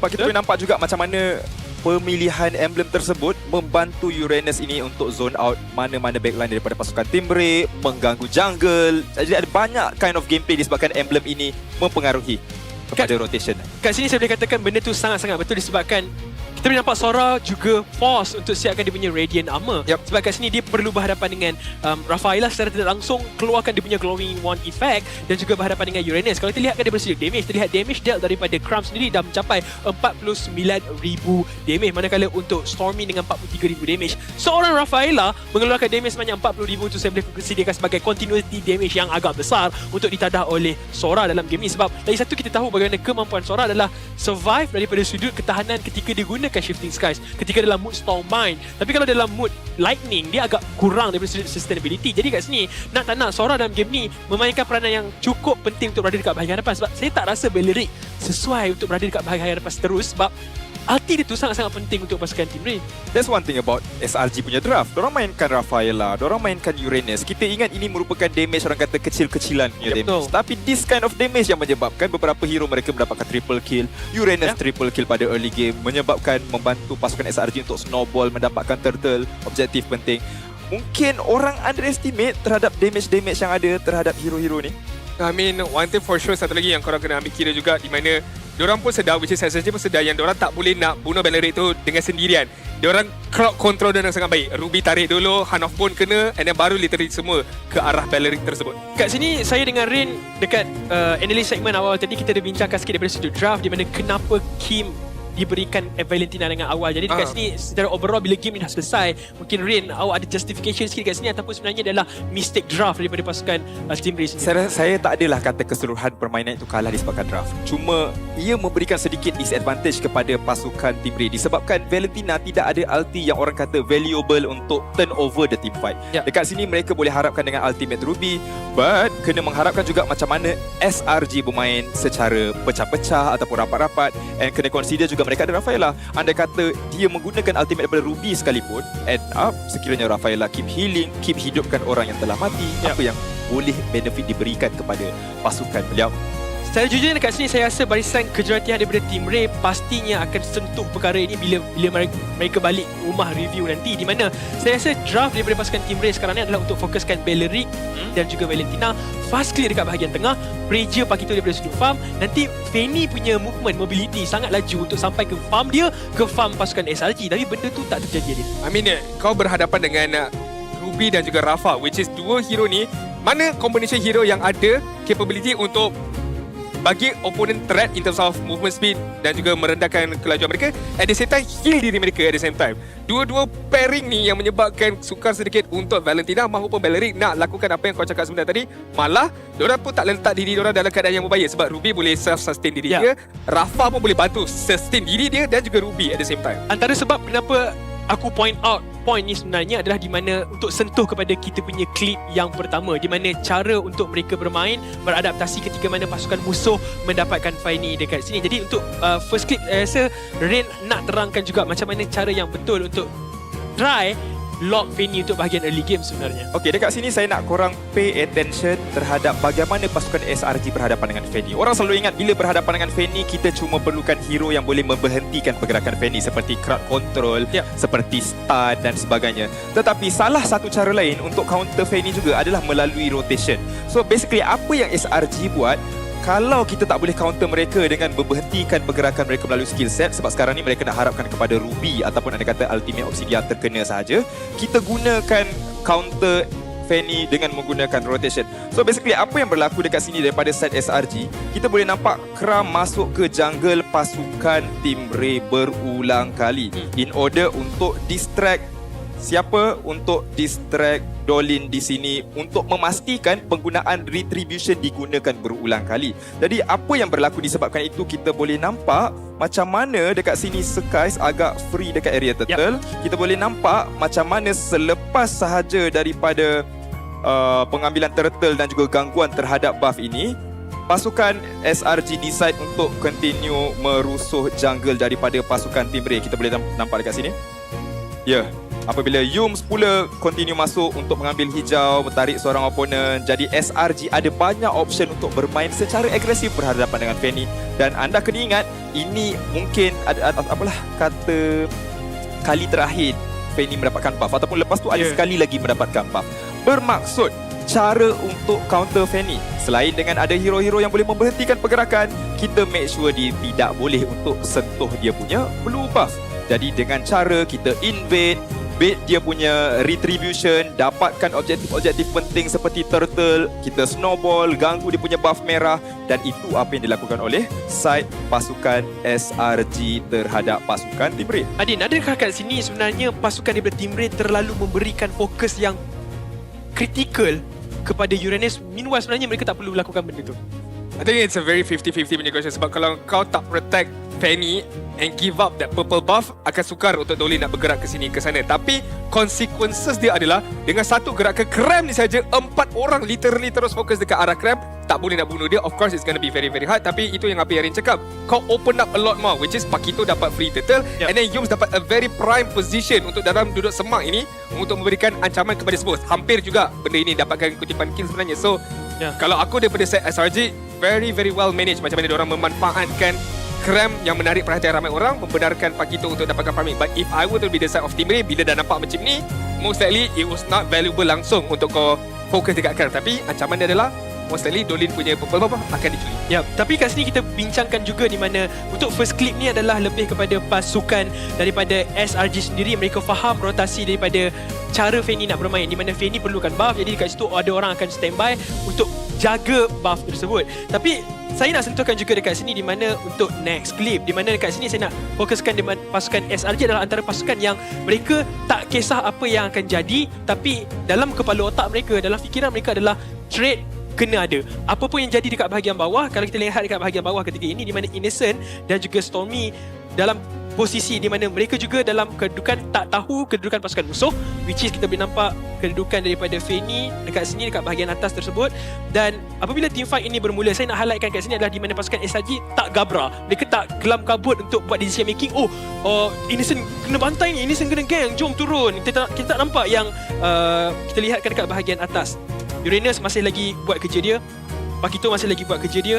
Even kalau kita nampak betapa alertnya Ruby dalam game ni, saya nak highlightkan kat sini mana kedudukan daripada Yums. Kalau kita nampak kedudukan daripada Yums, dia tak terlalu terburu-buru pergi ke bahagian bawah untuk menolong Innocent dan juga Stormy, sebab dia tahu kedudukan daripada bahagian tengah untuk sampai ke kawasan bawah ni mengambil jalan yang sangat panjang. Jadi dia sampai ada possibility yang pasukan dia tetap akan diratakan dan dia datang for nothing. Jadi waktu ini mereka masih lagi kurang pasti di mana kedudukan Fanny, which saya boleh katakan kat sini di mana Ruby daripada Yum memainkan peranan yang cukup penting untuk dia standby just in case kalau Fanny tu datang kacau bahagian Turtle yang pertama. Jadi kat sini kita nak play balik decision making dekat sini daripada pasukan SRG. Lihat, mereka lost innocent, mereka juga kehilangan Stormy, tapi at a certain point kita boleh nampak bahawa pasukan SRG dapat lebih banyak, which is dekat bahagian atas mereka berjaya untuk dapatkan turtle dan juga menara.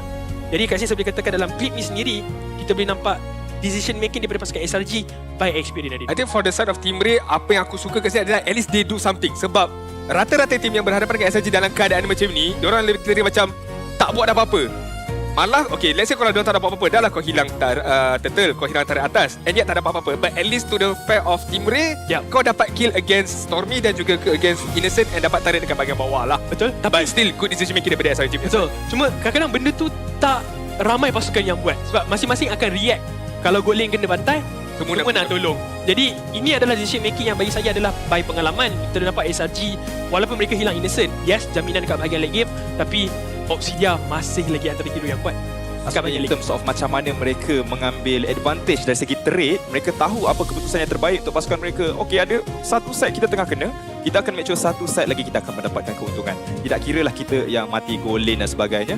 Inilah yang kita cuba cari trade yang menguntungkan pasukan kita. Yap, saya setuju. Dan trade tu memang sangat-sangat menjadi untuk mereka. Tapi kita akan go dengan player of the day, di mana pada hari ini kita ada dua perlawanan yang cukup hebat, tapi semuanya berakhir dengan 12-0. But so far, player of the day kita akan berikan kepada Innocent nanti. I mean, well deserved, sangat-sangat well deserved. Kalau game yang kedua mungkin anda lebih fokus kepada Savage Bell, tapi kalau kita berbalik pada game yang pertama, there was one moment where Innocent berada dekat bahagian backline ataupun bahagian bawah bottom lane. Dia diancam oleh Hirara, tapi dashing capability dia, dash yang sikit tu saja yang menyebabkan dia selamat daripada kena kill against Hirara. Itu adalah antara mekanik-mekanik yang kecil tapi memberikan impact yang besar kepada keseluruhan gameplay Innocent yang menyebabkan game yang kedua of course dapat Savage itulah.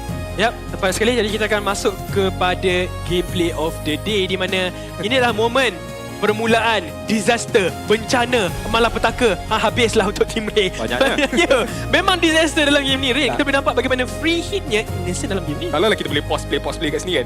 Mana Pakito kau nampak flanking daripada belakang pakai cloud in a competitive gameplay, and then bila dah huru-hara macam ni, I mean again Skypiercer stat dah almost full ataupun dah full dah pun sebenarnya. Sangatlah mudah untuk mendapatkan Savage tersebut. Yes, play of the day tu memang highlight kepada Innocent, tapi orang yang membenarkan dia mendapatkan Savage tu pun kena kita beri highlight ke sebenarnya. Betul. At this point kita boleh kata SRG betul-betul selesa dengan mereka punya gameplay, mereka punya game plan, drafting and so on. Ada terlalu banyak hero-hero fleksibel yang mereka bawakan seperti Pakito, seperti Ruby, dan sekarang Rafaela juga menjadi salah satu hero yang betul-betul mereka tahu cara untuk memaksimumkan penggunaannya.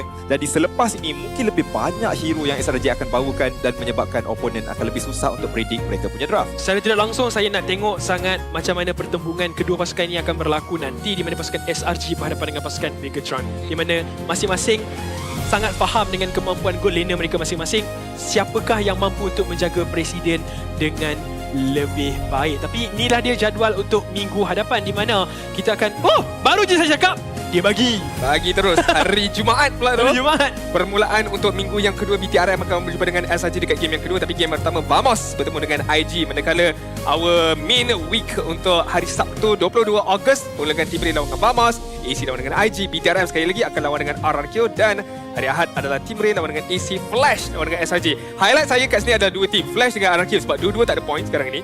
Dua-dua dah main 2 game and kalah pula dua-dua. Tapi untuk RRQ berat juga berhadapan dengan BTRM, which is number 2 sekarang. And then Flash pun berat juga lawan dengan SRG pada hari Ahad. Rin macam mana Rin? Apa awak excited? Saya excited untuk tengok Flash berhadapan dengan SRG. Saya rasa walaupun Flash kalah baru-baru ini, tapi kita boleh nampak peningkatan mereka yang mendadak. Bagaimana early to mid game mereka sangat dominan. Jadi macam mana mereka untuk berhadapan dengan pasukan yang lebih senior lah macam SRG ini. Kita nak tengok bagaimana mereka boleh memberikan Flash saingan. tu ada lah.